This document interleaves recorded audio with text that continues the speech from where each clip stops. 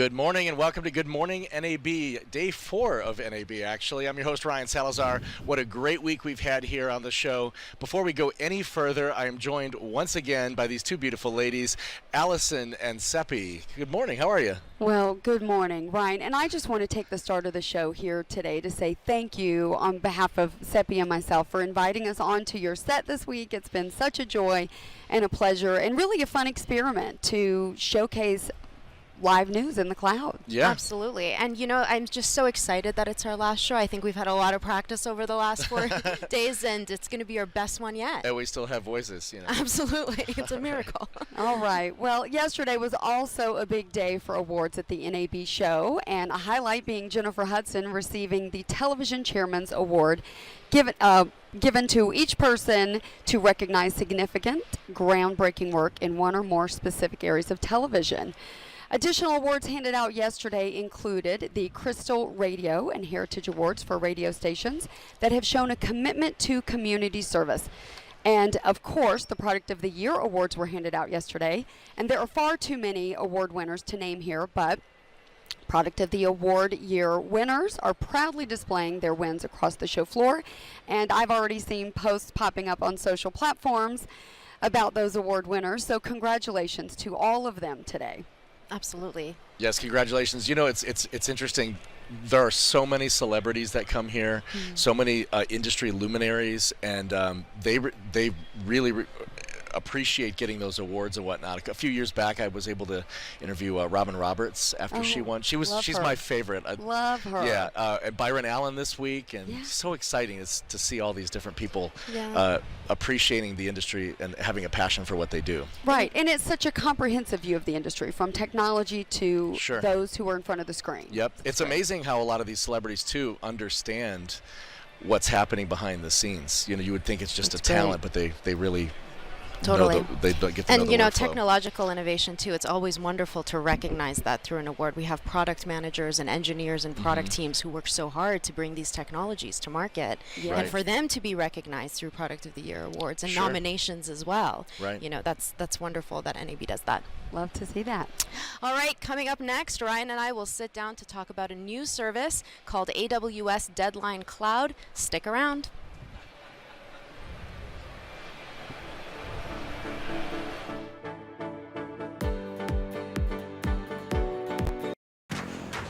When the world of business is constantly changing, you need to stay ahead.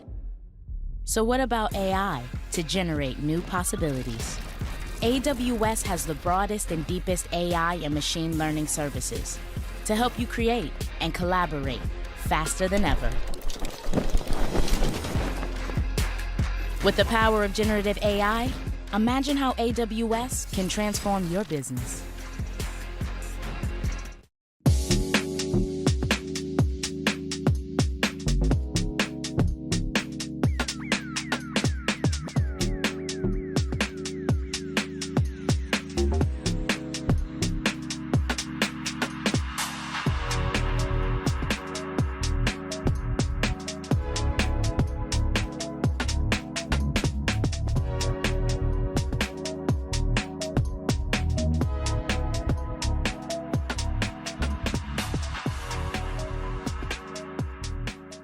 Creative teams are generating more 2D and 3D visuals for film, television, and industrial design.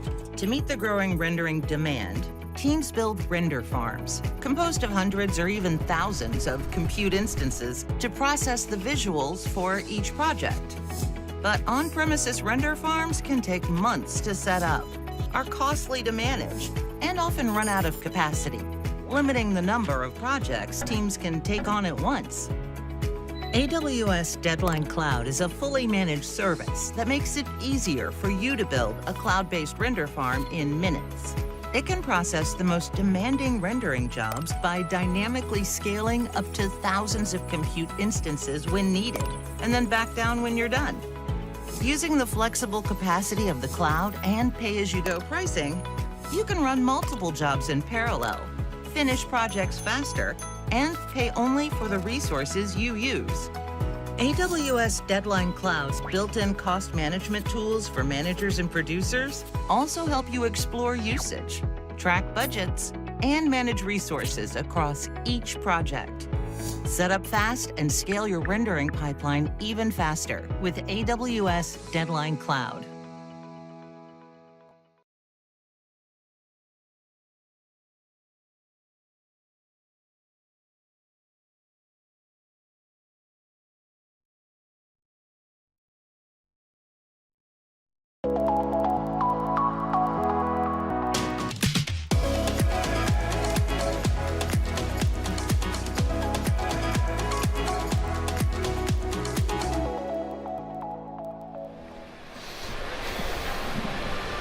Welcome back to Good Morning NAB. I'm your host, Ryan Salazar, and we have Seppi with us as well, of course. We have Sinan Al-Rubai, Chief Experience Officer at ICVR, and Sean Wallich, Specialist Solutions Architect at AWS. Good morning, and welcome to the show. Good morning. It's good to be here. Wonderful. Now, Sean, you launched AWS Deadline Cloud this month. Can you tell us a bit about that? Absolutely. So AWS Deadline Cloud is our new managed service for helping creative teams in visual effects, animation, games, industrial design create pretty pixels on AWS with rendering. And what we did is we took our 20 years of experience with ThinkBox Deadline and we redesigned the product from the ground up to be a cloud native offering. And when we did that, we made sure to account for both small creative teams within the industry and large teams with high requirements for configurability and customization. Part of that was making sure that they had the ability to follow open standards and develop their own tooling. And what we did is we released an open standard called Open Job Description, which is highly imaginative for a name. And we worked with partners like ICVR. And ICVR specifically, we worked with them to develop our Unreal Engine submitter for Deadline Cloud. Wow. So tell us about ICVR. So ICVR, we started like in 2016 as a digital production studio with focus on game development, and over the years we expanded working with media entertainment clients and enterprise clients in the tech industry, such as Amazon and AWS specifically. Really improving the ways that storytelling can be done with focus on Unreal Engine and Unity. Excellent. So you're literally a production house, a studio. Great. Yep. Excellent. And so what did you find, like how was that experience of writing a submitter for AWS Deadline Cloud with that open job description? What was that process like for you? Yeah, so at ICVR we have a pretty standard process where we approach software development projects. We really have this kind of methodology of creating technical design document, TTD. Usually that allows us, it becomes like our Bible of how we're going to approach the project from step 1 to. Usually such documents include project requirements, how we're going to approach it from the development side, QA, delivery, and project management. It identifies all that. And also it includes what the client acceptance criteria look like, so we execute against that, right? And once we create these documents, then we start adding stuff like what are the components that we need to develop and how do we design them? And how does, in this case, these components fit into the original Deadline Cloud system and how it integrates with Unreal Engine. So you could use Deadline Cloud for Unreal rendering then? Yes. It's a render engine? Right. So remember what I talked about of the customization available inside of AWS Deadline Cloud? We had a concept called customer managed fleets, where instead of the rendering happening in the managed service of AWS Deadline Cloud, the rendering infrastructure is in the customer's account, such as on our new G6 instances on AWS, powered by NVIDIA L4 Tensor Core GPUs. And what they can do there is they can put the instances in their infrastructure, in their account, and they can install whatever they need to install to get rendering, including Unreal Engine. Wonderful. Awesome. All right. Exciting. Well, anything else you'd like to share with the audience? Or? We can't wait to see what people create with AWS Deadline Cloud. That's great. It's very, very impressive. Thank you so much, Sinan and Sean, and congratulations on the launch. We'll be back in just a moment. Thank you so much.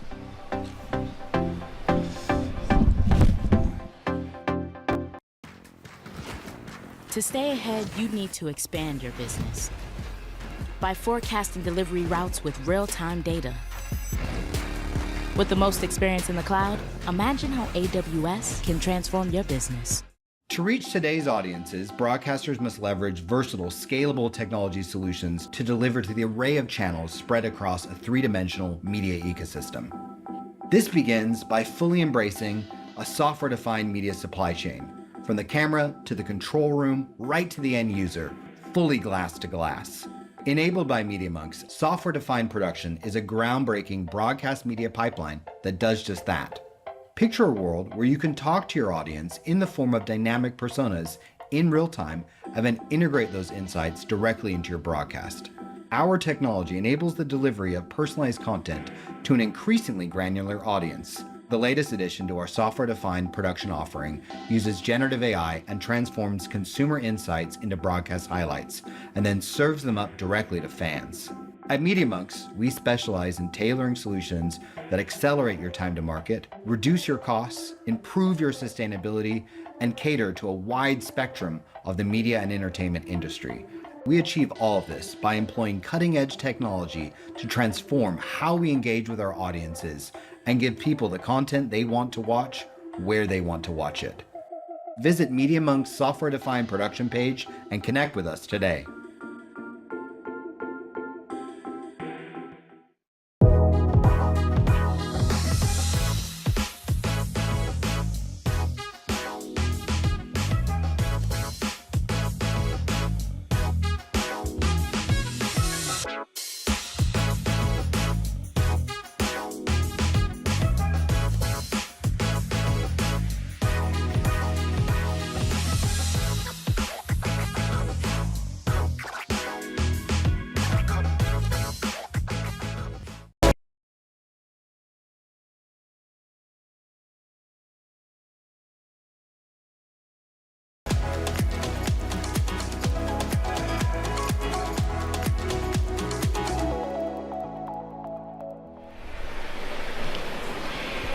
All right, welcome back to Good Morning NAB. We're so happy that you are with us. We have seen a lot of excitement about how generative AI can enhance newsroom workflows. And we're excited that joining us now are Steiner Soridy, the CTO of Mimir, and Brian McNeil, co-founder and CPO of Stringer. Great to Welcome, be here. gentlemen. Welcome. So, Steiner, give us an overview of how Gen AI is improving newsroom workflows. Yeah, we have been using AI for a long time, the traditional way where we are sending content over to AI models and getting content back like metadata. But now with Gen AI, we can use these large language models to make it much easier for the users to search. That is our primary focus, to have a human way of describing what you are looking for. And we do media asset management, so it makes it easy to describe images or videos that you are looking for and get good search results back.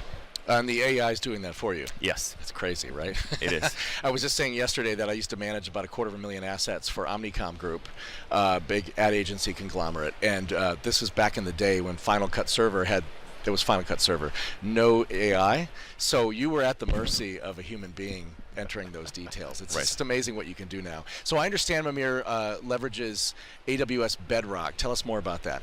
Yeah, we are using Bedrock and the Titan model that you launched not so long ago. That allows us to send images over to get an embedding, and then we use that embedding in our search so that when users are searching, we are just doing this vector comparison and then get image results back from the system. We also deal with videos a lot, and there we have been using several models. We've been using, first of all, the Titan model to get embeddings, and then there are descriptive AI models that can do the textual description of images, and then we chop the video up into images and then get all the summary, the textual summary back, so that we can describe each scene individually, so that we can make them searchable for what the scenes are showing, and then we combine that with the spoken words from the transcripts, which we get from Amazon Transcribe, and then people can easily search for scenes of all videos in the MAM system, where you describe just the look and feel of things, and then what people are talking about, and then get good results back. I love it. And I understand we have a clip here that we can share. If we can roll the clip.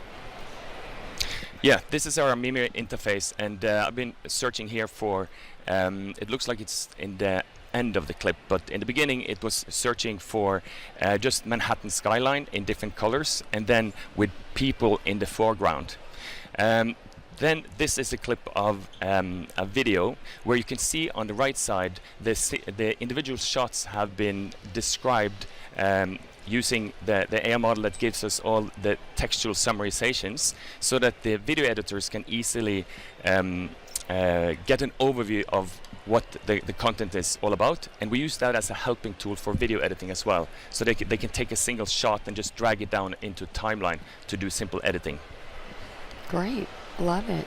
And Brian, I understand Stringer also leverages Bedrock. Can you tell us about your application? That's absolutely right. We've launched a whole suite of automated video solutions. So what I'm talking about here is automatic weather reports or financial reports that are voiced as well. So they can go straight to broadcast or straight to digital automatically, which is pretty powerful. So with Bedrock, we're using Anthropic's Claude, and that is generating the script that goes against it. So there's no need for somebody to write a script recapping what is going on in the weather or the financial markets. They can instead just press a button and essentially get a video out of that. Wow, very good. And we have some video, I think, of your application as well here. That's right. So you can see here a variety of our solutions, weather, finance, events, home, etc. And then from there, there's your one-time configuration. So one time you need to go in, you need to set all the details around it. So let's do that for finance here. I need 60-second market wrap, say for 3 equities, including Amazon, of course, is one of those. I can choose a publishing destination, so I can send off to your CMS or any other solution that you might need there. Variety of voice choices. We use Amazon Polly among some others to create those, and also a sponsorship opportunity. So I can put a sponsor bug on there and even have the voice introduce the weather forecast or the finance forecast in the name of that sponsor. So here's an output for it. For example, doing a market wrap. This could automatically be generated, say, every 15 minutes while the market is open or once the market closes, and then go straight to digital or straight to broadcast with that without any humans needing to get involved at all. Okay, and it looks like you have a very easy user interface for folks to kind of click through. That's right. Allows people to configure and play around with it a little bit and get that really dialed in and looking good. And then once they're done, they can set it and forget it from there. It's absolutely crazy, right? You know, you think about the days when you worked in news and you had to generate all this stuff based on information you were reading somewhere. Exactly. And there's the opportunity for human error, of course, too. Precisely. And what this does is frees the reporters to do, frankly, what's really most valuable. You know, right. Go after the politicians, do the research to get the proper stories. Don't spend all your time trying to edit something that can be automated easily. Wow. So this is kind of a, I don't know if it's a, what is the customer benefit from adoption of Gen AI? It's pretty obvious. There's all sorts of benefits, you know. What's the upside? Yeah, the upside is freeing time and more narrow coverage. So not just can you free your time, you can also specialize, for example, in the case of weather, in smaller markets than you might be able to do otherwise for digital. So trying to create a video for individual towns, almost impossible. But with this, you can have an individual video on your digital property for every single town, say, that you cover. So it really broadens your coverage area as well. Yep. Love it. Well, Brian and Steiner, thank you so much for joining us today. It was a pleasure to have you. Absolute pleasure. Enjoy Happy final day of NAB. Yeah, enjoy the rest of your day in the NAB show. We'll be right back after this. Thanks much.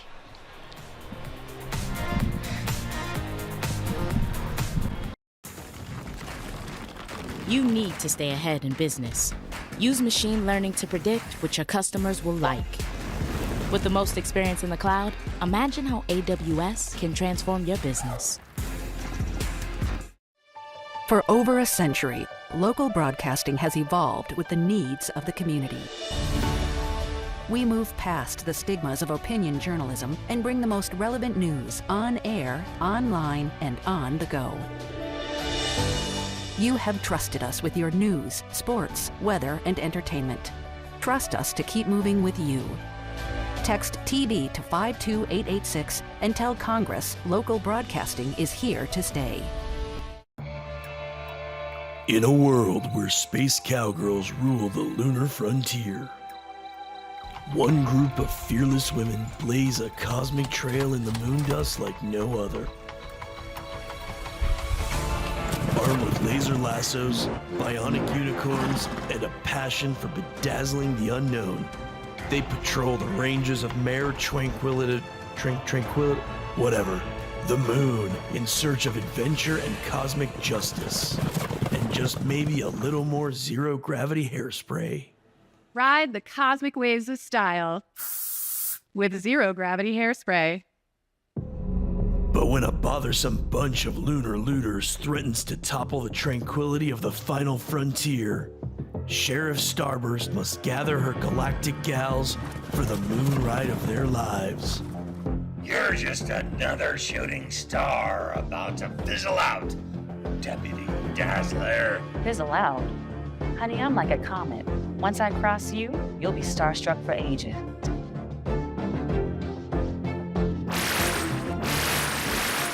From the creators of The Little Green Sheriff and Galactic Gideo comes an epic tale of courage, grit, and a whole lot of cosmic cowgirl sass. Strap on your space spurs, yoke up your unicorns, and prepare for the ultimate lunar showdown. Because when the cowgirls on the moon are in town, the universe had better watch out. Cowgirls on the Moon. Yeehaw to the stars and beyond.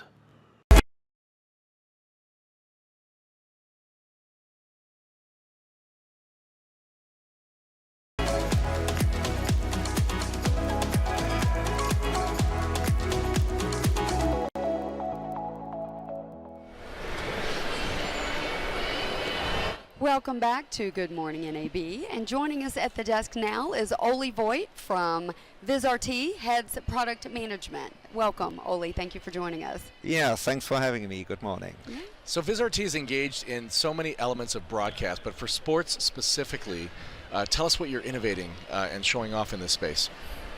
Yeah, so I mean we are leading in graphics and live production, and we are working with the largest broadcasters, and what we lately have seen is that there is more demand in creating more content, more monetization, creating alternate feeds in an efficient way. And this is where we are helping with the ability that all our tools can run in cloud, as an example. And then we spin up with our customers quickly additional production capabilities in the cloud, like what we did with NHL or with some of our clients on Formula One content. We created additional feeds. Or data integration is quite an important thing, and visualizing data to show more data, more engaging content to the audience. Fantastic. Wonderful. And so, let's drill down into some of the innovations that you're doing on the product side of things. So we can, yes, there's audience wanting to utilize some of that data to get visualizations, and Vizrt is offering that through your various applications. But what are some of the key highlights of those products that let sports broadcasters do that? Yeah, so one example, for example, is that we are doing live real-time data visualization. So with all the new tracking capabilities, cameras capturing every position of the player, chips in the ball and on the players, you generate so much data points that this needs to be visualized, and you want to have it in your live game. So it's not that, and we are doing sports analysis post-fact. This is existing since a long time with our LiveU product, but doing this in-game, like in the third replay, having some data visualization, this is where we innovate, where we bring down the data pipeline really short, visualizing this in real time. In Germany, where I'm coming from, with DFL together with AWS, we are doing the AWS match facts, where you get kind of data-driven, AI-analyzed data visualization within the replay segments, in the back automatically created in cloud. Or we can create like game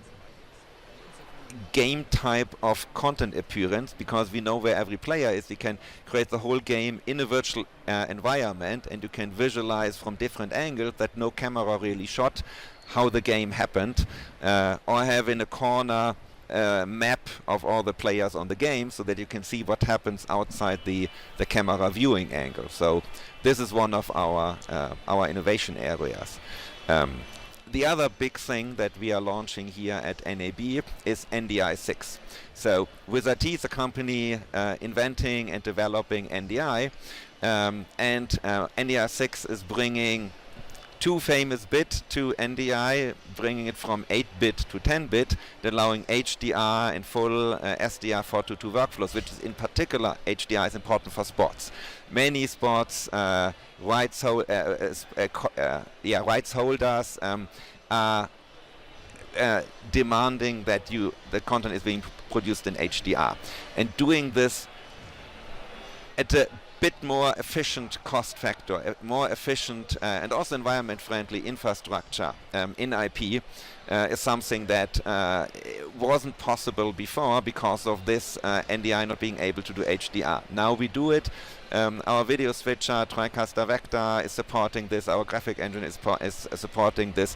We have lots of NDI partners here at the show. He also onboarded NDI 6, so there will be a new ecosystem on NDI 6 in this higher quality level that allows to do remote production, cloud production, more efficient production in sports, down to like allowing college sports doing this type of high quality productions. Really love that. So with all of these technical innovations, and I can certainly appreciate that it's bringing better efficiency and cost efficiency for your customers, how do you see this translating into the consumer viewing experience? Very, very good point. So last year we did a survey and we asked the consumers, in particular the Gen Z, the younger ones, how do they consume sport? How do they consume media? And almost 2/3 said that they are only watching this in social media. So the traditional 16 to 9 output is not sufficient anymore. You need to think about how can you create a vertical, a square output. How can you create on-demand clips, not only the live segment, on-demand clips. And another data point in there was that 2 times more Gen Z viewers would like to see data visualized than in the average over the whole panel. Right. So and we have another data point that a customer who had sports clips, highlight clips, that he had broadcasted before on social media, published on social media, he re-put them in, augmented with graphics, augmented with analysis graphics, and he had factor 10 more viewers on the same content if it was enhanced with analytics and data visualizations. I love the data that you have that shows sort of where the audience is going and what you have to do to keep them engaged. I have 2 teenage boys, and I can tell you that I doubt they will ever watch a long form anything at the rate we're going. Me the same. Yeah, it's exactly same experience. So clips will be the key for the future. Great. Yeah, and they have the viewing experience to see it vertical. So even like when we take pictures at home, the parents always do such a picture, and then they always say, no, vertical. I need it for social media. So kind of it's a complete different visualization experience that they are expecting, and we need to create the content for this, as I said, additional feeds, additional outputs, and this is where we are putting our innovation and our products towards. Really meeting the consumer lifestyle and demand. I love that. Yeah. Now, we saw you hosted the Vizrt Partner Award ceremony last night. Can you tell us a little bit about that? Yeah, so we are having a large portfolio of channel partners. We are not only addressing the tier 1 broadcasters. We are going from the biggest media entities to the individual professional storyteller. And this market we are addressing via our great partners. And we awarded the biggest ones there, or the one who are more successful. But at the same time, we are also looking in these changing markets. What are potential new partners, and kind of how can we grow this partner ecosystem? And last year we merged our 2 brands. We had the brand of Vizrt and the brand of NewTek. Last year we merged them together to give access to the NewTek channel partners, all the portfolio of the Vizrt product, and we are working on getting the Vizrt products into a simple form factor that it can be sold to a wider market via our channel. So we are also awarding the partners who are expanding their portfolio with our Vizrt graphic products. Fantastic. Wonderful. Thanks so much. Yeah, I'm super impressed with what Vizrt has done with NDI. specifically, and the differences between SMPTE 2110. That's a hot topic. I've been there for the whole growth of the whole thing and seen it. I knew Andrew Cross pretty well, cool guy, and seeing what you guys have done, it's amazing. We'll be back in just a few moments. Thank you so much. Thank you. Thank you.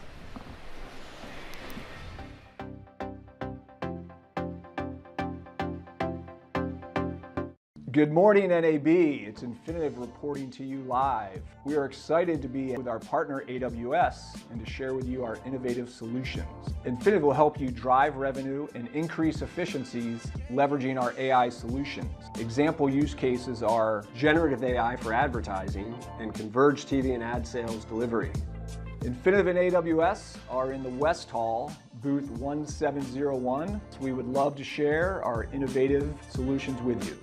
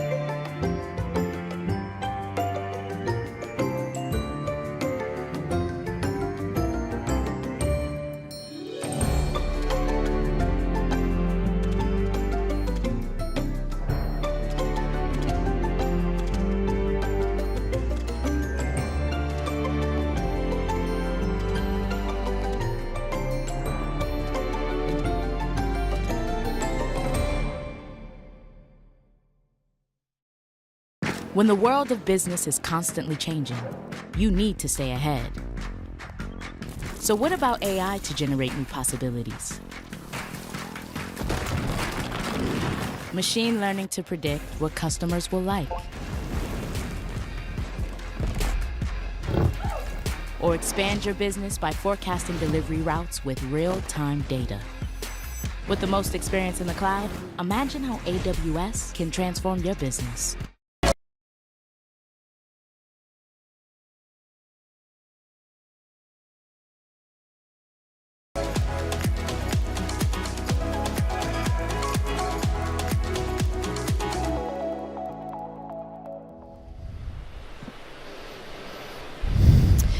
Thanks for staying with us. We're excited to have Eric Traub, Senior VP of Business Development with NAB here. Welcome, Eric.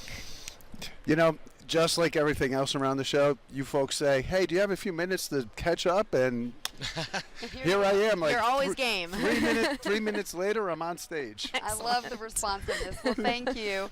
Eric, this is the second year in a row that AWS and NAB have jointly sponsored an award show recognizing industry leadership in sustainability. And NAB has shown a real passion around this topic. I would love it if you could tell us more about your focus on sustainability. Yeah, and once again, thank you and the team at AWS for your continued support around those efforts. We couldn't do it without the generous support from you, because as you know, this takes a commitment, and sometimes, you know, it's difficult for the industry to understand what the financial benefit is around sustainability. And so, you know, elevating this topic, I think, allows the industry to sort of, you know, see value beyond just what the financial value of this is. So we set out to introduce a program that not only recognizes sustainability around products and services, but also celebrate the leadership that people are making to this commitment, because none of this happens unless there's champions and then organizations that also continue to champion this. And of course, you know, AWS is leading that. The next thing we set out to accomplish was to also look at production developments. The media industry is at a unique place when it comes to talking about sustainability. I mean, this industry builds cities overnight, and then takes them back down and does that all over again, time and time again. And it has the opportunity to sort of recognize where they could make a difference around, you know, how all of that works. If you look at, if I can just for a second, if you could look at the impact that television has had on changing behavior, if you look at gun safety as an example, or you look at smoking, or you look at mothers against drunk driving, all of those things that took considerable effort to change all happened with the help of the entertainment community elevating that story. And so if we can weave in the importance of sustainability into the, you know, entertainment environment. So if you're watching a movie or if you're watching a sitcom and you're seeing, you know, your stars not use a plastic bottle or think about things sustainably, you know, look at the differences made in smoking as an example. You don't see smoking on television very often, right? So those are sort of the things that, you know, we want to lead on, and I think as the association and as the show, we have a platform to be able to do that. So Eric, are you seeing customers prioritize sustainability? Well, unfortunately not as much as we'd like to, right? I think that's part of what we've tried to do with this award program, is say, you know, if you prioritize this, you're going to get the recognition. Because I think at the end of the day, these companies ultimately are looking for beyond doing the right thing, they still need the business case, and so we're trying to provide that to them, and hopefully that brings everybody along. I love it. And AWS has been thrilled to, of course, sponsor these awards with you. It's very aligned to the overall Amazon commitment to sustainability. And I think anything that we can do to encourage our industry peers to implement best practices in sustainability, understand that you don't have to do it all at once, that you can incrementally make improvements and grow as you go. I think that's a very meaningful message that we're sending through the award show. Yeah, I think our next opportunity, I think, is to find more champions and highlight and celebrate those champions, and to do that outside of just what we're doing here. I mean, this is great. We come together as an industry for a week, but we have to continue with that momentum, and even those small steps matter. They do. That's excellent. Well, it's great to see NAB leading that whole thing. It's great. You know, you're a huge organization. Thanks for having us. Anytime. Coming up next, we sit down with Voodoo. We'll be right back.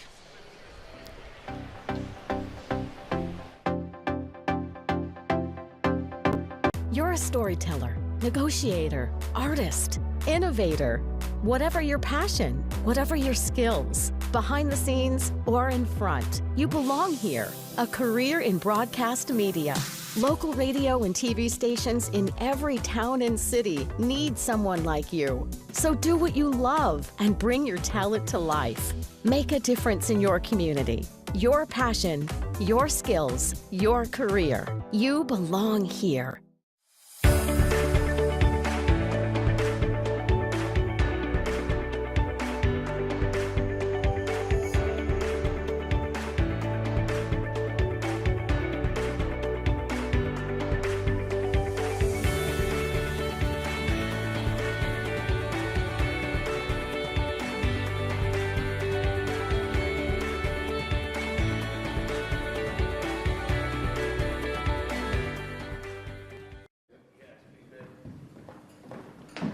Here we go.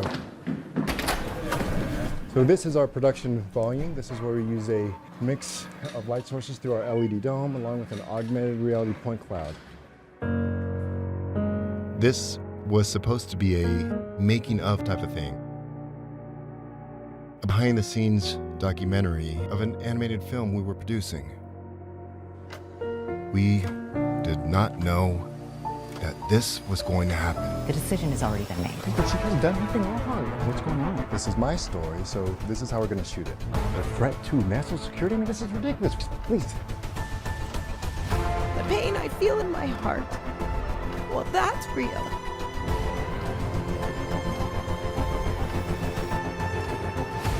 I'm so sorry, Rose.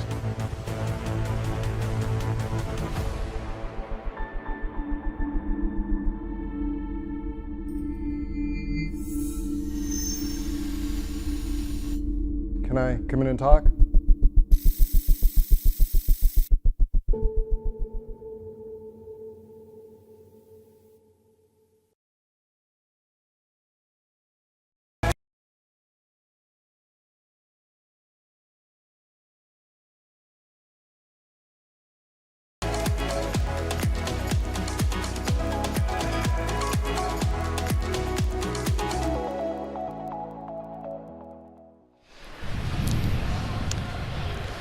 Joining us now are some people that are no stranger to NAB's show. Barbara DeHart, Strategic Business Development at AWS, and Nick Morgan from Voodoo. How are you two? Very well. Great. Excellent. Thanks for having us. Thanks for having us.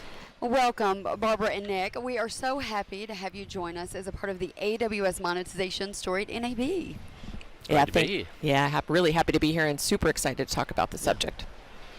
So, Barb, tell us about your about the AWS partnership with Voodoo.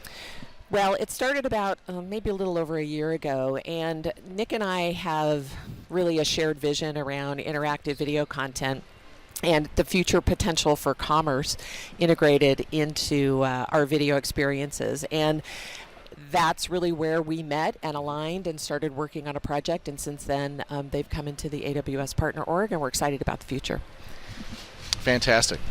Yeah, it's great. Look, I think that where we're going to see Shoppable going is going to be where Voodoo is going to take it, because the future really is going to be inflection points where we're going to see lots of different types of shoppable capabilities, and Voodoo is a product that can actually help content owners and different publishers across different mediums be able to take that to their consumers and allow those consumers to shop where they'd like to shop at any time, really. That's great. And at Amazon, we like to work backwards from the customer. So let's just take a moment and look at what Voodoo is enabling as it relates to the consumer experience. Yeah, so it's really about look like? It's really like looking at the consumers.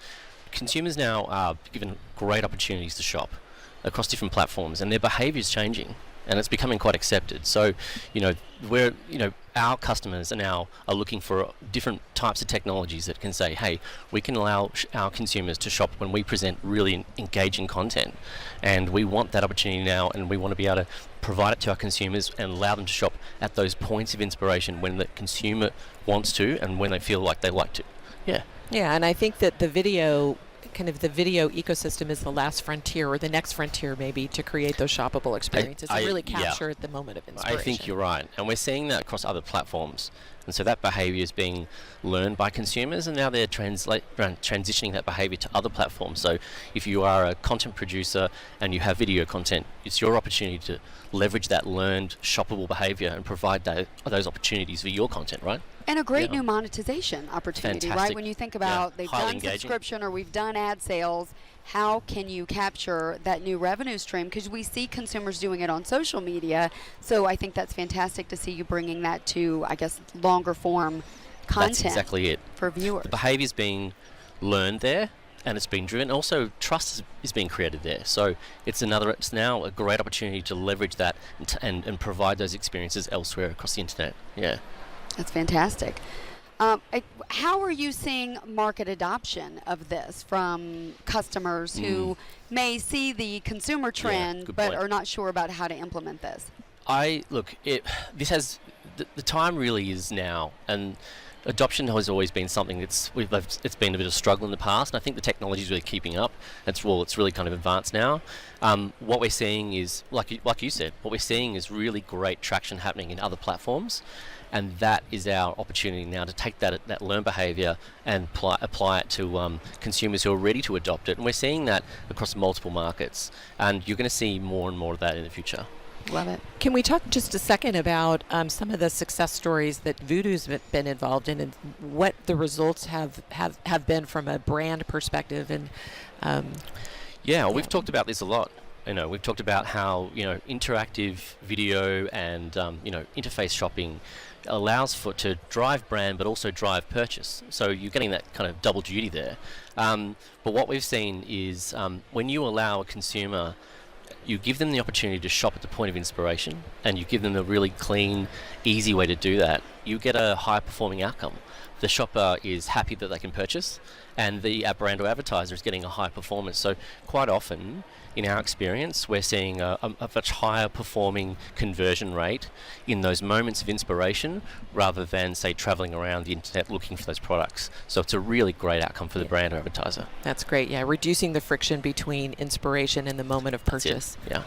And to your point, Allison, it brings us a net new revenue potential for some of the content. And adds a great deal of value to what you may already be doing with product placement. right? It's Yeah. now all of a sudden you have an immediate transact opportunity versus you recognize a brand that you have to go research somewhere else. Yeah, love that. So how can content providers and distributors learn more about Voodoo? You can travel to navigate to voodoo.com, make an inquiry. A team will be in touch with you, and then you can learn a lot about what we're striving to do, case studies, what we've done for our customers, and what we're doing with great partners and great friends like AWS who have really gotten behind us, and learn more about what we're doing together. Yep, as part of the partner program, AWS teams are happy to help share the Voodoo story as well. Very good. Excellent. Well, thanks so much for spending time with us. Thank you very much. And Appreciate wishing it. you a successful show. Thank you. Thank you. We'll be right back.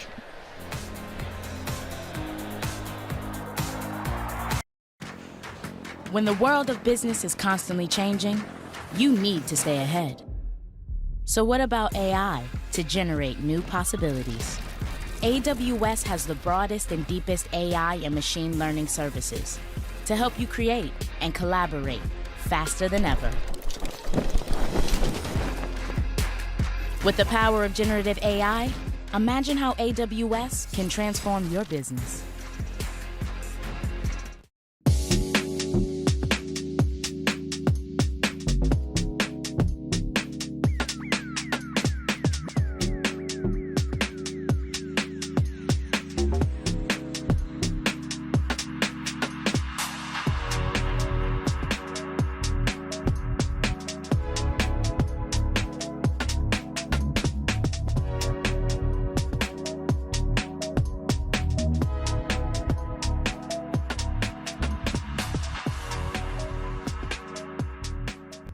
Creative teams are generating more 2D and 3D visuals for film, television, and industrial design.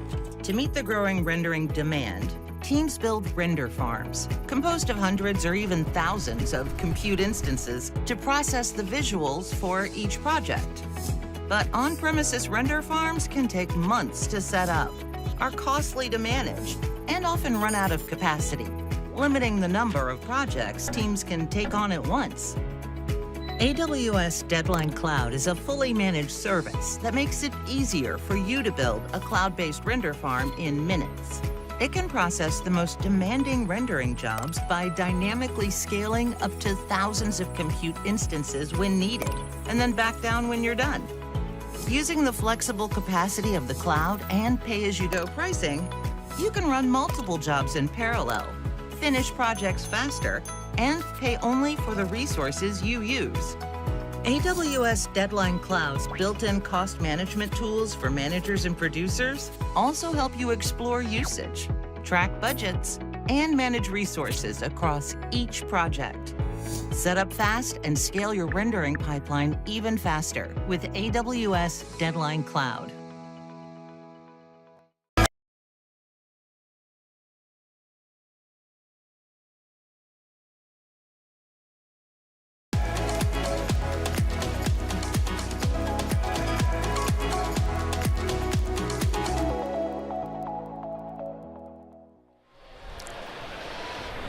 Welcome back to NAB Show Live. It's been a fun week. Oh, it's been great. It has been a really good week, and I want to say, really, I'd like to say thank you to NAB for bringing us all together.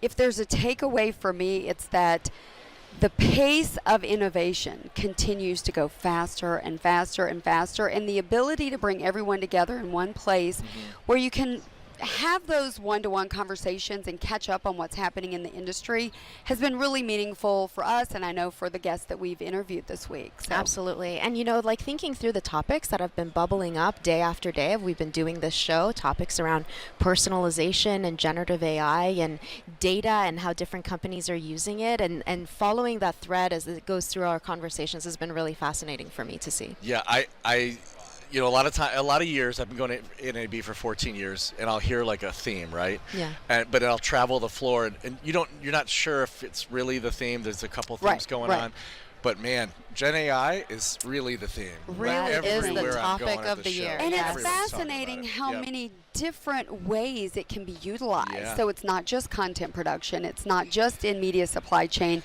There are we're seeing partners, vendors integrate in AI across all of those work streams, and it's amazing. And realize some opportunities around business and operations too. So yeah, it's a full spectrum of opportunities for companies. Really is. I couldn't believe we were on a discussion earlier today. I can't remember the exhibitor's name, but they were literally talking about the system describing the scene. That's right. Yes.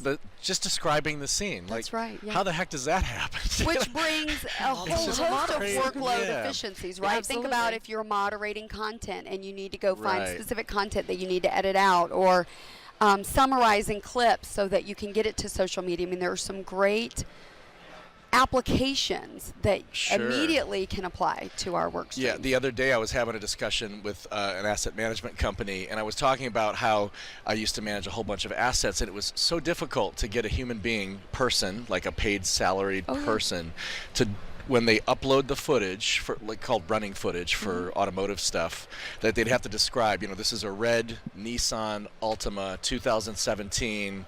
It's driving through the mountains, blah, blah, blah, blah. That's right. That's right. And nobody would ever do Or that. to have not organic. Yeah. And we had about $500,000 in storage at the facility. Yeah. 322 terabytes at that time. And the stuff would just sit there because nobody could ever find it. Right? Put It's it up either there. Absolutely. the information's not applied correctly or it's applied inconsistently. And so how you search would have to change. And we hear that at AWS from customers all the time. They have these vast libraries from which they struggle to monetize because they don't have enough information. Magically, now you're using your stuff. Absolutely. I mean, certainly contextual understanding of video by itself is going to be transformative for this industry. For sure. Very much. Well, it's been a pleasure, again, to be here this week. What a great way to trial the experiment of proving out the use case that you can run a live television show in the cloud. So that's been really exciting for us at AWS. Very exciting. All right, well, thank you so much. Have a safe flight home. I've got my luggage sitting right back here. I know you do too. Yeah, you too. Safe travels. And thank you all for joining us this week on Good Morning NAB.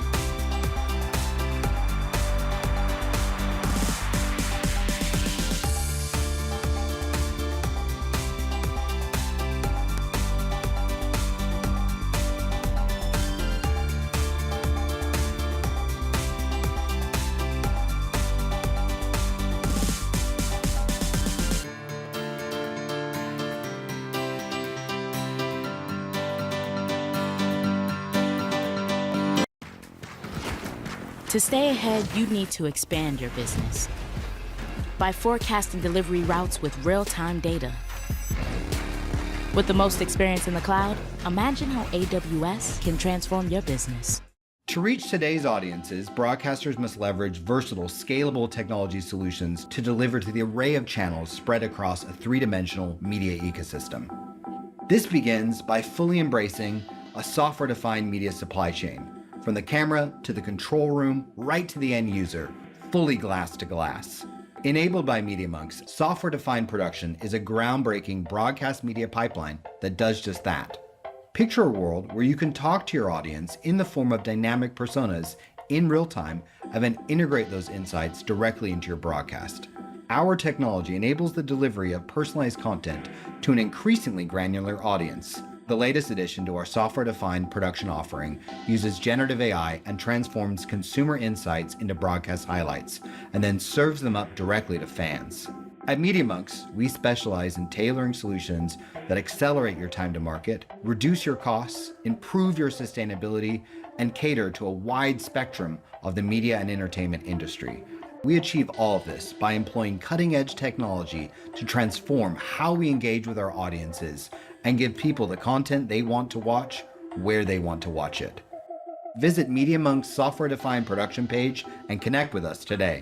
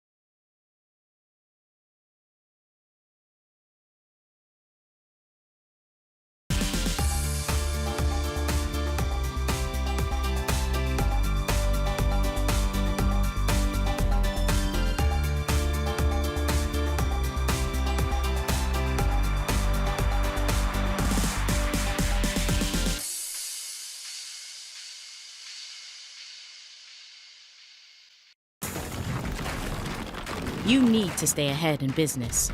Use machine learning to predict what your customers will like. With the most experience in the cloud, imagine how AWS can transform your business.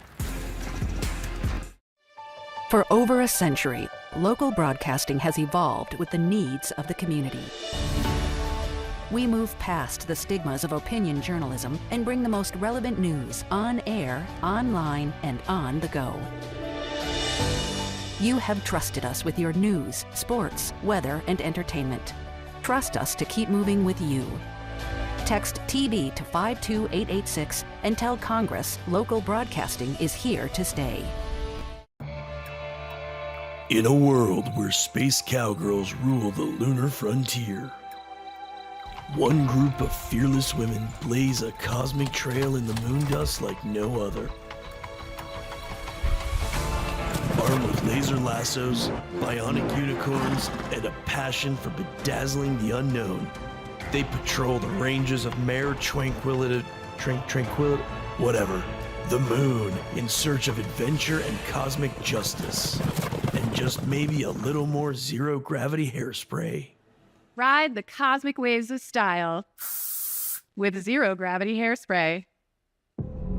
But when a bothersome bunch of lunar looters threatens to topple the tranquility of the final frontier, Sheriff Starburst must gather her galactic gals for the moon ride of their lives. You're just another shooting star about to fizzle out, Deputy Dazzler. Fizzle out? Honey, I'm like a comet. Once I cross you, you'll be starstruck for ages.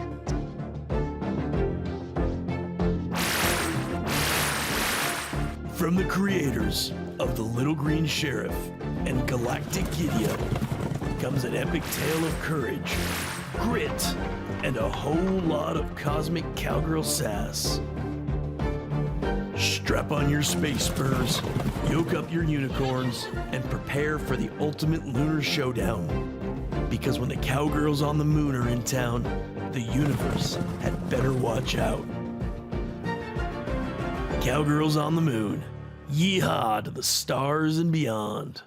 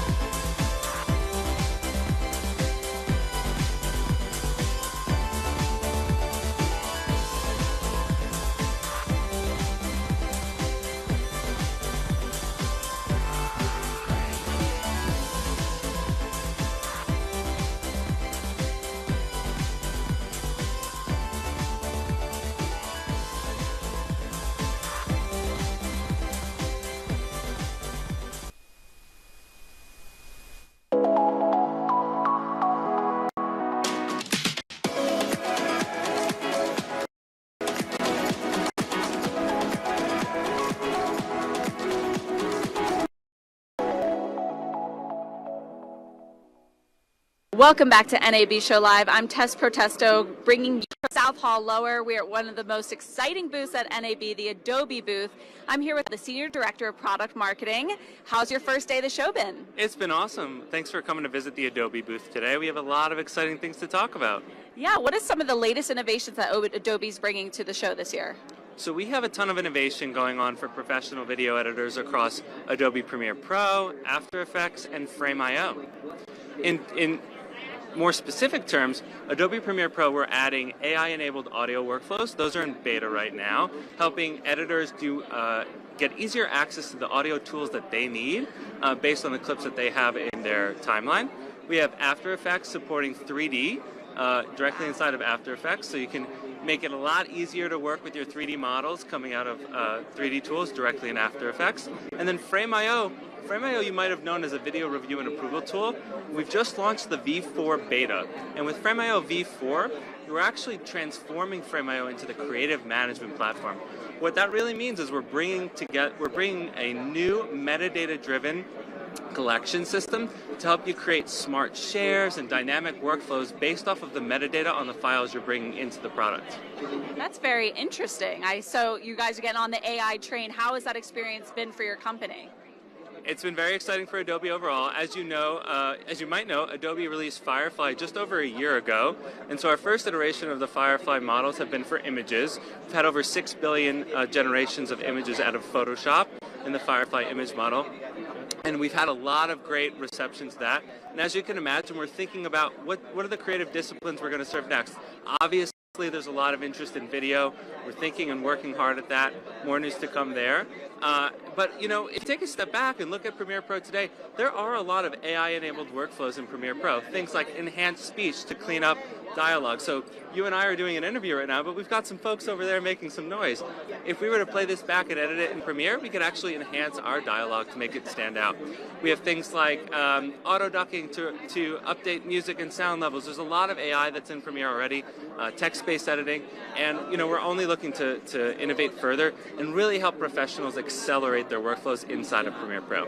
Okay. If you could pick one feature or one product that Adobe's showcasing at NAB this year that you think is either most exciting to attendees or most exciting to you, could you pick just one?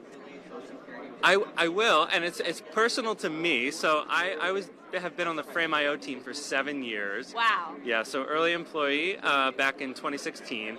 And today with V4, it's the culmination of 3 years of hard work, completely reimagining the platform. And it feels so intuitive. I'd ask you to go over and take a look. The design aesthetics, the fluidity of the platform, the doors that we're going to open for people in terms of their workflows, from ideation to handoff, it's really, truly compelling, and I'd hope everybody comes and check it out. One more, just to plug. Yeah. If you really have to try enhanced speech. It's one of those things that once you use it, you're like, oh my God, I'm going to use this on all of my videos. So I'd really ask you to check out the Premiere Pro booth inside of the Adobe section here today. And where can people learn more about Adobe? Go to adobe.com and we have pages. You can easily navigate to one of our video pages. We have what's new. You'll see all the updates to Premiere Pro, to Frame.io, and more. Thank you so much, Kyle. I appreciate the interview with you today. Well, I'm back in Cine Central Hall. I'm in the presence of reality TV show star royalty, Derek Shao. How are you? Thank you. I'm doing great, Nikki. Thank you for having me. Now tell me, why are you here at NAB show? I'm here with actually my company, Scenery. It's a new video editor. They do AI to cut down videos to short clips, and it's fully collaborative. So, most times you have to edit a video and export it. This one, edit a video, share a link, and it goes wherever you need it to. I love it. So you're heading up growth at Scenery, correct? I am. They just brought me on to lead on growth. We'll see how long that goes. Well, hopefully it keeps growing. But speaking of which, coming from a reality show, being the winner of Amazing Race, was it, season 35? Season 34, actually. Season 34. Yes. I'll win 35 too. So, bring them back. Possibly Bring them both back. could be true. Yeah. But I'm just talking in a sense where, in a way, when you're a public figure now, right? Like a super big You celebrity. kind of start becoming like an influencer, and then you kind of start needing to make content all of a sudden. It's can you tell me tough. that? I can't even walk outside my house without someone recognizing me, wanting my autograph. Yeah, so, I used to work in tech, and I was like a software engineer, and I do this reality show, and it completely changed the direction of my life. I quit my job, I became a content creator, so I was a content creator for 2 years, editing videos, shooting, traveling, you know the lifestyle. I think. Yeah. And it was great, and I feel like now I'm NAB, and I'm seeing so many new things. I'm like, wow, I wish I had that 2 years ago. Absolutely. So coming to a show like this, you're seeing all the tech, all the technology, the software, the hardware. What are you most excited to see here? Definitely some of the software. Look, I'll say my background, I'm not really like a videographer, so I'm shooting on like my iPhone. I have like a little Sony camera. Don't say little, okay? Because at the end of the day, iPhone 14. Put some respect, okay? Yeah, this is a good iPhone. But there's some really cool. I mean, if you just look behind us, look at these amazing cameras, and I just would not know at all how to operate that. So I'm here. Like the software is really awesome. Like there's so many things that can just speed up your workflow, and like you can get from raw footage all the way to an edit in like 30 seconds, and that's what I love. Yeah, and from a first-time attendee at NAB show, what was your first thought walking into the show floor doors today?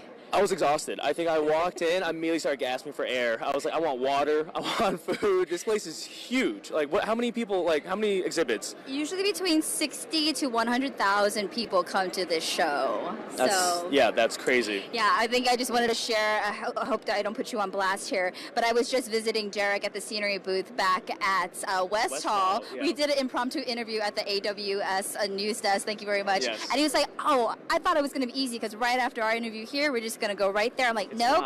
We shared a moment in the Vegas loop, right? We should we had to take a Tesla. We had to go underground. It's a process. That's how big this place is. Wow. Yeah. Well, okay, so what is your plan afterwards? How are you navigating NAB show? And what do you want to, I guess, see the most outside? Here, this is my NAB show survival plan, all right? You need to download the NAB show app, and you need to mark down the places you want to go to, and you need to freaking plan that out because it will not happen. Yeah. And you will get lost. So that's my plan. I have 10 places. I'm like, oh, that looks cool. This looks cool. Yeah. One of them is scenery. Yes. And then you just mark it down, put it in the map, and then you just do your route. Yeah, and then plug scenery a little bit more. Is there anything else happening at your booth that folks need to make sure that they get on their map and their calendar? Yeah, so right now, actually with scenery, everyone who stops by our booth, we're giving away 1 free month of our pro plan. With that, you get unlimited projects, you get upgraded storage space, so we give you 100 gigabytes of cloud storage, and then also you get to use our AI editor completely for free. So if you have a podcast, you get long form YouTube videos, you upload that footage, you take the 1 hour long footage, and then we can cut it down immediately to 30 seconds for you to upload to social media. So well, speaking of which, I think we're going to do something really special with this interview, right? Yes, exactly. Well, speaking of cutting things to social media, part of what we're doing here, I'm going to put this interview into our editor, and then we're going to cut this, and I'll say, give me every moment that Derek was hilarious and made Nikki laugh, and it'll just give me 2 hours of footage back because that happened so many times. And the AI is that good as well. It's that good. It really is. Yeah. So stop by our booth. You can get the 1 month free, and then we'll love to say hi. Yep. And make sure if you want to see what Derek is doing on scenery, check out our Instagram. Plug your Instagram really quick. You can follow me at DEREKXIAO_. Amazing. Well, thank you so much. Thank you. And enjoy the rest of the show. Bye. Thanks so much, Ryan, and welcome back to NAB Show Live. My name is Sharif, streaming right here from Central Hall with my good friend Katie. How are you, Katie? Great. How are you? Doing very well, thank you. Now, Katie, can you tell me a little bit about where you work and what you do for NAB Show? Sure. So I work at MDG. We are their marketing agency to help with getting the show up and running and marketing to get all the attendees here. And I work in marketing, so Katie and I work very closely together. Katie, what does your day-to-day look like while you're helping us set up our NAB Show? So I do project management, so I'm making sure that all the projects stay on track and we're getting them done, meeting timelines, all that fun stuff, and working with my favorite team. Katie definitely does a great job making sure that we meet all of our deadlines and making sure that all of our projects are done right on time. Now, Katie, how many NAB shows have you been to? This is my first one. Your very first one? Well, welcome. Can you tell me what you're looking forward to most while you're here? I'm excited to see everything come to life because I've never seen it in the flesh. So I'm really excited to see everything in person. Because you touch basically every part of the marketing process because you're part of the project planning. So how does it feel seeing all the things that you have planned actually be put into fruition and actually seeing it live? It's really exciting, and it's a little relieving as well to see everything went well, everything's going well. It's awesome. What's everyone watching online right now?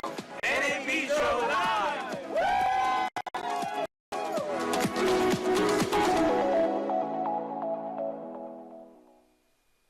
Good afternoon. This is Nikki Sun with NAB Show Live. We are still in Central Hall. I am ending today's segment getting the tea at Telos Alliance with the CEO of Telos. Scott, how are you? Fabulous. It's been a great show already, just the first day. Yeah, it's opening day. Like what is there a ritual that you do before getting to a big show like NAB? Yeah, well, I mean, after we get the booth set up, we always gather the team together, kind of get the hype going, the passion. I mean, NAB for decades has been Telos' Super Bowl. My first NAB with Telos was 1995 as an entry-level engineer. I see you have fun here. There's the guy who hired me. So he's allowed to do that. Yes. Yeah. So that's Frank. He owns the company. And yeah, it's been an amazing journey for years, but this is our Super Bowl. This is where we come to show off the latest gear. You know, this year's been no less exciting than any other year that I've been to, and it's just been fabulous. Amazing. I love that reference there because other people who may not be familiar with this industry knows how massive it is for those of us in this tech world. Now, before you became bigwig CEO, I know you were probably enthusiast of technology before that. Can you describe the feeling of attending those years ago to now being a representative, representing Telos here? Yeah, I got to say that first NAB was unbelievable. So I had just joined the company. I was right out of college. It was great to get a job in the area of my passion, which was audio, and I was an electrical engineer. And I was told, okay, you're going to be going to NAB. Back then, we didn't even have a sales force, so the booth was manned by the engineers, the guys like me who designed the products. And when I heard booth, I had never been to a trade show before. I'm picturing something like that thing that Lucy has and Charlie Brown. You know, you got the tabletop and you got your gear sitting there and people come up and put a nickel in a cup or something. I saw what NAB was. It really blew my mind. And every year, you know, it seems to get bigger and more exciting. Technology is, you know, continuing at an amazing pace. It's great to see how technology from around the world makes its way into media and entertainment, and we're no exception here. We incorporate and just sort of absorb everything that's happening from AI and IP and cloud and networking. So, yeah. So what keeps you coming back, Telos coming back, in terms of why you come back here, and are there any success stories that you wouldn't mind sharing?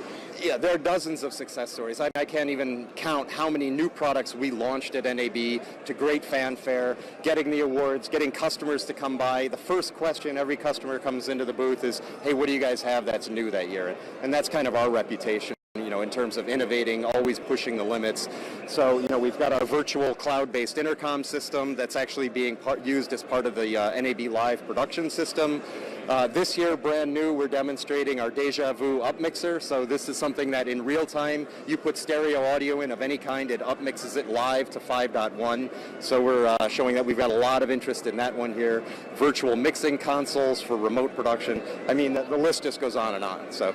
Oh, well, thank you for being here. And I would say for us veterans, right, what is your game plan of tackling a show like this? Like, is there like the day before, are you looking at where you need to be, all your meetings, or what is your game plan? No, it starts months. Basically, our planning for NAB starts the day after NAB ends. So it takes all year. And, you know, Lindsay, our trade show and event coordinator here, is unbelievable. And that's really the secret.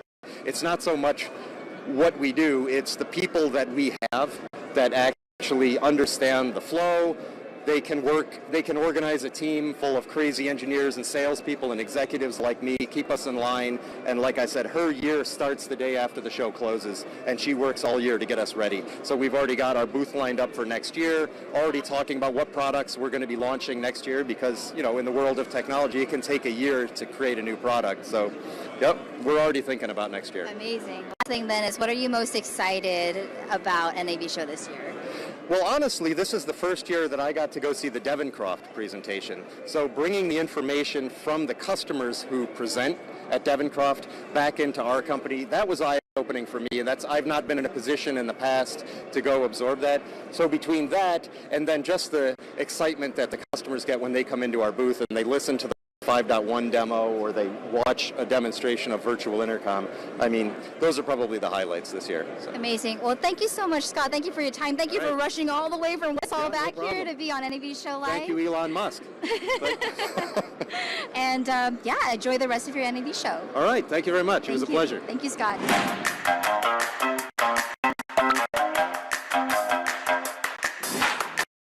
Welcome to Broadcast Beat Studios in South Florida. This is Studio A, and right behind me is a Brainstorm Infinity set.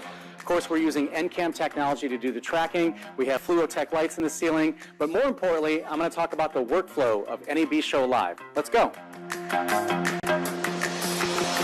All right, welcome to Control Room A. This is Deanna behind us. She's one of our senior engineers, helps us configure stuff. Let's talk about the new tech TriCaster. It's the TC2 Elite.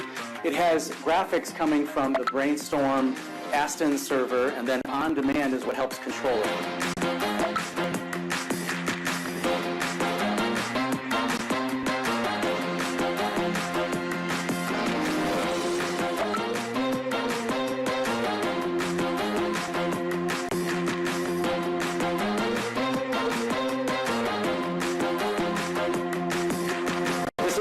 Wing audio console. We've got a lot of Dante audio signals that are going through the facility, doing all kinds of fun stuff, and I'll talk about that in a little bit. This is where actually Deanna is going to be sitting here during the show. Deanna has a ClearComm headset on, so we'll talk about that workflow in just a minute, but it's really cool how we marry the digital universe with the ClearComm headsets. So now we're going to walk down production hallway of Broadcast Beat Studios. Welcome to the Broadcast Beat Studios Data Center. We have two Cinedeck servers. Each one is going to record the same exact signals when we're in Vegas. Input 1 is going to have camera 1, camera 2, Clean Master, which is fully clean, no graphics, another master, which is just going to have the lower third, and then yet another master, which is going to have all the graphics. So we'll have a lot of flexibility for production or on-demand content. We can quickly get it online. Right here is the Brainstorm server. I'm just going to share this real quick. It's connected to NCAM, which is on our virtual production set. Amazing software, works with Unreal Engine. Fantastic. Here's our network. We have a dedicated NDI network. It manages everything that goes through the studio. Shogun Studio. We're going to use these in addition to the Cinedecks to make sure that we're recording all the ISOs to physical hard drives. It'll be old school SneakerNet right off the video editors in this room. And we also have remote editors that are going to be utilizing Frame.io. It's pretty cool stuff. LiveU servers, two different LiveU receivers. Each one gets 4 feeds. If we have an internet connection issue, this one's on one connection, this one's on another connection. They're both fiber connections. And we've got another LiveU server as well. So I'm going to walk back just a little bit. These are our Cinedeck ZX servers I was just talking about. These are super important. Zixi broadcaster. A lot of broadcasters use these to get actual broadcast feeds literally over IP. So we're going to Brightcove, the official partner of NAB Show Live and NAB Show and Broadcast Beat to do this. We have Zixi broadcaster 1, 2, and 3. So this one's on one internet connection, another internet connection, and yet another internet connection. If this one goes down, it has 2 more as failover. This has it in a different order, and that has the internet connections in another order. So we've got a lot of fun redundancy going on. I'm going to take you behind our server racks here. We have the NCAM server that I was mentioning. It shows the tracking points. But more importantly right now is communications. And communications are such a big deal, especially in Las Vegas Convention Center. You want to make sure that you can have everybody connected from the studio here in Fort Lauderdale, talking with everybody in Las Vegas. So we've got dedicated Wi-Fi connections in Vegas, backup Wi-Fi connections just in case, even hotspots. We have a Behringer rack mount console. And so what's that doing? That's connected to the FreeSpeak 2 from ClearComm, Unity Intercom, and the folks at Unity are amazing. We've actually integrated over Dante Unity Intercom with a Tascam Dante interface to talk to the Behringer, and the Behringer analogically, which is not a word of course, talking to the FreeSpeak. So everybody with headsets can talk to people with Unity and whatnot. And if we have a problem, of course we can, we have IFB phone lines. We can go that far if we really had to, if we have a problem. But that's it. That's the NAB Show Live workflow. Editors will be using Adobe Premiere with Frame.io, at least in the remote locations. It's going to be awesome. See you soon. Hey, it's Ryan Salazar in front of the 2023 NAB show. I wanted to talk about the workflow, but we're going to actually show you how the signals get back to Fort Lauderdale in the first place. All right, so we've got Eric here. He's running a JVC connected cam, the GY H900. Let's go ahead and walk behind him right here. So you're going to see that he has a LiveU 600, an LU 600. Of course, we've got Electrosonics wireless pack. We've got Electrosonics transmitter to get to my IFB. And he's sending the LU600 back to our data center in Fort Lauderdale. The signal gets received by an LU2000 receiver from LiveU, goes back into our 4A router, and then goes back into the control room. Control room's then switching everything out, and then it does the other workflow, which we'll show you just a little bit here. Hey, it's Ryan Salazar. We're in Central Hall at the Panasonic Connect booth. We just wanted to chat with our control room real quick. So, of course, you can see our control room right now, where it literally have Deanne running audio and graphics. We have Mark running the switcher, and we have Robert running the live audience interaction and messages and stuff that we just read to you just now. Now, Tim is running, he's our VP of Engineering Facilities. Tim is managing, making sure that all the content gets to video editors. There's a video editor in the studio. There's a remote video editor using Frame.io. So, Tim, let's just chat real quick. I think it's really exciting, you know, that you're able to record everything in real time on the Atomos recorders from here in Las Vegas, and then, of course, get a local drive, literally sneaker and edit to the local editor, and then, of course, up to Frame.io for a remote editor. How's that experience been going? I've never, and I said it to you, I've never seen it go so smoothly, getting the edits done the same day. You know, it's really gone well. It's pretty exciting. You know, we've produced the NAB Show Live for a long time, and the idea of getting content edited and out the same day, especially when you're doing such volume. I believe we did like 66 interviews the past 2 days, not including today. It's quite exciting. So, Robert, we've been getting a lot of messages from the live audience. How's that been going for you? I know that we're getting quite a bit of it. Oh, it's been going great. Fielding comments and sending them up. It's a great experience seeing everybody interact so well. Excellent. And Mark, you know, you as literally a television technical director that works in news all the time, I think it's quite exciting. You were the perfect fit to do something like this because you're the perfect guy because you're literally running with cameras all the time and maybe not even know what situation you're in. You know what I mean? Like, you may not know what's going to happen. You're covering news, you know, and it's live. Yeah, and this is similar to that in a lot of ways. It's not quite as fast-paced as doing a newscast, but it's the same, like you said.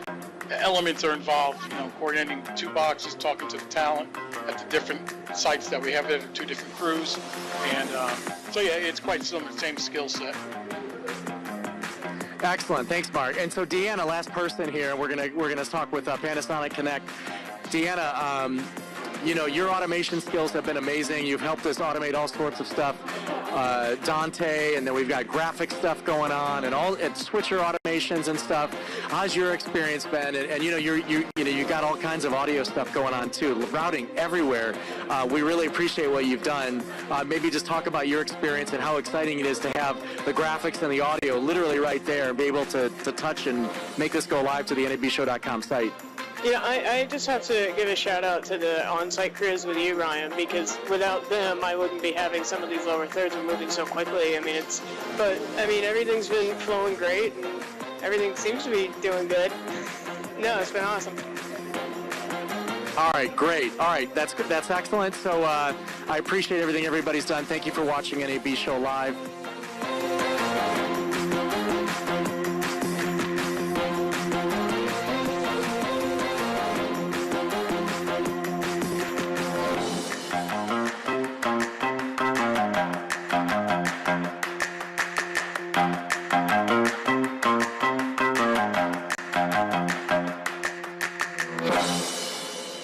Welcome back to the NAB Show live stream. I'm Paul Richards with the Stream Geeks, and I'm joined with Dan Pizarski, one of my good friends. Absolutely. With LiveU. LiveU is an incredible company that's providing cellular bonding technologies for live streaming. Just chatting with Dan, he was telling me we've got updates to LiveU Studio, your cloud-based product, the field units, and some of the ingress stuff. But let's start with the LiveU Studio. Tell me about this new product. Sure. So Studio is our full production system in the cloud. It's true cloud software, cloud first, and cloud native software. The new features in it is the ability to study 35 markers, so now you can trigger advertising from right in the studio as you're doing your live production, and the ability to synchronize multiple feeds frame accurately so that you can do true frame accurate switching in the cloud with studio and with LiveU units as a source. Wow. I'm such a big fan of that. What has the cloud really done for your customers? I mean, the cloud is a elastic enabler, right? It's the ability to take on capacity that you don't have to capital purchase hardware for, rack it up in a van, rack it up in the studio. You can take on 10 productions one day, one production the next, and have that elastic capability to deal with that. That's really what the cloud offers. And the cloud works seamlessly with all of your field units. You've got your LU300, you've got the new LU800. What are the new features for these products? So new features on the field unit include that ability to send the timecode information, NTP timestamps in the stream, let you synchronize it in studio or in other software if that's what you happen to be using. So that's now available on the units, plus a new transmission mode that's meant specifically for cases where you're taking a LiveU unit, plugging it into dedicated bandwidth. You're not always using bonded cellular. Sometimes you do have access to fiber drop and you just need an encoder to do that. You can now put it in a special transmission mode that does 0.3 seconds delay and maximum bandwidth for that kind of dedicated bandwidth mode. Dedicated drop. So that's like 300 milliseconds or less. Yes, that's correct. That's incredible. That's like real time practically. Yeah. So you're doing all this, plus you've got all of you got a few new products for the storage?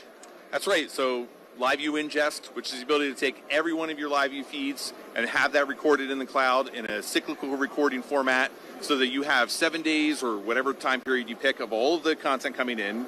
You can choose which of that content and then move on to your MAM system, your NRCS system, wherever else you're bringing that content to, and use that 7-day buffer as a window to look into it and say, well, this is the content we want to keep, and this is the content that we don't really need, so we don't want to burden our MAM with that storage and just get rid of it. And we now have direct integration with Mimir and Dina on that, integration with Bit Central on Ingest as well. We really call it LiveU Ingest 2.0, even though it's a very new product for us, because there's so many additional features all packed into one release that we thought it was a major new release for that product. Wow, it's really impressive what you're doing. Let me ask you about the NAB show in general. Do you have a special memory at NAB, or tell us about kind of what it's meant to you to be at the show? I mean, every year we come, we always compare everybody at the company. How many NABs is this for you? We relive some of the old stories. It's just such a great show to reconnect with this whole industry. It's like seeing all your old friends. Plus, you're here doing business and showing off the new products and talking to all your customers, but you're running into those friends that are customers and friends that are partners, and it's just the place to be. It's the centerpiece of the industry, bro. It's like a big family here. We hope you're enjoying it. If you are not able to make it here at the showroom floor, at least they can watch the live stream.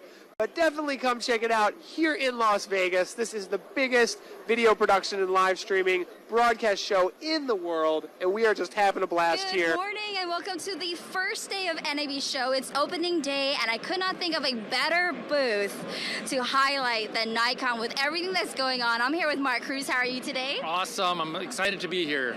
How many NAB shows have you been at, by the way? A few, but this is the most exciting in recent memory.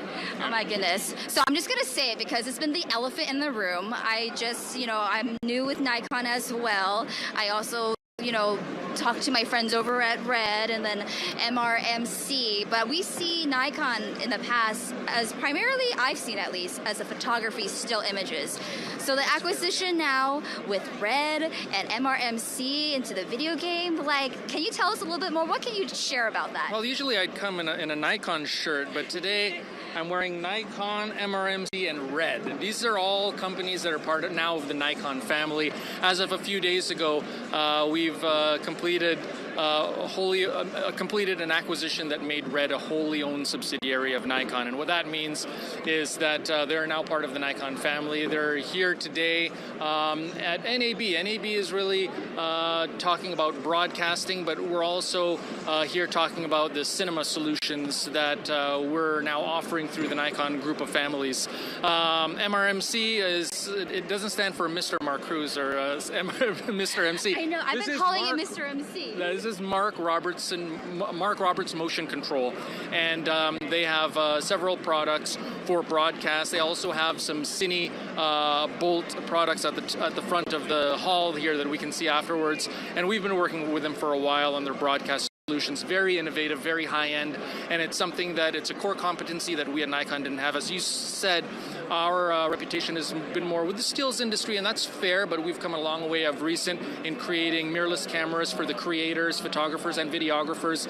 Now with our NRAW format, with the Z8 and Z9 and that X-Speed 7 platform that we're showcasing here, it's been a really great format in the last couple of years to reach out to the creator community, and with a smaller, agile but powerful platform of the NRAW in these cameras. But now, speaking of the elephant in the room, as you mentioned, with the acquisition of Red, we can really expand the core competencies of Red and their sensor development technology, namely their global sensor technology that they've just introduced now into the V-Raptor and the V-Raptor XL, and further have synergies between the core competencies of Nikon, their processor development, their user interface, as well as their optics expertise, and really make a strong market with these two companies. Gotcha. And I love that you said that. It's a synergy. I think a lot of the filmmaking and the content creator community that I'm looking at, they're like, what's going to happen? I think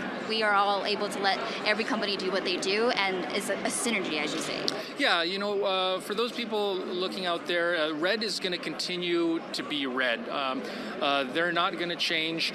We're going to continue to support their service and distribution, and even the name is going to remain the same. Their products are going to remain the same. So I want everybody to know that that Red's going to be Red, but going forward, it's going to be a stronger relationship because Nikon has things in their expertise that can be leveraged in the cinema community in the future. So we're looking forward. Can't tell too much of what's going to happen in the future. It's going to take a few years to really develop something unique, but this is the start of that, something special. I love that. And like, I will say that I am finally utilizing Nikon myself as video, and it's stunning. I'm talking the Z8, ZF. What can you tell us about this? This is the ZF. Yeah, this is it right here. It's incredible, and from what my understanding is beyond the flip screen option, it still has the same powerful processing engine as the Z8 and the Z9. Yeah, that's really the breakthrough for our last three cameras, I would say. The Z9, the Z8, as well as the ZF, having that new X-Speed 7 processor. It's about 10 times faster than the previous generation, so it gives us better autofocusing, more faster frame rates. As far as video goes, we can do much more things with video now, you know, longer record times and so on and so forth. So as you said, with the Z8, it's really the Z9 in a smaller body, and the breakthrough with those two formats, those two cameras rather, is that it has internal RAW. The great thing about the ZF, in addition to its sort of heritage styling and its build, is that it can also, with the X-Speed 7 in it, can do internal 10-bit and log. You know, it doesn't do RAW in this. It's not the same sensor technology as the Z8 and Z9, but that new processor, we can do so much more things internally. As you were saying, you're sort of a one-person band when it comes to shooting. That's the great thing about these formats, is you don't need an external recorder going out just to capture things like 10-bit or RAW.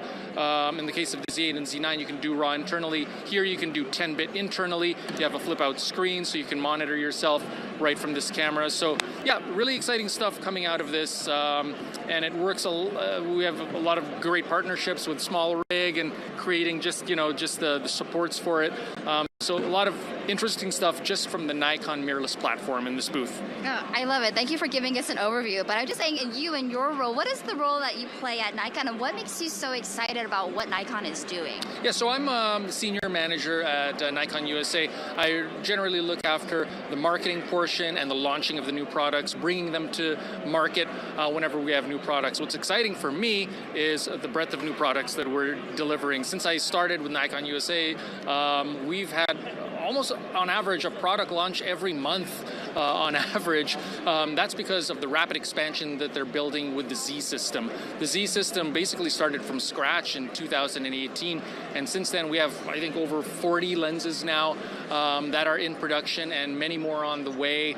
And so that's really exciting because the powerful format of the Z-mount system means that we can have lenses and optics that are way better resolution than things in the past. So I'm really excited about that. I'm really excited about the direction that they're taking with their processor and sensor development, and couple that with the traditional Nikon ergonomics. I think that's why people like Nikon in general. It has a soul to it. I think whether you're taking stills, whether you're capturing a video, just the interaction between Nikon and their products, we're really delivering on tech, but really delivering on an experience as well. Amazing. Well, thank you so much, Mark, for giving us all the insight and even speaking as much as you did about the acquisition. Congratulations on everything. I'm so excited to see what's going forth. And my last thing before tossing it over to my co-host Sharif in another hall, any ritual that you do personally to get ready for a big show like this? Ritual? Coffee, that's one. Good night rest and a lot of push-ups the day before I get the blood flowing. There you go. Yeah. Well, thank you so much, Mark, Thank you for your time. This has been Nikki Sun with NAB Show. Hello and welcome to Broadcast Beat Studios. I'm Ryan Salazar, the founder, here to give you a special behind-the-scenes tour of our facility. Let's go. Welcome to Control Room A. Of course, we have everything you'd expect in a master control room. Audio console, the ability to shade cameras, video switcher, teleprompter, even live audience messaging with the public. Of course, multi-viewers and everything else that you would expect for the ability to see all the different feeds that are going through the facility. This is our production hallway. Of course, we have a conference room so you can meet with your clients and whatnot on the left of me. And then here is Control Room B on my right.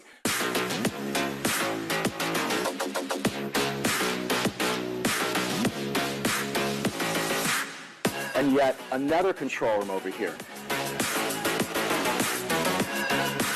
This room is our live shot room. So in our live shot room, we have the ability to go live on any of the television networks worldwide. We work with Fox News, CNN, ABC News, TBN, all sorts of networks all over the world, even Al Jazeera, for the ability to get their guests live on national and international television.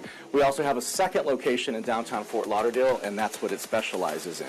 So now we're going to go back down our production hallway just a little bit more. Of course, we've got a nice little kitchen, and then our data center. Our data center is really the heart of the facility because it allows us the ability to connect with facilities all over the world and be able to do all sorts of special things. The facility is built like a television station, so we've got news rundown systems and graphics servers and ISO recorders and even the ability to transmit over LiveU and LTN or IP, even traditional satellite. So this is our data center. We've got a second row behind this rack, and then now we're going to take you into hair and makeup. So in hair and makeup, of course, when you're doing a large production, you need the ability to handle multiple talent, organize wardrobe. We have a wardrobe department upstairs and have 4 or 5 makeup artists simultaneously for a film or whatever you're doing. This is our green room, and in our green room, of course, is where people chill out and get ready to go on the air. So now we're going to go back into the second part of our facility, and that is down at the other end by Studio D. We've got laundry, by the way. So we've done over 5,000 live and on-demand fitness classes. So we've got laundry machines, we've got a shower, we've got a whole bunch of restrooms. So the ability to do something massive and at scale that way. This is our blue room, an even larger green room. Just we call it the blue room because it's another room. And it allows you to have a second blue room or a second green room for, say, celebrities and whatnot. And then we can hide talent from other people that are working in the production. This is Studio D. This is our largest open soundstage without anything in it. We've done all sorts of amazing projects in here, including thousands of live and on-demand fitness classes in here as well, too. This is Studio B. Of course, we have a 30-foot cyc wall split into 2. Clients can shoot on the green screen. It's true Roscoe paint. And then we've got TV white as well. Lastly, I'm going to show you Studio A. This is our largest soundstage, which is currently populated with equipment. You're going to notice this is an awesome soundstage for live studio audiences, which is exactly what we're doing today. Our light grid, fully lit, so the ability to get your hands on equipment, including over 13 production cameras, broadcast cameras, furniture for productions, access to LED volumes, and being able to change backgrounds.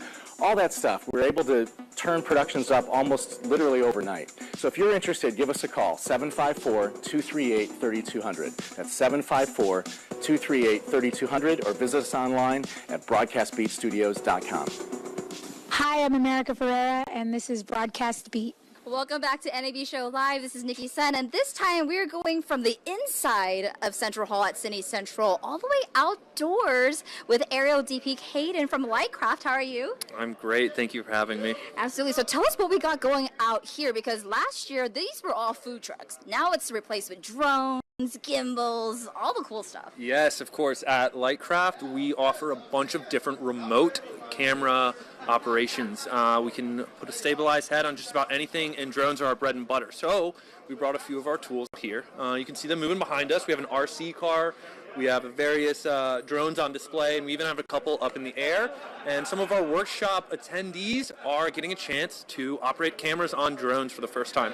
I mean, isn't that cool? Can we just pause to say how cool I that think is it's awesome. to have hands-on experience here at NAB Show? Yes, as I've been told, and I think this is accurate, this is the first time NAB's allowed exhibitors to fly with talent and with the permission of the Convention Center and the FAA, so this is awesome that we got the chance to do this first. This is amazing, because I don't know if you all recall, we did a cool pre-NAB Show promo, and at that time, I didn't think this was cleared yet. No, so it wasn't official. To see it out here, you were like, there's outside stuff too. I'm like, wait, can we do this? Can we see? Yes, honestly, we brought 3 different drones that are all flying today, and so Lightcraft's lead pilot, Jordan, has been doing some FPV demonstrations. We've also used the DJI Inspire 3, which was launched here last year, and given a chance for some operators who may not have used a drone in a professional setting before to get some hands-on experience. And honestly, I think this is awesome. I hope we get to do it again in the future. Absolutely. And what has been the demographic here? Are people getting hands-on for the first time FPVs to be able to take it into the cinematic world? Yes, we've worked with some of our attendees are from their own production companies, and they may have used a different style of drones, and this is our first time using this style. We've also had some people who work in marketing and are curious about when and how they should use a drone in their own footage. So a really big range of people. Wow, incredible. So I would say, how many times have you been to NAB Show personally? This is my 4th or 5th year. First time as a proper instructor, though. Yeah. Well, how does it feel to come back as an instructor after being an attendee all these past years? It's cool. I'm not sure I've earned it yet, but I'm certainly happy to participate, that's for sure. You're like, you know what? It's kind of hard to catch a break here. You just feel like things just fly by the seat of your pants. Yeah, absolutely. But I'm also making some friends and seeing some familiar faces, and that's been a little bit refreshing. Somebody I may not have crossed paths with since last NAB, I go ahead and I see them, they recognize me, I recognize them. It's really cool. Amazing. And just about you for a little bit. You are an aerial DP, right? So being able to come back here from an attendee being an operator to a teacher, like, how, like, is that a moment for you?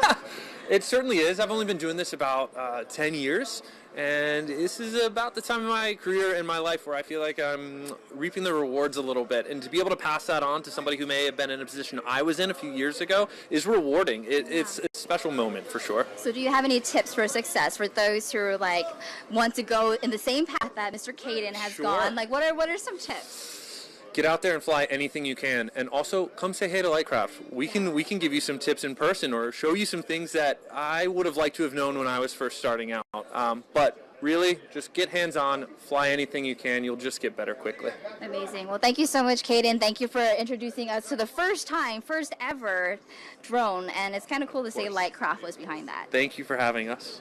Perfect. Well, enjoy the rest of your NAB show. You too. Good morning. Welcome back to NAB Show Live. I'm your host, Nikki San. It is a beautiful Monday, and we're here at the brand new Creator Lab in South Hall. And speaking of creators, I'm here with a great friend of mine, Mari Takahashi, a.k.a. Atomic Mari. How are you? I'm doing so well. Thanks for having me. Thank you for being my first interview after a wild opening NAB show party last night. You're here early, and I appreciate you for that. You're here, too. I appreciate it. We are here with full of energy, and excitement for the rest of the week. Yeah, so you've been a veteran to NAB show. You're both on the creator side and also on the professional filmmaking side as a host, as an actor.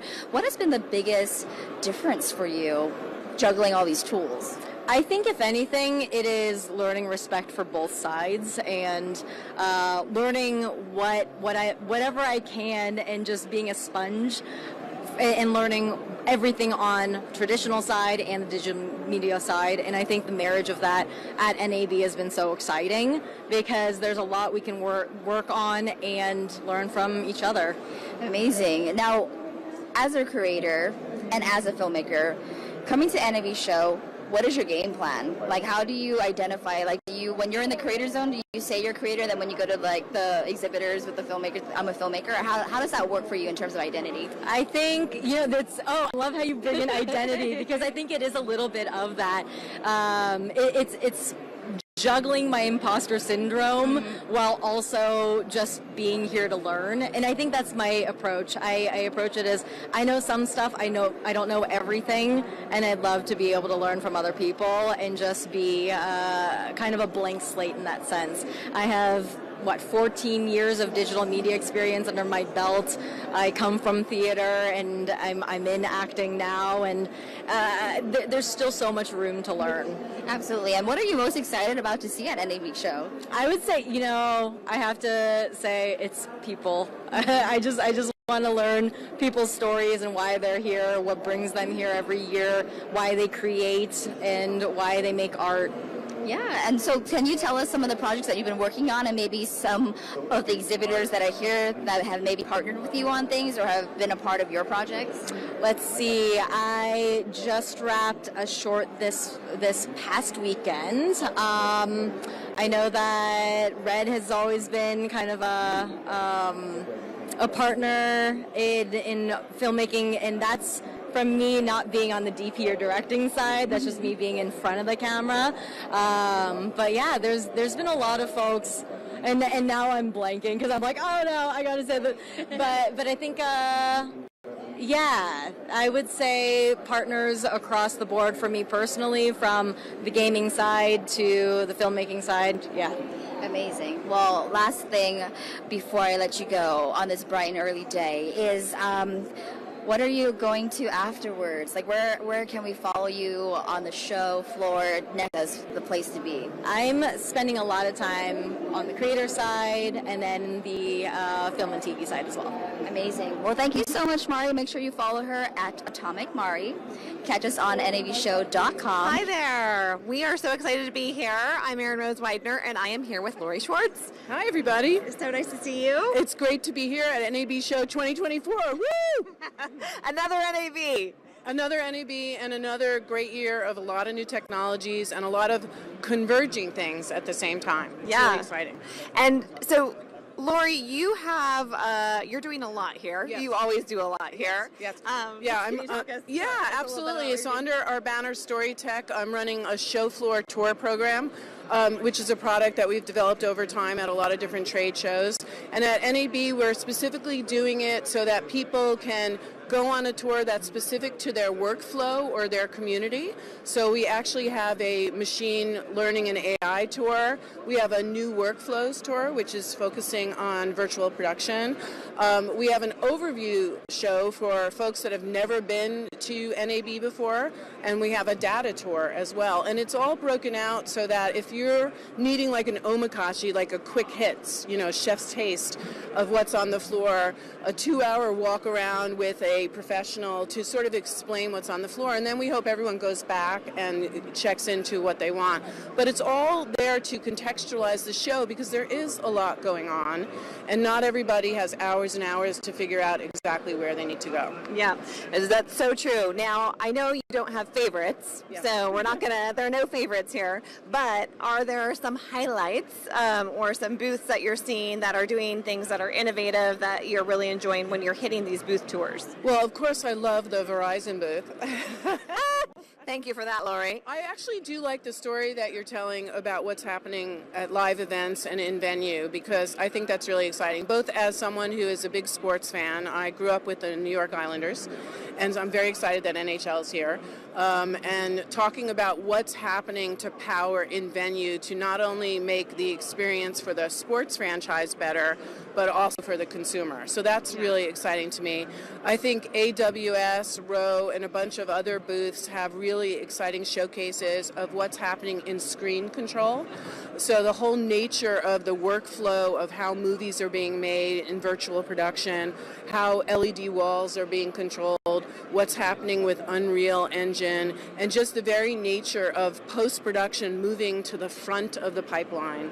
All of that is actually live being demonstrated at a lot of those booths. So I think that's really exciting. And then in South Hall this year is a new creator lab that really centers on the creator economy, and that's huge and growing. And I don't think people realize the millions of dollars being spent in the creator economy.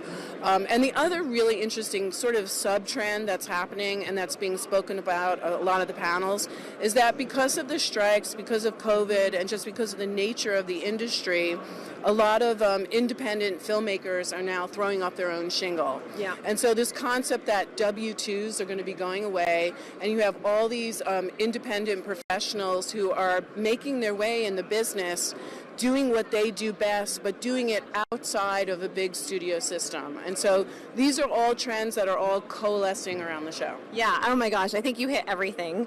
And there's so much, like we could do a section on each of those segments that you talked about, because I think it's so true, even like with the LED wall workflow and moving that post-production to the front of that production workflow. We've been seeing that for so long now, and now we're actually seeing that in action and starting to be streamlined and smarter and all of that.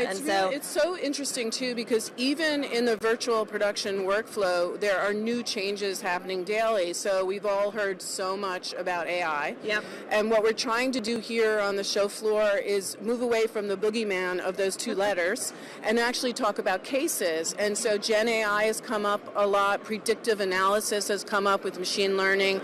And so if you go to certain booths, you're going to actually hear what the real story is about how they're leveraging AI. But in virtual production right now, Gen AI is becoming a way to build the background, to build a story world. Yeah. And so now filmmakers and creatives can actually create worlds that they never could do before on a budget. Yeah. And so the whole world of storytelling, I think, is really opening up. Yeah, I agree with you. And I think it's also really interesting what you hit on, even with like independent film, right? And how I think these filmmakers are, with these tools, yes, right, they're able to create these worlds that they weren't before. And so it's just so exciting. Yeah. And it's going to open up that kind of new idea of filmmaking, new stories, where we get back to storytelling. We get back to the actual script. And just to once again tie it back to what you guys are doing, it's that 5G connection that's going to really matter, because if someone's in Kansas and they're uploading files to the cloud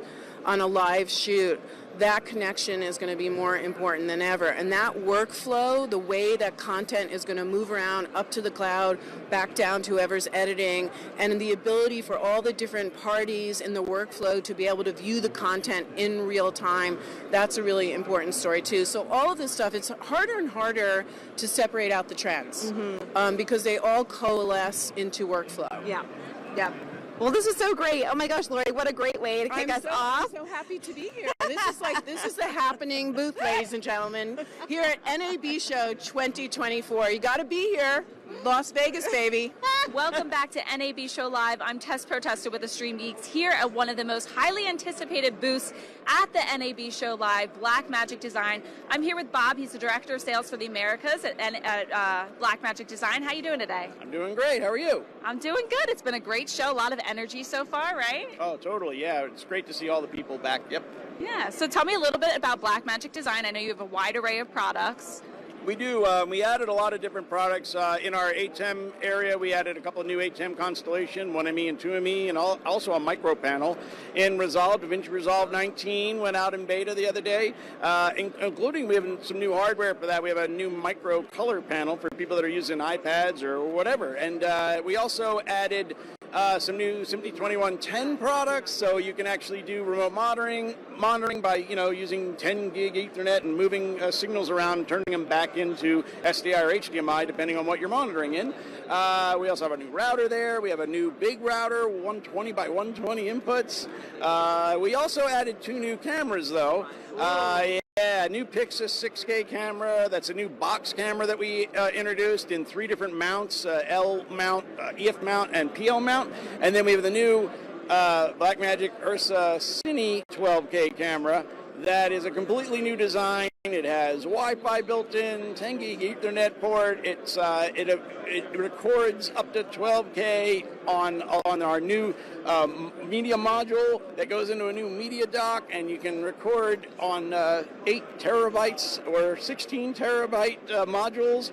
And they all record both Blackmagic RAW as well as proxies at the same time, and you connect them through our cloud service so they can move the files directly to the editor while you're still shooting. So you have a cloud service now. Tell me a little bit more about that. So the Blackmagic cloud service has been out, and what we do is we're able to allow people to move files through the cloud service down to wherever they need it to go, right? And you can also share DaVinci Resolve projects, $5 a project a month, and people can share those globally. So it's a great way to move the media, but also to move the projects along. And now it doesn't matter if your editor is in Zimbabwe or wherever. And so people have been using that. And then we have our Blackmagic camera app that's on the iPhone, but we also are showing a version of Android here at the show. Excellent. Do you think that people are most excited to see the cameras, the switchers, DaVinci? I think it goes on and on and on. Like they go, oh, that's cool. Oh, no, that's cool. Oh, no, that's cool. So, yeah, we've had a lot of excitement across all the product lines, and it's always great to see that. Would you say there's one thing that's a standout innovation this year for you guys, or is it just everything you listed, all those great products? Yeah, I think there's one other thing that we introduced is a replay system that uses DaVinci Resolve as the heart of the replay system for our live stuff, and that's also getting a lot of cool attention. But the cameras always draw lots of attention. Resolve draws attention. There's a lot of things that draw attention, but they all work together, which I think is awesome. Now, I've seen you here a few times, a time or two. How many years have you been attending NAB? Well, let's see. I did 2 in the 1980s, and then since 1993, I have been on the floor. If it's open, I've been here. Wow. So that's a lot, yeah. What is the coolest, most interesting, or impactful thing about NAB?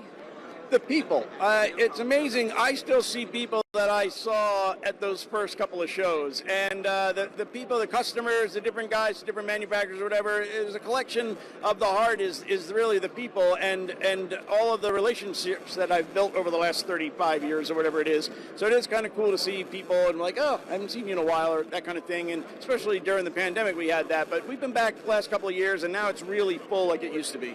Yeah, it's exciting to see the growth back in here again. It's the first day, and we've got a couple more days left. Are you excited for the rest of the show? Totally. I mean, this is great. I get to talk to people all week long, and by Wednesday, my voice will be shot, but that's okay. Yeah.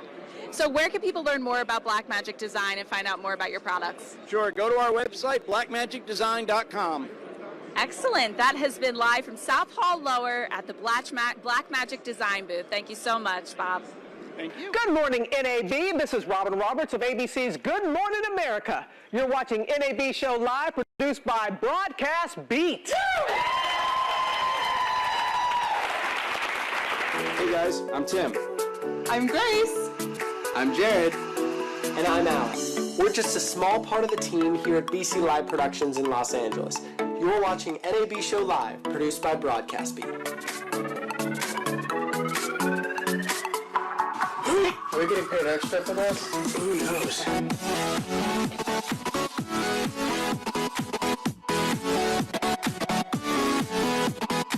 Hello, this is Nikki Sun for NAB Show Live. We are live right now, and I'm here at the Chiron booth with the Gals and Gear team. How are we today? Good? Good. I know, it's like the students. I love always interviewing students. So tell me, we're going to go down the line really quickly. Your name, what year of NAB show this is for you, and what you do on the team. Okay, perfect. My name is Brianna Chappie. I'm currently a senior at ASU. This is my first NAB showing, so very excited. I've mostly been doing reporting, So that's been really cool. Very cool. Welcome, welcome. Hi, my name is Ripley Simone Kennebrew. I'm also a junior at ASU, and I'm a field reporter with NAB, Chiron, and Gals and Gear. You had that on lock, girl. I was like, what are you? Boom, here's my elevator pitch. That's good. That's so useful at a show like this. Yeah, okay, now you're up. No pressure. Okay, my name is Rebecca Guidry. I'm in my third year. I'm a junior, and I'm here at the Gals and Gears at the NAB show. Yeah, awesome. Hi, my name is Emily Olson, and I've been technical directing for the Gals and Gear with Chiron. Hi, my name is Nick Parks. I'm a senior at Walter Cronkite. This is my first NAB show, and I've been doing camera and helping with the floor here. Amazing. Well, what has been the experience like so far, just getting hands-on? Like, as I understand it, you have been also traveling the entire floor, shooting your own packages, am I right? Yes. Yeah, we were out yesterday on the floor in the West Hall filming, interviewing with a bunch of different companies. It's been amazing. I think we're all kind of shocked about how big this entire convention is and how the different halls are all operating, so we're really excited to be a part of it. Amazing. So what has been the most exciting thing that you've seen so far on the show floor? I think the technology. I think the technology is really, really cutting edge and innovative, and I've never seen anything like it. How about you? I think probably just looking around and seeing like the different like weather screens or like green screens that you can teleport different reporters to. I think those are really, really cool. And then in terms of technology, I know you said you've been operating the camera. What has been the most joyful part about working with such an incredible crew? They're all amazing. The technology that we get to use is amazing. It's really a great experience, and it's a treat to be able to use all of this Blackmagic camera, Chiron Live, and the team at Gals and Gear is great, so it's all just fantastic. And I did not forget about you, but you have the last question of the day. But, I mean, how can students, just like yourselves, get involved in a production so you can be here at NAB Show as well? Oh my God, networking for sure. I mean, it just... it's a crazy opportunity that we got to come here, and I think just taking advantage of every opportunity that you get and kind of putting your hands in all the cookie jars and trying everything out and meeting people, I think that really opens a lot of doors for you. Well, amazing. It's been such a pleasure. Thank you for letting me crash your set so you can be on nabshow.com, the official NAB Show live as well. And I hope you have a great rest of the NAB Show. And we are back, and I am at the Ross booth, and I am so excited to be here today with Karen and Christine. And what's cool is that we are actually standing on their stage that they have constructed for NAB booth. And so can you talk a little bit about what you're showing off here today? Yeah, definitely. So today we spent the last few years working on this little robot behind me. A robot? Oh, yeah, it's so cool. So, well, when I say we, I mean more my team have been working on this. I'm just taking all the credit for it. But my team have been amazing. They've developed this robot, so completely revolutionary for the market. It answers a lot of the customer problems. So yeah, and we've had some really positive and good feedback from customers. And did the robot have a name? Was that what you were about to say? Well, it's called Artimo, so which is kind of after my dad, but I haven't told him that because I'll never be able to speak to him again. So yeah, so his name's Artimo. It's all about art in motion and how it moves and is smooth and things like that. Very cool, very cool. And Christine, you're with Ross as well. You both are with Ross. And what are you excited about? Is it the robot as well, or? We have so many products that we're showing today. Robot for sure is exciting. We are launching Dante support in our Ultrix router, which has been a huge ask for customers, and now we have it. We're just launching our NDI switcher, which has again been a huge ask for customers, as well as other NDI integrations. So yeah, it's pretty exciting to be able to talk to customers and offer them what they've been asking for this whole time. Well, I mean, based on this turnout here, which you can't see behind you, but there are so many people on your booth, so I think you're doing pretty well with the products that you're showing off and the demand. So this is not your first NAB, right? Neither of you. Karen and I actually did an NAB, a couple NABs together once upon a time, and Christine, it's not your first NAB either.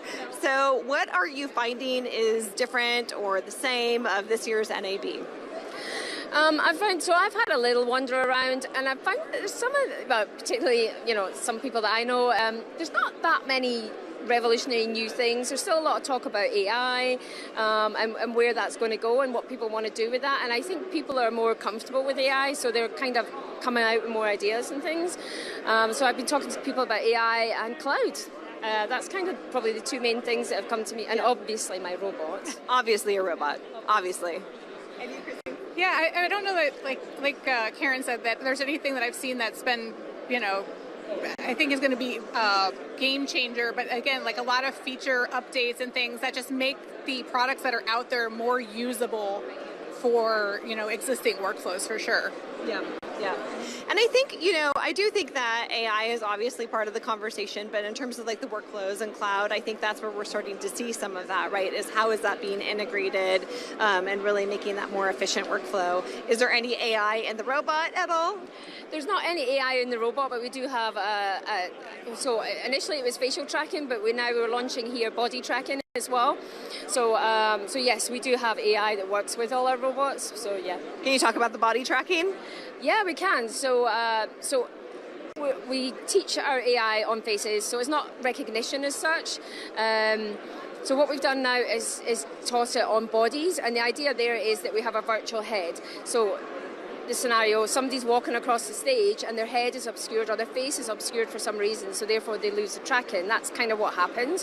So, but in this new 2.0 release, we now do the tracking, so it places a virtual head there. So even if your head is obscured, it assumes your head is still connected, so it will still go in the same direction. So when your head comes back into the shot, it'll automatically find it, and it still continue to track you in the frame that you wanted it to be in. Wow, that's fantastic. That's actually really cool, right? I mean, that's fun. Unless you find a headless person, obviously that's not so much fun. That would not be fun. But I think that tracking, and just kind of as we see what new media platforms are coming out and the way that you're consuming content, I think tracking is going to become so integral into that workflow. And so even though, you're looking at it from like that production standpoint, I think when we look at it in post and what is actually going to be consumed by the customer, the user at home, we are going to see more tracking kind of applied to it to kind of create more of an experience for, people. So Christine, what are you liking about the show this year? I mean, everybody who's coming in has been super excited. We were kind of laughing yesterday, first day of the show, just the number of people, running to be on the show floor and be first and see those new products. So it's really nice to see everybody, really coming back to the show and getting really engaged with, the industry in general. Yeah, I think that's true. And I think one of the things, too, that I've noticed is that it does feel to be more global again this year, which is exciting. I think last year, there was more of that return to NAB, but now we're seeing even more of that from all parts. Right. Definitely. And I would definitely say, like from a European contingent, we've seen a significant, I had to do an interview in German, so that was entertaining because I can't speak German. So, but yeah, so you're right. We are seeing a lot of people, more of a global audience coming in. So yeah, definitely. Yeah, very cool. Well, thank you so much for speaking with us today. We're just so excited to be able to see a robot in person and on the floor and see some of that tracking. Really looking forward to seeing that in action. Thanks so much, Nikki. I am here today with Eunice Park. Thank you so much for being here. Thank you, Erin Rose, for hosting this and having me on. And can you tell us a little bit, Eunice, of who you work with?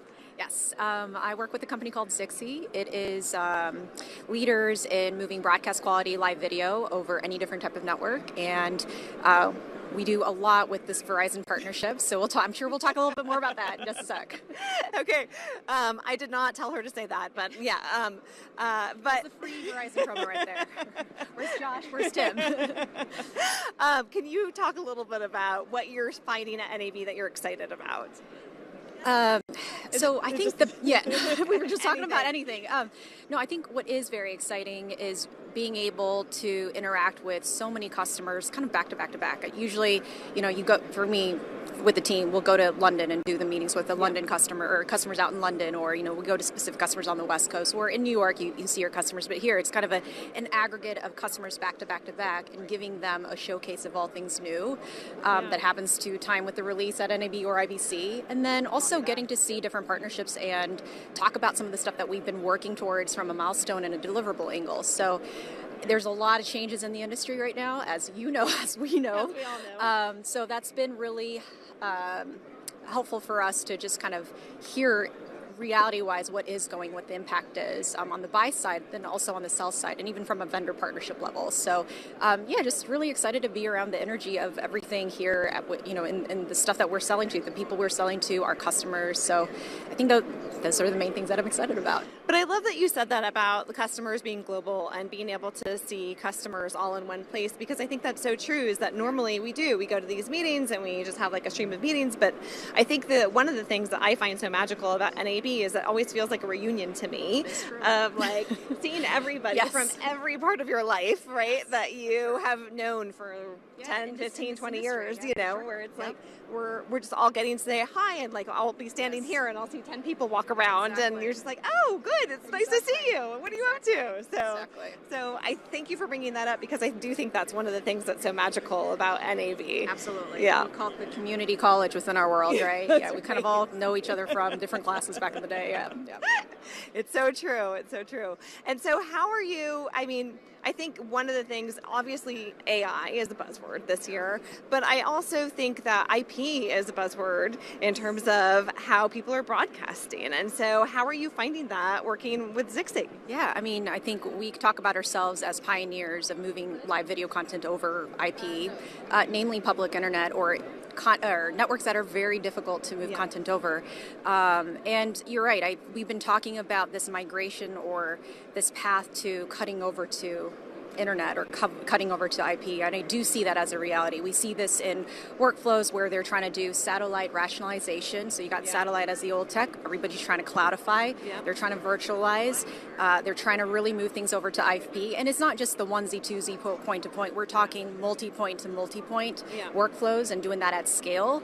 I do think 5G is a mechanism, as a network mechanism that customers are trying to really utilize to push live content from a distribution angle. So, and that's some of the cool stuff that we are doing. Again, free promo. No, just kidding. No, but it is something that is a reality that we're seeing, and you guys are rolling things out. You guys are rolling 5G mechs out more and more. So I think that type of enablement allows, that type of connectivity does allow something like a Zixi software to be enabled to allow customers who are wanting, high QoS live video feeds into those, over those networks. So yeah, that is a reality. We also see a lot of direct-to-consumers who are moving, they've already been in the cloud. So those type of use cases are only being magnified and only growing and scaling out. So those are kind of just the highlights of what I'm hearing from customers in terms of where and how IP is being really prolific in terms of becoming the central way of moving content. Yeah, that's so great. That's so great. Well, thank you so much, Eunice. It was so fun talking to you. Yes.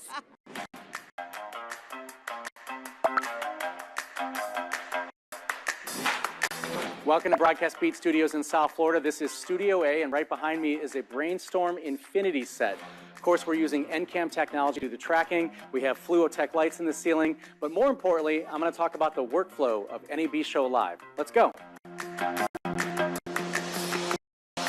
All right, welcome to Control Room A. This is Deanna behind us. She's one of our senior engineers, helps us configure stuff. Let's talk about the new tech TriCaster. It's the TC2 Elite. It has graphics coming from the Brainstorm Aston server, and then on demand is what helps control it.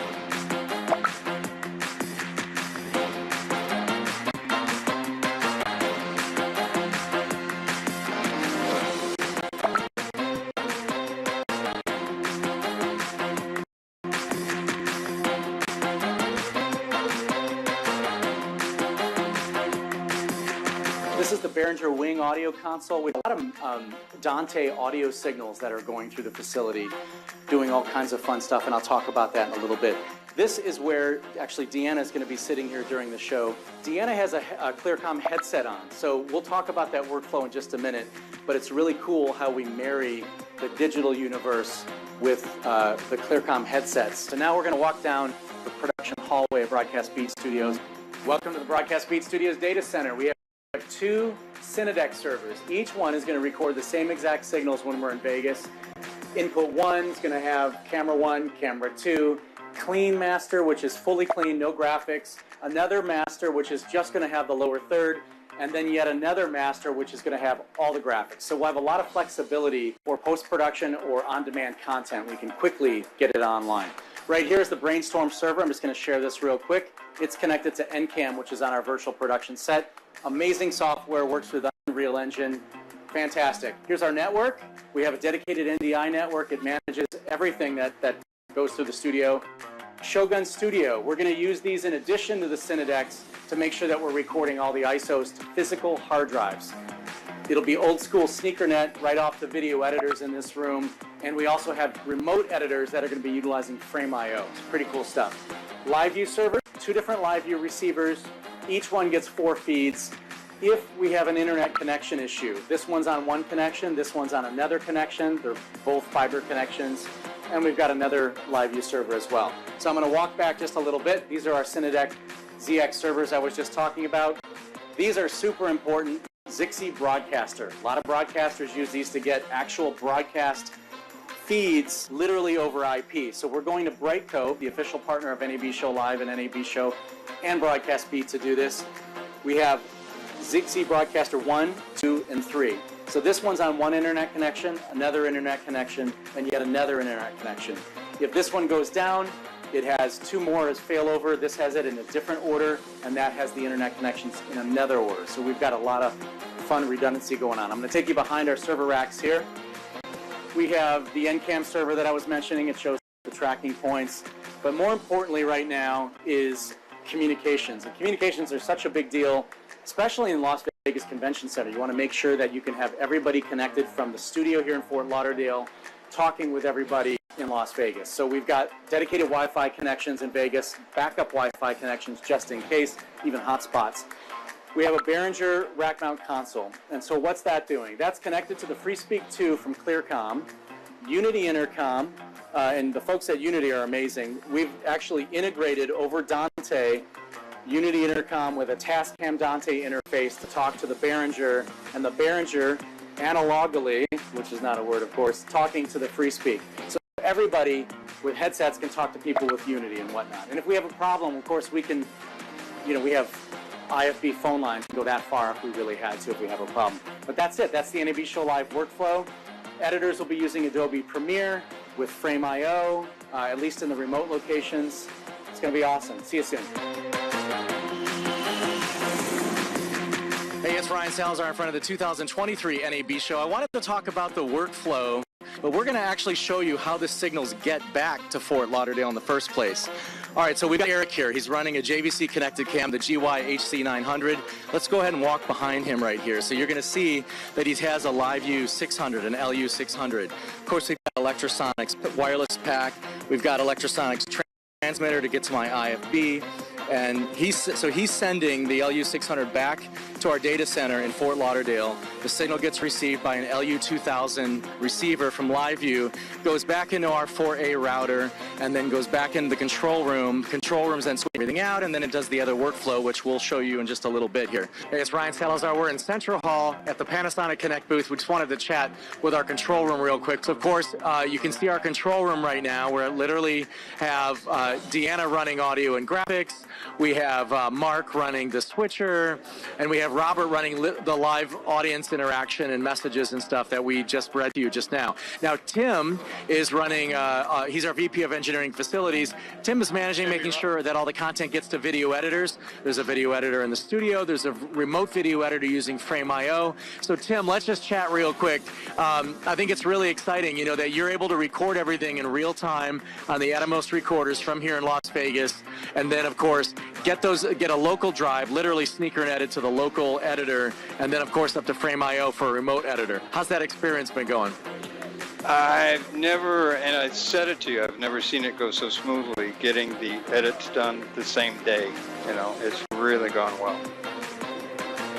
It's pretty exciting. We've produced NAB Show Live for a long time, and the idea of getting content edited and out the same day, especially when you're doing such volume. I believe we did like 66 interviews the past 2 days, not including today. It's quite exciting. So, Robert, we've been getting a lot of messages from the live audience. How's that been going for you? I know that we're getting quite a bit of it. Oh, it's been going great. Fielding comments and sending them up. It's a great experience seeing everybody interact so well. Excellent. And Mark, you as literally a television technical director that works in news, all the time. I think it's quite exciting. You were the perfect fit to do something like this because you're the perfect guy because you're literally running with cameras all the time and maybe not even know what situation you're in. You know what I mean? Like, you may not know what's going to happen. You're covering news, and it's live. Yeah, and this is similar to that in a lot of ways. It's not quite as fast-paced as doing a newscast, but it's the same, like you said. Elements are involved, coordinating 2 boxes, talking to the talent at the different sites that we have there, 2 different crews, and so yeah, it's quite similar, same skill set. Excellent, thanks, Mark. And so Deanna, last person here, we're gonna talk with Panasonic Connect. Deanna, your automation skills have been amazing. You've helped us automate all sorts of stuff. Dante, and then we've got graphic stuff going on, and switcher automations and stuff. How's your experience been? And you got all kinds of audio stuff going on too, routing everywhere. We really appreciate what you've done. Maybe just talk about your experience and how exciting it is to have the graphics and the audio literally right there, and be able to touch and make this go live to the NABshow.com site. Yeah, I just have to give a shout out to the on-site crews with you, Ryan, because without them, I wouldn't be having some of these lower thirds and moving so quickly. Everything's been flowing great, and everything seems to be doing good. No, it's been awesome. All right, great. All right, that's good. That's excellent. So I appreciate everything everybody's done. Thank you for watching NAB Show Live.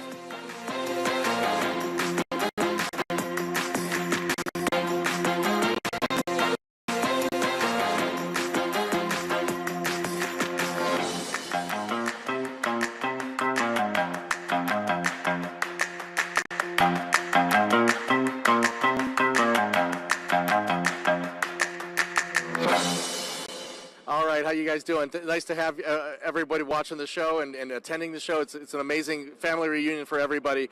Gordon Brooks, CEO of Zixi. How you doing? I'm doing well, Ryan. How are you? Doing great. Well, you're certainly no stranger to NAB show, that's for sure, especially Zixi as well. I am not, and this is coming to you live on Zixi, so we love that as well. Exactly. So the feed comes from our LiveU packs, goes back to the control room in Fort Lauderdale, and then literally goes out with 2 different Zixi broadcasters.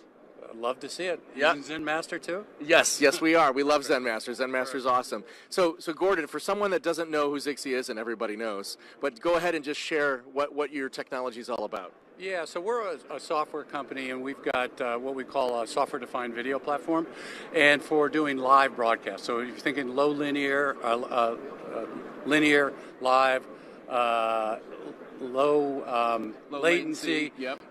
High reliability. Sure. So that's what we do, and we do it for major broadcasters. The Paramount Globals and the Foxes and the Skies. We do it for the OTT platforms, Amazon Prime, Hulu, Apple TV, Roku, sports leagues, MLB, NHL, people like that, and they use us to bring content in, live content, securely transport that content, protect that content, transform that content, monitor and alert, and then deliver it perfectly. Yeah, I mean, in my eyes, I see, like my understanding of your technology is just it's a better way to it's a more affordable way to transport it than traditional methods like back in the day. They were transporting everything over satellite, for example. Right. Well, the world was hardware defined, right? Yeah. Fixed location, fixed feeds, and people had to go to wherever it was, and now everything's being done remotely. And you want that versatility to be able to do anything anywhere. Right now, we're doing some things with AWS Wavelength Zone, Verizon, and the NHL, and we're doing a complete REMI production in the wavelength zone. So we're doing transcoding, we're doing NDI, we're doing Zixi transport, we're doing all the replay of a live NHL game on the show floor at 4 o'clock today. So that's interesting. So you're basically saying that a physical production is going into a Zixi broadcaster. Zixi broadcaster is bringing in a bunch of cameras, yes, and then hitting a control room on the other side. Yeah, and it's going into the cloud and then into the wavelength zone, and then the actual editing and everything is being done at the booth here at NAB, nowhere near the stadium. That's crazy. Yeah, it is crazy. But it's a world. You're not rolling trucks. You're not bringing people in. All the announcers are off-site and remote. So just a completely different way to think about it. Fantastic. So you literally, it's just wild. You know, I used to think of Zixi as just a way to get out a physical channel, but the thought of having multiple cameras and I'm sure everything's synchronized and whatnot, it's just wild. Yeah, So, it's great to see the industry progress and do things just in completely different ways. It's about time. We've needed to do it, but it's really coming around, and people like Grant at the NHL who are they're playing multi-dimensional chess and everybody else is playing checkers, right? So some of these guys, and it's fun to work with them. Yeah, I had a chance to chat with him yesterday, and he said he had over 1,000 channels of video going back and forth. It's just amazing. And all on Zixi, yeah, just wild. All right, Gordon Brooks at Zixi. You got to check him out at the NAB show or visit them online. What's your website? www.zixi.com. Ryan Saddles here at my favorite booth, one of my favorite booths in South Hall, AJA Video. How you doing, Abe? I'm doing great today, Ryan. Thank you for the kind words. First of all, it's one of my favorite booths as well. Yeah, I get excited like there's a celebrity in town when I see AJA for sure. Oh, awesome. Well, I mean, I kind of still get the same feeling. I've been working here for 15 or 16 years at this point. So, I mean, I'm starstruck by all of our folks, especially our engineers making all this awesome stuff. We actually get to meet them and interact with them at the show. It's really cool. That's awesome. So let's talk about maybe your more popular products. By the way, I've worked with your products for years. The Kona devices back in the day I was using, and we have Helos at our studio and whatnot. Oh, awesome. Yeah. Well, much appreciated. First of all, I hope they're treating you well. We have awesome tech support, just in case they're not. But yeah, I mean, this show, of course, NAB 2024, we're excited to be here. We always like to bring lots of cool stuff to show our customers. Mainly this year, this is all about updates. Kind of the thing AJA likes to do. We make products, but we keep them around for a really, really long time. I mean, you said you've got a lot of our gear. Some of that stuff you probably had for a decade or more, and we still update a lot of it. So that's kind of a theme here, is everything in this booth is stuff that is available. It's shipping. We can ship in quantities. Kind of been a thing the past few years with a lot of folks, us included. It's hard to get bits lately. Not anymore. I mean, we've got all of our stuff here. So everything here is real. Everything here is available. And we got some exciting updates to some of our best and most popular products. I'd love to show you some of them. Yeah, let's go. Yeah, right on. Well, let's just, we got another video. See, popular venue here. So, well, let's just kind of stand here right in front of our color management wall here. So AJA has kind of become like an industry leader in the world of color management. It all started with our FS HDR.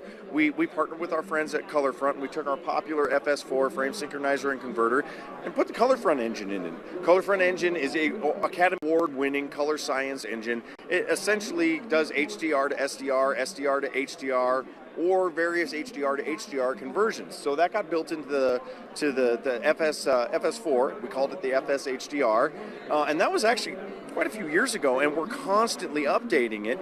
And so we've released some updates for it this year, and then we've also released some updates for kind of its little sister or little brother product, the ColorBox. ColorBox is one of the most exciting things that we've ever built, honestly, in my opinion. I've been here for a while. I've seen some cool stuff. I've seen the launch of the Key Pro. I've seen the launch of, some of our really innovative, like high frame rate replay products. ColorBox blows my mind. So what it is, it's an inline color transform box. So real-time inline color transform. So 12G SDI in, HDMI in, 12G SDI out, HDMI out, and what it'll do is allow you to inject a lookup table or various other specialized color transform modules of sort, for lack of a better term, and have a real-time effect on the color of your video. So what's in there? I mean, there's various different color pipelines. We have the AJA color pipeline, kind of a do-it-yourself, roll your own type of thing. We have the ColorFront pipeline, which is similar to what's in the FS HDR. So it's a ColorFront engine, HDR to SDR, SDR to HDR, all that. Then we also have optional BBC HLG LUTs. So this is Emmy Award-winning lookup tables from the BBC. We just updated them to version 1.7. That's in both the FS HDR and in the ColorBox. And then the newest, greatest, latest thing we have in there is the ACES color pipeline. ACES is the Academy. The Academy Awards. Everyone's heard of them, especially around here. So ACES is basically the Academy color encoding system. So what ACES actually is it's basically a set of instructions that kind of amounts to a recipe for affecting the color of your video. And this is all standardized stuff. As the ACES folks say, they've democratized color. I like that term. It really explains it well. So these recipes are these things called AMF files. AMF files contain complicated instructions, input transforms, output transforms, color transforms. All of these things are things that are applied at various stages of the process in order to maintain color continuity. And typically, I mean, there's a lot of different ways to inject these things into your workflow. Well, we've really simplified it. We have been certified by the ACES folks to be able to take these AMF files and inject them into the color box and use them to affect the color of your image. This is the first hardware device, first standalone hardware device where you can actually take these AMF files, inject them in the device, and it'll actually unpack them and apply them properly. So super excited about that. It's a big honor to be the first at anything. Then we've also partnered with our friends at PalmFort. They have LiveGrade software, awesome color grading software. And LiveGrade, we've actually got kind of a dual certification going on with ACES. So PalmFort LiveGrade is ACES certified. It'll take those AMF files, it'll unpack them, and it'll send information to the color box and allow the color box to affect the image with the ACES AMF file. So it's super exciting stuff. Big honor to have it here, and actually we won some awards for it already. So I guess everyone likes it too. Fantastic. Abe Apt at the AJA video booth. Love your products. You mentioned Kona. I love my Konas. I have a couple. Actually, we have two of the newer ones and the quads, and I had the older ones, the original ones too. Super. And some FS1s. Hey, super. I think they were FS1s, right? FS2? Oh yeah. Yeah. Well, I mean, it started with FS1. Then we have FS2 was the next one around. Yeah. We have a newer version of the FS1, the FS1X. But I mean, cool thing is all these products. I mean, we still support them. I mean, I was actually just talking to one of my customers the other day. He's got an FS1. He's like, I'm having a couple issues with the thing. The screen's being a little weird. We ran the serial number on it. It's 16 years old, and basically he needed to turn it off and turn it back on, and it was all good. Oh, that's funny. So they're pretty robust. Yeah. But speaking of Konas, we have another little update. Yeah. I'd totally love to share it with you. Sure. It's in our desktop I/O section. Yep. Let's actually move over just a little bit. Right on. Yep. We can move. We'll dodge the obstacles here. All good. Okay, so in the desktop I/O section, this is Kona World. So Yep. Kona cards, I/Os, T-taps, all this great stuff. One cool thing about all these products, they're unified under the same SDK and driver set. Okay. So when we update our software, it affects everything here. Big update just happened, and this was an update filled with customer requests. So it's our 17.1 software update. It's going to be a free download. And so anybody that uses Kona or I/O products can take advantage of this when it's available from our website pretty soon. And big update in there is our treatment of metadata. AJA has always loved to respect people's metadata. It's important stuff. It really kind of started with our handling of closed captioning. We were kind of pioneers in closed captioning conversion and closed captioning capture and handling and all that. Well, what we're doing now with 17.1, we actually fully support SCUDY 104 ad insertion data. Big customer requests, especially in the streaming world right now. I mean, everyone's videos going online, and you can't do normal ad insertion with someone sitting at a switcher just watching it. There's ad insertion markers that pop up and automatically trigger ads. So we support that with all of our boards. You have SCUDY 104 data, we're going to support that. And it'll go into your capture application, and it'll be maintained and treated properly. We also added support for the dynamic metadata for Dolby Vision. So big deal. I mean, Dolby Vision, I don't know if you've seen it or if the audience is familiar with it, is beautiful stuff. So Dolby Vision fully supported across all of our boards here that are HDR compliant. And yeah, I mean, no new real hardware here. I mean, the Kona X we announced very, very recently. It's our latest and greatest Kona card. We're pretty excited about that. It's kind of the genesis of a new generation of Kona cards. We're kind of changing the way we do things with our boards. There's the opportunity to use like streaming DMA technology. It's a real exciting thing from the folks at NVIDIA. Basically, it gives us subframe latency with a capture card, which is kind of an unheard of thing, because usually with a capture card, you got to take frames, you got to capture them into a frame buffer, do the auto circulate thing, and then parse them to the processor. This one, nope, streams all the data just directly into the system, so your latency is subframe. Our VFX guys, our virtual set guys, our live streaming folks, our live event folks, they all love this. So super excited to have this out there. And we actually have several different versions of it. One's with fans, one's without fans. We even have them certified for use in the medical imaging world. It's actually ISC 6061 certified, or 6601. It's hard to get those numbers right sometimes. Excellent. Well, that's great. Well, thank you so much. Gabe Apt at AJA Video. Love this booth. All kinds of toys I could buy and play with all day long. Thank you so much, man. Right on. Thank you for coming by. It's good seeing you. Good seeing you as well. Love taking the time to talk to you. All right, have a great show. I'll see you 2025. Right on. See you next year. And hi there. I am back, and I am here with the amazing Nina Walsh from AWS. Nina, it's so great to see you. Nice to see you too. Thank you for coming by. It's great to be here. It's great to see you. Nina and I always connect at these events, and it's just always so fun to catch up. Our biannual catch-up, IBC, NAB. So, Nina, can you tell me what AWS is up to at the show? Plenty, as you can see. We're really trying to showcase that art of the real. We've got moved past art of the possible. We're showing the art of the real, and that's in particular when it's around newsrooms in the cloud. We've got our production stage out the front. We've got our production room here. So we're showing live, cutting out all doubts that it is entirely possible to make your news programs in the cloud. We're doing it right here. That's fantastic. And, you know, I can't help but notice anytime I'm walking around the floor, I'll see partnered with AWS, partnered with AWS. Yes.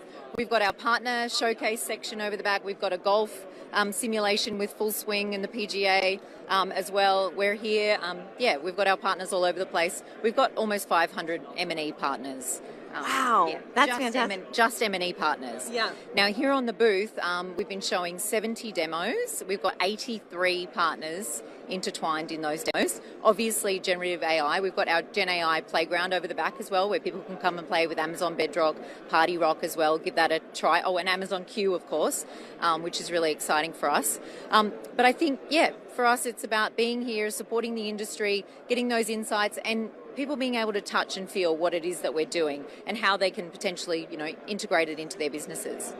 Can you talk a little bit about one of your favorite Gen AI products that AWS is doing right now? Because I think that is just such the buzzword right now is Gen AI. And so I would just love to know, what is one of your favorites that you're showcasing right now on the booth? Okay, so for me, admin, not my favorite task. For those that don't know, I've come from the visual effects and animation background, so I love being creative. So for me, admin, it's part of life, but ideally, I would like to minimize that. So using Amazon Q, bringing that into our workloads, I can start to try to, get some things off my plate, get some processes in place that can handle that a little better than I can necessarily. So, like what are you getting off your plate? Because of course, I would love to use that as well. So we've got a writing culture here. So always trying to figure out how can we improve our writing processes and how can we speed up that process. So for me, I think it's about putting ideas out there. When I'm going to write a doc, for an example, putting some ideas out there, getting some feedback that I can then integrate when I'm actually writing it as a human. Yeah. But getting those insights that can help me move a little bit faster and iterate a little bit quicker. Yeah.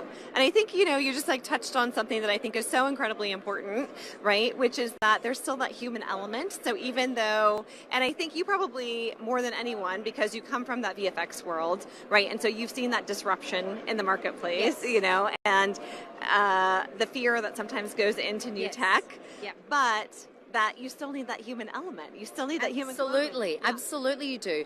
And that's the thing with generative AI. I really think it's about helping us free up some of those tasks that really do bog us down and really help us to bring that human creativity. As you said, I come from the industry, but also conversations I've been having all week, this week, has been around, okay, how can we speed up? How can we, increase that time to getting the visual itself and then being able to have that human lens on it and make sure that it, it has the look and the feel that we really want. Yeah. I was going to say something, but I can't remember now. But I think it was around roles as well. Roles changing within the industry. We as an industry love to disrupt ourselves. This is just a whole nother level of disruption. But we just have to go with it, right? It's part of our industry. M&E in particular, we're always doing that from a technology perspective to increase the creative aspect. So, I'm excited for it. Honestly, it's exciting. I was talking to someone yesterday, and they were saying that the way that they have been successful in their business for over 20 years, and this was Rebecca from Telos Alliance, is she was saying, we just always disrupt ourselves. And that's why we have stayed in business, is because we disrupt ourselves, because we want to challenge ourselves. Yes. And I think that's so true. It is. And I think the jobs that we have today, we're not going to have in 5-10 years, but there'll be new awesome jobs that we haven't even thought up yet. So I think being able to be adaptable and evolve, use the technology to improve our ability to create is really what we should be doing. Yeah, that's so great. Well, Nina, it was so wonderful catching up. Yes, likewise. Thank you. I mean, it's always so fun to chat, and we could keep going. We could absolutely keep going. So thank you for that conversation. Hello and welcome to NAB Show Live. I'm Tess Protester with the Stream Geeks. I'm here in South Hall Lower at Dell Technologies booth. This year they're partnering with NVIDIA, and I'm with Guillaume, the product line manager here. Hi, Guillaume. Hi, Tess. It's nice to meet you. How's NAB been for you? It's been fantastic. Lots of people, nice crowd, always nice to be here. So what is the latest innovation that NVIDIA is bringing to NAB? So we're showing two things mostly on the booth with Dell. The first one is Holoscan for Media. Holoscan for Media is a software platform to help software vendor develop and deploy the application on AI-ready infrastructure and on-the-shelf hardware. So the idea is you can develop an application and deploy it on a Dell server instead of relying on appliances that were used in the past in the broadcast industry. On the same centralized Dell server, you can run multiple applications from multiple vendors. So what we show here is, for example, application coming from Red Digital Cinema, Lawo, Telestream, Beamar, Sony, Comprimato, and Pebble. They all run on the same servers. It's a set of 3 Dell servers, and they can be deployed at will by the end user. That's the goal, that the end user decide how to repurpose the hardware and decide how much transcoding he wants to do and how much AI he wants to do. It's the exact same infrastructure that's being used to train large language model. That's very interesting. And how is that being received by the customers that have stopped by your booth here? Very well. I mean, they've been looking for a solution to run on-the-shelf hardware for so long, and they need a solution as well to basically be able to burst to the cloud or deploy on the edge. This infrastructure will allow this.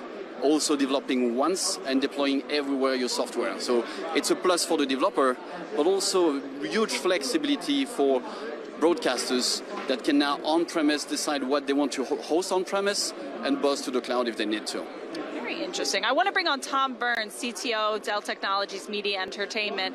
Tom, how are you doing today? Very well, Tess. Thanks. How are you? I'm doing very well. It seems like it's been a great show for you guys. Really busy. Lots of interesting announcements from us and our partners. Okay, can you tell me a little bit about those announcements? On the infrastructure side of Dell, which is storage and servers and networking, we've introduced new node types that have doubled the read performance for our very high performance scale-out NAS called PowerScale. And so when you're using the NVIDIA Holoscan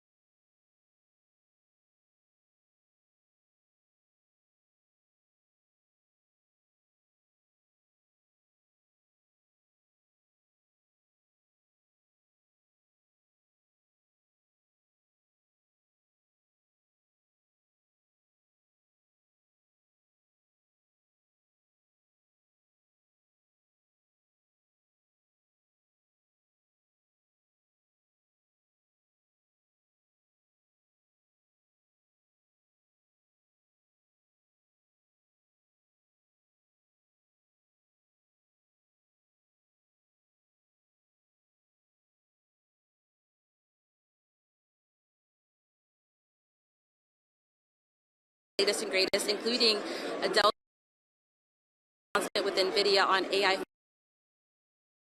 So definitely check it out.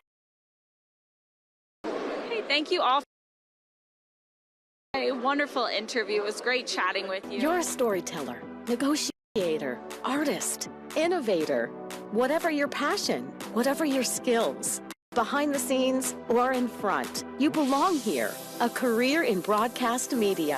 Local radio and TV stations in every town and city need someone like you. So do what you love and bring your talent to life. Make a difference in your community. Your passion, your skills, your career. You belong here. Hello and welcome to Broadcast Beat Studios. I'm Ryan Salazar, the founder, here to give you a special behind-the-scenes tour of our facility. Let's go. Welcome to Control Room A. Of course, we have everything you'd expect in a master control room.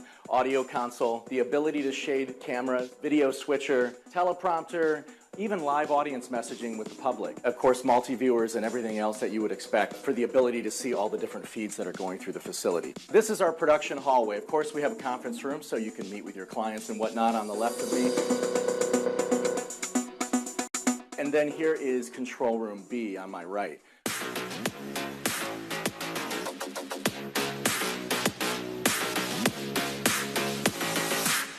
And yet another control room over here.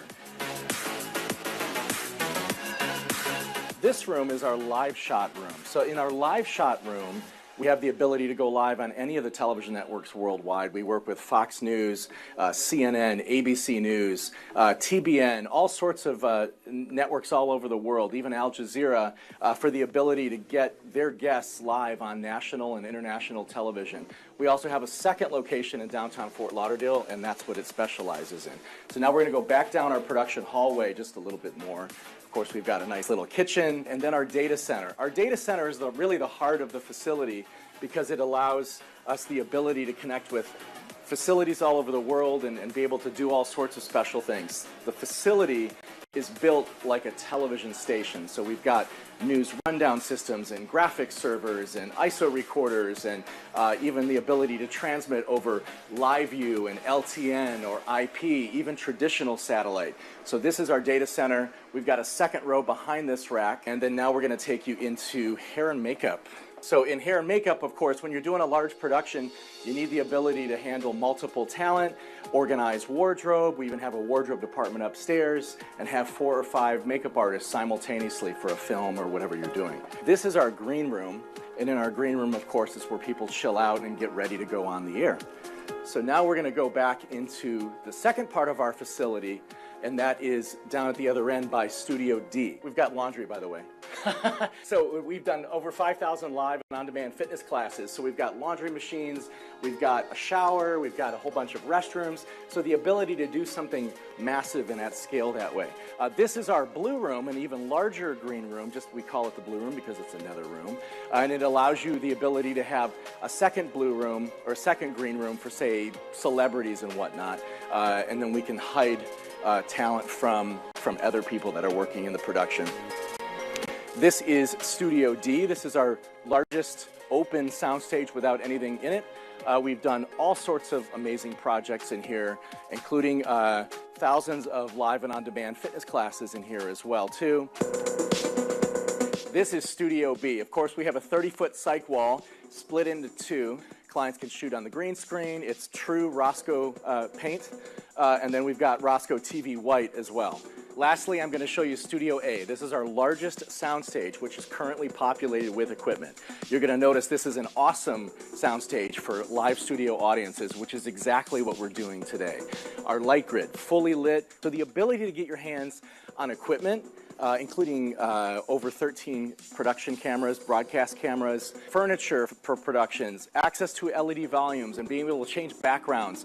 All that stuff, we're able to turn productions up almost literally overnight. So if you're interested, give us a call, 754-238-3200. That's 754-238-3200, or visit us online at broadcastbeatstudios.com. Hi everyone, welcome back to NAB Show Live. We're back at the Creator Lab, and I have to say, this is my last interview for me personally for the entirety of NAB Show Live, and who better to end than one of my friends, an amazing creator. He does magic. Sean does magic. How are you? Welcome to the show. Thank you so much. I'm glad you saved the best for last. I appreciate it. Nothing towards anybody else, but I will take that spot. I also say it because I heard you just had a birthday, so I just wanted to say for the world and on camera, happy birthday. Thank you. I really appreciate it. I turned 22 years old. Me and my dad shared the same birthday, so I flew over to my hometown and we went straight from there to here. So this is your first time at NAB show. Yeah, first time, and it's insane. It's crazy. There's so many different panels, so many different exhibits. I've been walking around here just like learning so much and meeting a bunch of people. It's really cool. Yeah, so what panel, you're about to speak, we got you right before you go on, so we're honored, King. Thank you very much. But what is your panel going to be about? Yeah, we're talking about the importance and, about creator and manager partnerships. As soon as you start to build an audience and you need to start asking other people for help, start managing the business side and whatnot and help you with your brand deals and anything that a manager should do, just the importance of that and like how to find a good manager and what that manager should be doing for you. I love that because when you're talking about building an audience, when to get a manager, by the way, follow Sean Does Magic on Instagram. He has 1 million followers. He's a magician, so not only does he do incredible magic for a lot of people, a lot of celebrities, a lot of fans, but it's like you're a content creator, so you've been able to blend that world of content creation and magic. So, I mean, what kicked it off for you? Like, what was the spark that made you go, I'm going all in on magic and content creation? Yeah, I mean, I've been doing content creating since I was 9 years old. I remember 2012, I had a really old camcorder that my dad had, and I was watching a bunch of Minecraft YouTubers out of anything, and it was weird at the time to want to be a YouTuber, but I was that kid that wanted to film himself, make short films, and I was posting videos since I was 9 years old, and then, since I was 9, I haven't missed a month of posting. Wow. And so, like, do you ever feel like on the grind? Because, I think maybe right now, because you're young, you have the energy for it, but how do you keep going without feeling like you're burning out? Man, I got to be honest with you. If there wasn't like obviously being a YouTuber and having this job is the best job in the world and it's lots of great opportunities, but if there wasn't as big of an opportunity doing this, I would still be doing this today. And I think that's the big thing is I genuinely love creating content every day. I genuinely love coming up with ideas and seeing it succeed. So not only are you a magician, but you have built a massive following, but it's like, I feel like in this generation where everybody wants to be a content creator, first and foremost, community always, right? Yeah, 100%. I mean, I think that's the biggest thing. You want to be able to find, anybody can take a video and maybe accidentally go viral. I'm sure a lot of people at home might know a friend that maybe once posted a TikTok, get 1 million views, but it's really at the end of the day when you build that community and people that truly love you for you, is where you can start monetizing and, making this your full-time career. Yeah, so when did since you started, how soon did you feel like this could be a full-time career? I posted my first YouTube video March of 2012, and after 4 years, I grew 900 subscribers. And that was, we couldn't even crack 1,000 in the first 4 years. But, it's when I really just devoted. I knew I wanted to be a content creator. I started to focus less on my academics, which, it depends on what you want to do. But like, I really dove into the world of I want to be a content creator. And I was always doing, things outside of just, school and sports. I was auditioning for like TV shows such as America's Got Talent. And when I got rejected actually 4 times from the producers of America's Got Talent. And it was that I was like, okay, I know I'm talented. I know I got charisma. I'm going to just double down on myself. And I spent all of my years in high school just working. So I took that 900 subscribers from the beginning of high school. And by the time I graduated, I had 12 million on TikTok and then like a few million on YouTube. And so it was really just those 4 years of high school that really was like my turning point. Wow, I realized I've been highlighting the wrong number. I'm like 1 million on Instagram. Sorry, 12 million on TikTok. It is so wild. Well, I'm so excited because I hear that you got a little magic trick for our audience watching on nabshow.com. All right, I'll hold the mic and I will let you go. For sure. Deck of cards, you know how a deck of cards works, right? Different numbers, letters. Anyone at home can see that there's a bunch of different cards here. Do you have a favorite card in the deck of cards? Like out of all, you can see it's a fully new, brand new deck of cards. Out of all the cards in here, which one's your favorite? Do I have to say it out loud? Go ahead, yeah. I like to say Ace Diamonds. Ace of Diamonds, that's a popular one. I like the Ace of Spades. Jokers are really popular. Queen, but you like the Ace of Diamonds. That's very interesting. Any reason that you like the Ace of Diamonds?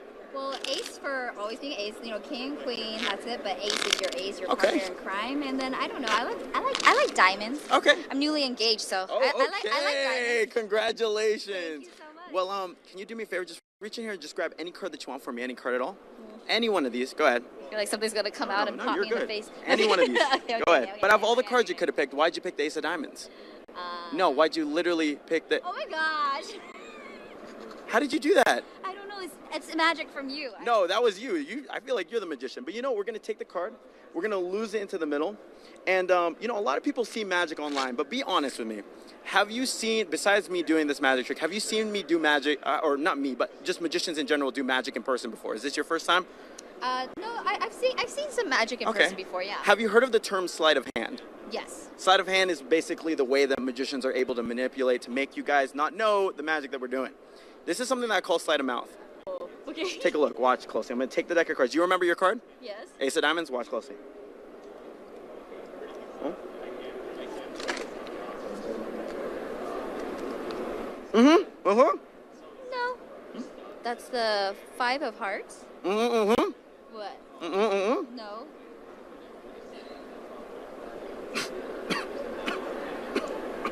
I'm like, oh, stop it!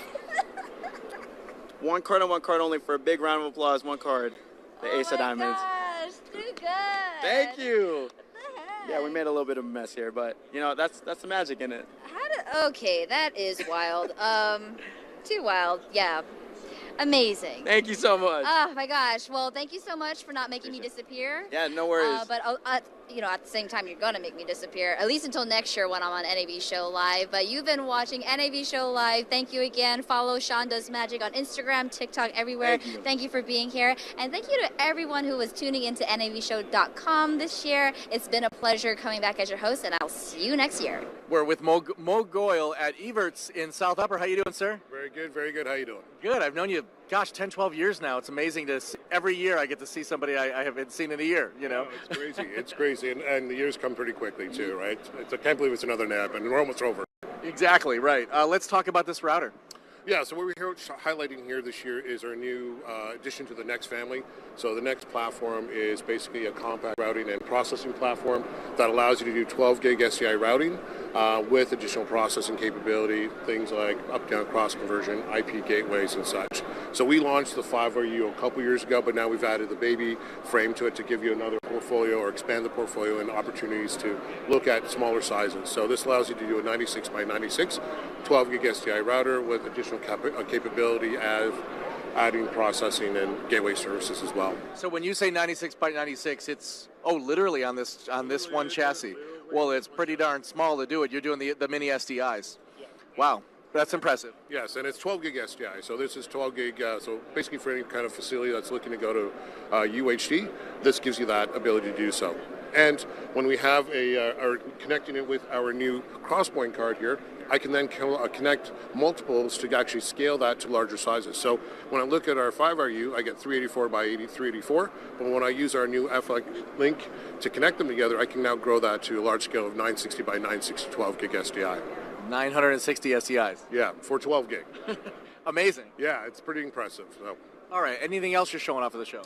We got a lot of new technology here. We're excited about it. We've got a lot of highlights with our Bravo Studio in terms of how we're expanding our live production, tying that with our Bravo Studio or Vista Bravo from the studio side of things. So really creating a real complete live production environment so that you can create content, tell stories more efficiently and more compelling. Highlighting some of the additional co-pilots we've added, so the ability to add and create automatic highlight factory or highlights with large language modeling has been really impressed and very much excited a lot of our customers.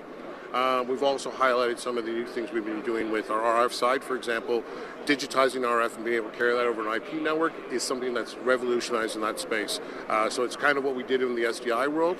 By moving to IP, we're now doing that in the RF space. Excellent. Mo Goyle at Everts here at South Upper. Thank you so much, and have a great rest of your show. Thank you very much. One day left. One more day. Just one more day. And I am here with Geetanjali from Magnify, and it's so nice to see you. Always good to see you, Erin Rose. Always a pleasure. So can you please tell everybody a little bit about what Magnify does? So Magnify is a young company, a young startup that is creating highlights out of live content using AI and ML. So basically we tag, we clip, we give you bite-sized assets. Then you personalize them, you brand them, you can make fun creatives, intuitive video editors, and then push them out on the media that you want. So it's real time, it's automated, and while the play is happening. So the key moments, as we say, so the best of the goal, or if you want a wicket in cricket, it all happens in real time in seconds. That's fantastic. And so are you do you set things up ahead of time, or how do you kind of lay out those parameters? So it's a cloud-based, it's a SaaS, so it's a simple dashboard. You do not necessarily need API integrations. You do not necessarily need hardware. We don't need data feed as well. We can work with data feed, but we just as easily work with an RTMP or an HLS file. The machines have been trained. We do almost 40 plus sports now. So they've been trained for various aspects in terms of movement, faces, action, logo detection. So it's a pretty simple plug and play, and the machines then do the magic. Wow, that's so cool. And so 40 sports that you've trained on. And are you finding, were there sports that were harder than others to train on that you can talk about? Interestingly, last year, I know, and I'm not even a tech person because I write, I keep hearing about it. Apparently, we did a POC on Robo Wars. And I'm trying to figure out how they would have done that. Must have been crazy. We've also recently, one of the few companies which actually do futsal, which is again an interesting sport. And somebody told me recently that somebody spoke to them about poker. Now, I, for the life of me, don't know how, but somebody will do some magic somewhere and it'll work. Well, they're in the right place, obviously. I know, Vegas, right? Where else can you talk about it? So yes, it's slow progress, and of course you need experts, humans, which teach the machines, because it is about pattern recognition, it's about repeat play, but we also need experts of the game, because there are so many rules, and obviously we do cricket really well. We know cricket really well. We love the game. So yes, but 40 plus and growing, and we keep adding new sports, or at least aspects of a new sport. And I love that we're doing a lot of women in sports. So while we do the IPL, which of course is the biggest cricket franchisee, we're also doing the women professional league, which is the WPL in cricket. So it's fun. And are you mapping that differently based on gender? Not necessarily, but see, facial recognition, I guess, would need a little bit more training. Otherwise, it is about jersey numbers or play, and the ball tracking, that stays common. Yeah. But contact sports requires a little different training. Like, I don't know if you've heard of the sport called kabaddi. Yes. Or you have? Yes. So it's like tag. Now, again, there is no ball. There is no other instrument or device that you're playing with. It is literally contact sport. So for that, yes, you do need a lot of the jersey numbers and the way the faces are, the movements. So, it's not 100% perfection then. Yeah. So that kind of layering happens depending on the sport. Are you training on audio also, or mainly just movements? No, there is acoustic recognition in the sense, how because you also have to understand the feed is from different camera angles, right? Yeah. But the machines have been trained that if there is a roar in the crowd, they know to spot it. So to give you an example, there was a client where we were watching, it was cricket again, a dog came onto the field. Now, there was no way that but the way the crowd reacted, they clipped it and it actually became viral, because it was just such a fun thing to do. So yes, it does respond to those kind of cues. Yeah. And I know, I'm not 100% sure of where we are, but I know we are working at entertainment, which will be cues of like laughter, crying, sneezing, those little things. So yes, they will come into play eventually. They have to. Yeah. I kind of really hope that you do something around like the puppy bowl. I don't know if you're familiar with the puppy bowl that we have here. I need to go look this up. It's when they do the Super Bowl, they also do a puppy bowl. Yes, I know. It's the cutest, right? I know, right? You never know. Animals. Actually, we have somebody who is talking to us about the rodeo. Oh, it'll be fun. Yeah. I am curious to see how that pans out too. So very cool. Yeah. So are you doing things besides sports? I mean, you spoke about poker, which I wouldn't normally think of as a sport, but I mean, it's a game that people play. Yeah. So. No, so like I said, we are evolving a bit into entertainment. We are trying to look at news, but those are still spaces that the company is still growing into, looking into. But within sports also, there is so much more than just the live action, right? There's so much of off-field, like when the season's over, and now especially if you look at the college, there is the NIL, and these young players and young athletes need this platform. So while yes, sport remains the base, but the avenues are so much more different. And now this year, in fact, at the NAB, we've brought in it's a graphic platform, which it's a bottable design as a service, as a solution kind of a platform where we get you to trigger reactions to the clip that you've got, so where to place the logo better rather than you trying to think of it. Thumbnails, automated thumbnail creations. But so it can go beyond sport because you can get into merchandising, you can get into a whole bunch of things, and it's also about community building. Like we work with this client in Vietnam, and it's a very small Vietnam Basketball Association. Their whole focus of playing basketball in Vietnam is to encourage a healthier lifestyle and a community built in Vietnam. You know, the youth. And so we help them with social platform placements. So that's not something we would otherwise do, but we sort of do it with them and build it up. So yeah, sports, but you know how the sports industry now is. It just doesn't end there. Like ex-sports players are doing so much to promote new talent. So we don't do it, but guessing technology like this can easily help with, finding new ways. Like we work with this super sports school. It encourages youth talent at school levels in Africa. Oh, wow. So again, it's sport, but it's a little more than that. You know what I mean? Yeah. So like that. Well, that's cool. Well, it's also that you're kind of enabling you're enabling more people to see this, and you're enabling just so much more content to get out there. And absolutely. Also, you know how it is. The generation now, they don't have the time and the patience to sit through a whole, like a television. Yeah. I mean, while it is fun, but you want it on the go, you want it on different devices, you want it available all the time. And it has become what it has become. It is about those few seconds. You miss it, you've lost out. Yeah. And somebody, I don't know if you saw the research where they said attention spans are lesser than a goldfish. Yeah. So I guess that's... I think it's 7 seconds. I just saw this recently where I think it used to be about 2.5 minutes. And that was, 15 years ago or something. And now it's like 7 seconds. I guess so. Yeah. Now you're fighting for seconds now. Yeah. So imagine the pressure there. So it's it's amazing you guys do so much with content and now they're slicing and everything. So that's what you are now making it available. And for instance, so many countries are now making live matches of popular sports free so that more people can watch it, because there are other channels of making money. You know, that typical selling tickets, filling up a stadium, that format doesn't work anymore. So, I live in a time zone where there's no way I can watch a live match being played in certain parts of the world. That's what I do. I watch highlights. Yeah. Well, I think, and what you're touching on too, I think is so important because, as we look at broadcast streams, we're also looking at content creators. And so the shorter clips, to your point of the shorter clips, is that all of these worlds are really converging with each other, and you have to serve that content everywhere and however people want it. So, well, thank you so much. Thank you so much for just chatting a little bit, because I think what you're doing right now with Magnify is just so interesting and so relevant to where the industry is going with broadcast. So it was just such a pleasure to talk with you. Always a pleasure to meet you, Erin Rose, and thank you so much for taking out the time. I know how crazy this show gets, and I don't even know how many footsteps you've clocked in today. But thank you so much. Anytime. This is Nikki-san. We're over here in Central Hall. We just talked to Nikon, and now, of course, what's a camera without something to protect that precious gear? So I'm here with the VP of Marketing, James of Nomatic. How are you? I'm doing fantastic. How are you? I'm fantastic as well. It's opening day. I mean, how many NAB shows have you been here? This is only our second one.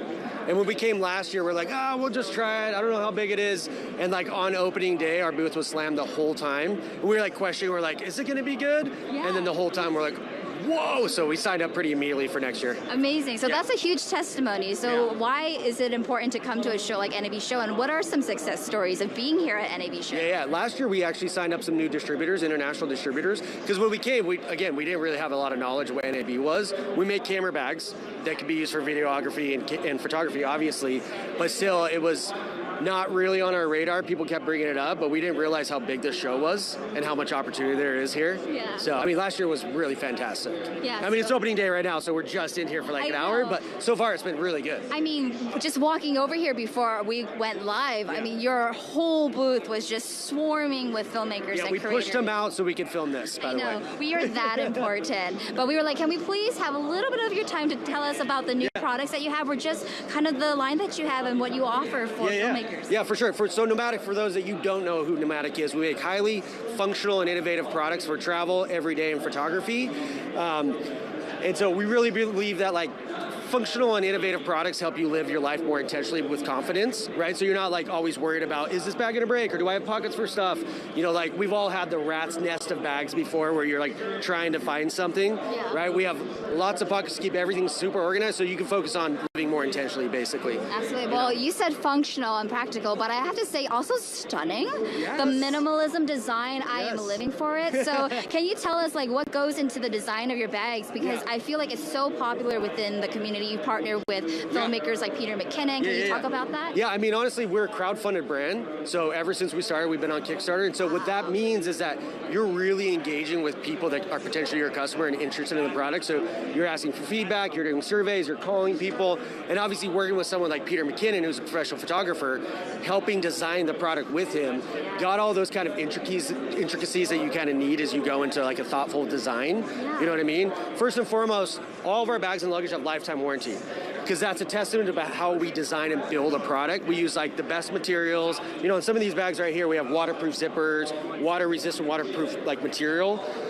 Not necessarily ready to go scuba diving in, but you can take it in the shower, you know? See, but I like that transparency, that openness. So in working with filmmakers and photographers like Peter McKinnon, what has been the thing that, oh, this is what the bag industry needs to get right in order to work with filmmakers? Because I imagine walking the show floor, there's so many bags out there, right? But in addressing an actual need of a photographer and filmmaker, what is the most surprising thing that you found that you need? Well, I mean, it's kind of different between what you're trying to create. So for the first bag we made, what Peter really wanted is like, dude, I got to go on photo shoots, and they're like 2 days long.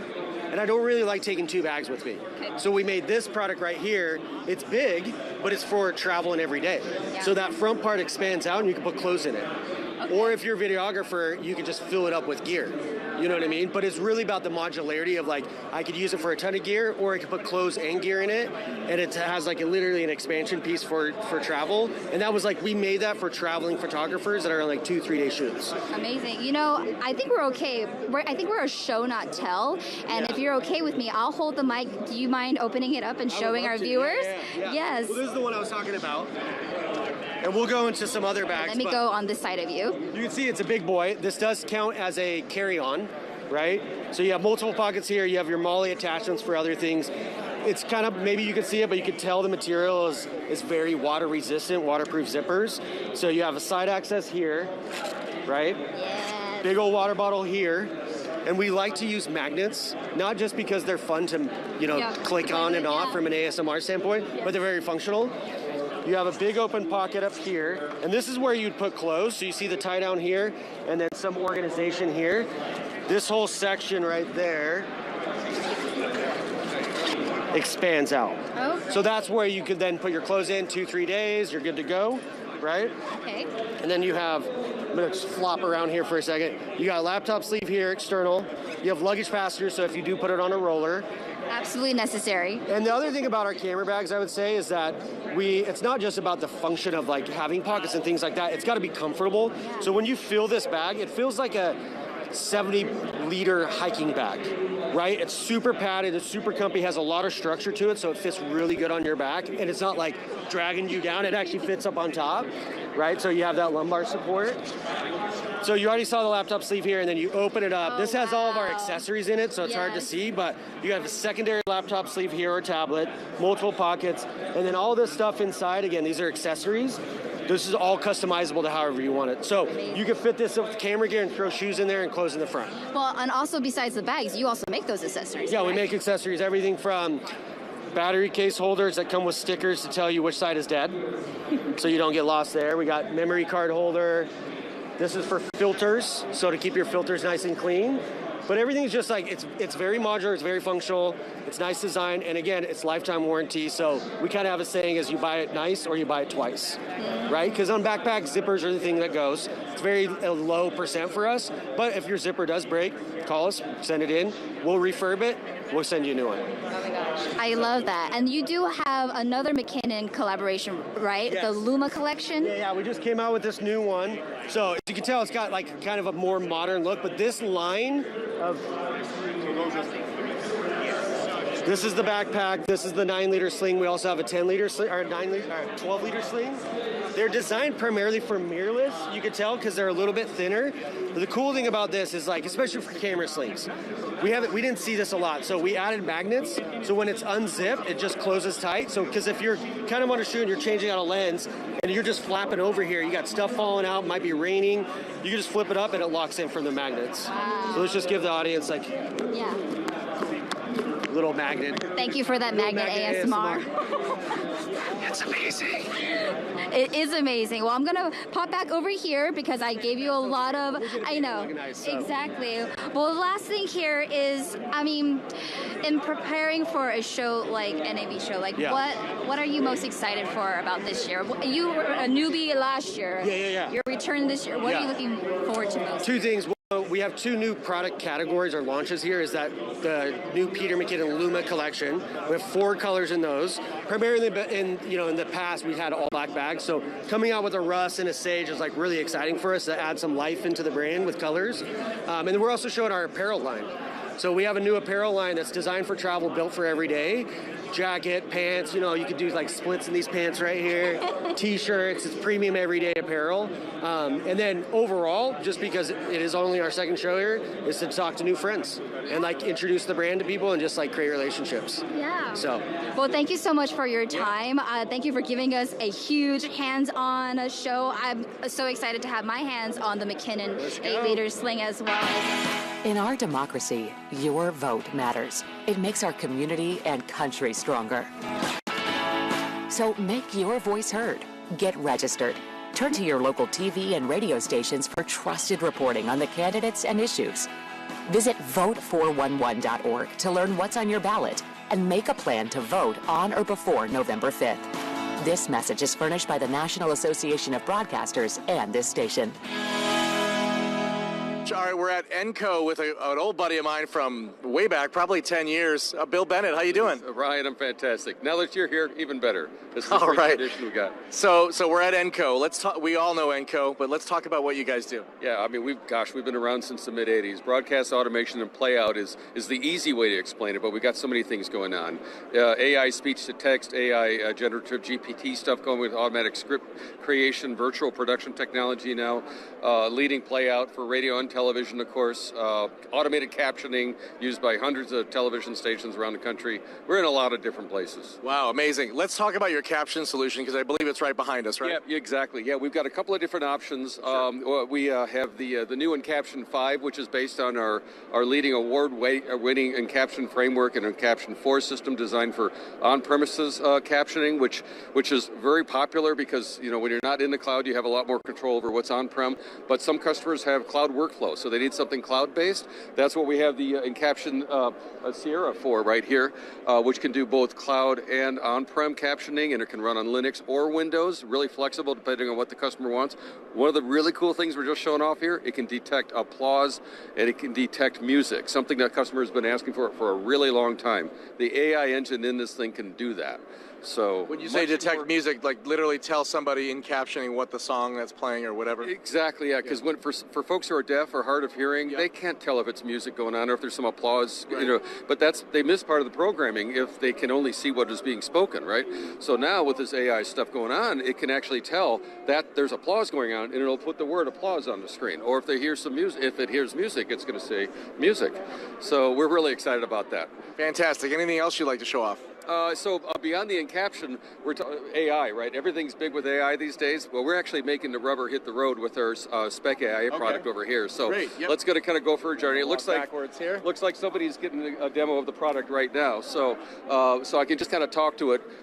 This is a web-based appliance that we in Benstown. So this is a really neat thing that we'll be doing from a joint venture standpoint. Feel free to get closer over there if you like. Yep. Cool. Yeah, we just kind of there we go. And we call it Spec AI. And so here's the thing. In radio, let's say you've got an advertiser or an underwriter that wants to hear a few different voiceover examples, maybe different background beds, music beds, stuff like that. It could take a long time. Do you have enough production staff to do it? Budget's always thin. Staff are always thin. With this, you can actually type in some of the key parameters that you need, maybe an auto, a showroom or a, car dealer or something like that. Put their name in it, and then it sends it off to our generative GPT service that then comes back with, if you give it, tell it 15 seconds, 30 seconds, 60 seconds, it'll come back, give you all the copy for that. 3 versions. You can edit those all you want, and then tell it what voice you want. We've got about 12 different male and female voices, over a dozen of each, that you can then have it voice into a real synthetic voice. Turns that into and then you choose the music, by the way. Don't forget that. Then you mix the two together, and you've got your music bed with the voiceover and the voice alone that you can actually go to air with, or just email to customers and say, here's 15 of them. Which one do you want to go with? Right, so you're literally whipping up spots for your clients. In seconds, yes, exactly. And web-based, you can do this from anywhere. I guess you could do sweepers and stingers with station liners and the whole 9 yards. Oh, yeah, and by the way, great point. Related to that, our DAD playout system, digital delivery, and that's this thing that we've been building out and growing over decades. So it's very popular. We've got a integration of what we call AI track in there now. So the AI running in our DAD system, we'll see let's say there's you have some artist information, like the artist and the title coming up. We send that information to our generative service and come back with a little bit of more data, like 15 or 20 words, that kind of romance what that song is coming up. The song starts, or maybe there's a trailer going into the song, it automatically generates the voice for that and inserts it right in the playlist, or on top of the music if it starts without any singing or something, right? And the air it goes. And that's great at 3 in the morning, 4 in the morning shows, where you don't have a host that can really do that manually. The AI can do it for you. You still have mom?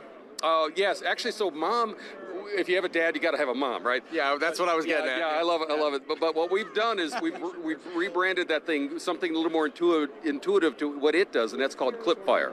Oh, we have Clipfire. So mom has become Clipfire. Yeah, you do. Great. Yeah, channel to box. There's several different channels of video you can play and record at the same time. With transcodes on the fly, it's a powerful machine. Right. So at the studio, at Broadcast Beat Studios, we have the DAD system. It's a radio automation system they call it DAD, digital audio delivery. Yep. And then mom was media something manager, I think. Right, and now it's called Clipfire. So that's the video side of it. And by the way, you can make them talk to each other if I remember right. Mom and dad, right? But it has a argumentative filter, so they never argue. So I was just going to say it's all about communication with the two parents. I'm totally making that up. Speaking of video, we got something really cool to show you over there. Let's go that way. So we're going to walk one more way, or one more direction. Walking back. All right, we're walking and we're talking, right? All right. So we were showing this last year, right? In fact, shall we just go up on, hang out onto some green screen? Careful not to trip on this. But last year we were debuting this. This is the Camira video production system, a company that we're in business with and partnered with. This is an exciting thing for Enco to be building out with the Camira team. We work on building what this thing can do together. And we were showing this last year. Now it's much more interesting. It's more advanced. If you've seen video virtual production done for the movies, like Mandalorian. Everyone talks about all these great film releases. Oh, real quick, LeVar, feel free to show that monitor and what's behind you, so while he's talking, everybody can see what he's illustrating. And then we. Oh, wait, no, okay, yeah. So yeah, we get it. Yeah, it's what you're looking at, traps between so that it gives you a little more creative opportunity when you create those mats. Sure. But it's based on what's called the Unreal Engine, and a lot of people have heard about that. That's the big Hollywood virtual production engine, right? We've harnessed that to use for broadcast workflows. You can bring in multiple live streams or video playback streams, all kinds of three-dimensional graphics. If you look up there, there's a sensor. So if we want to get that, right there. Oh, yeah, there's actually 2 of them. That one is for the augmented reality set, and this one right above us is for the set that we're on. And what makes that sensor? It's called a Z sensor, Z-E-D. Okay, got Yep. it. Okay. And what's cool about that is it can tell where we are in 3D space. It can have a table in front of us, a fake table, but we can be behind it. If you recall last year, actually, I think we had a table in front of us with captions on it. And then we walk in front of it, it knows we're in front of it, and now we have it behind us. Got it. Imagine doing that with real graphics and video flows and other pieces of virtual furniture. We can even insert people from other locations as if they're in a chair next to you on this set. So you literally have floating graphics. Absolutely. And the three-dimensional space. Right, it's all dimensional, something's in front of you and behind you. It's amazing. Yeah, and literally you could be right here in this chair next to me. You look like you're next to me, but you could be anywhere else in the world with this stuff. So very exciting. Awesome. All right. At the Enco booth, West Hall, Bill Bennett, guy that's no stranger to NAB show. Thank you so much. It's great seeing you. 10 years now, 12 years we know each other. It's all about that at NAB. Welcome back to the 2024 NAB show live stream. I am Paul with the Stream Geeks, and I'm here at the Zero Density booth. We just got an incredible live presentation of your XR, augmented reality, green screen technology. Tell me a little bit about what you're showing today, Ralph. Well, we are trying to show our integrated solutions. So we started in 2016 here at NAB with the first Unreal-based render engine. And we have evolved over those years into an end-to-end solution provider for broadcast graphics, so virtual studio, real-time motion graphics. And what we are showing here today is like the combination of basically everything. Yeah. I was so impressed. I just got a chance to take a look at this. I mean, we're talking about a plastic water bottle looking perfect, bubbles. I mean, how do you do it? Well, actually, that was there from the beginning. So I think people know us from the water bottle because the keyer that we have is still the best keyer in the market. So it's an image-based keyer that uses the tracking data to actually create the best key available. So we can key through transparent objects. We can keep all the details in. Even a single hair is visible in the presentation, as you have seen. So that is one unique feature, but we have many. One being the XR setup that you see behind us, and also at the planar booth. So we are able to make that work on basically any shape of LED available for cinema and broadcast. Wow.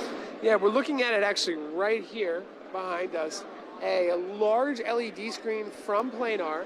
Yeah. And you were able to build a virtual world around the XR experience. So tell me how your customers are using that. Well, I think that setup is specifically meant for broadcasters because in cinema that would not make sense. So broadcasters use it to create like a completely virtual environment to do storytelling. So for sports, news, explainers, like you see in the background now. So that's the main purpose, and you can combine that with, besides the set extension, with AR applications that are data-driven. So a lot of data is simplified and presented in an easy-to-consume way. So last question, let me ask you about your experience at NAB. Is there a memorable experience that you think back on fondly? Well, I think in general it's a little bit less crowded than normal, than we have seen last years, but the quality is really high. So we have large groups of big broadcasters coming over, and that was actually quite nice. We have the time to explain everything, so for us it has been a great show so far. Wow, well that's great. This has been a live demo at the Zero Density booth here at the 2024 NAB show.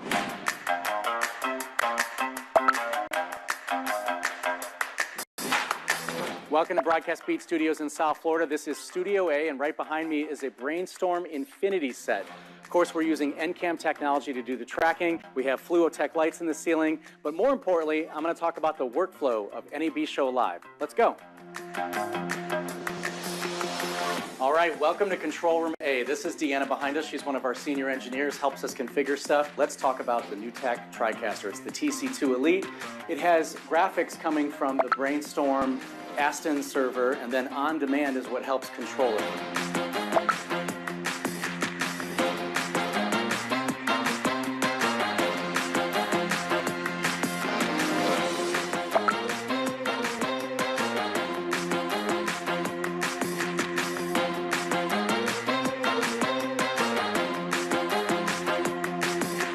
This is the Behringer Wing audio console. We've got a lot of Dante audio signals that are going through the facility, doing all kinds of fun stuff, and I'll talk about that in a little bit.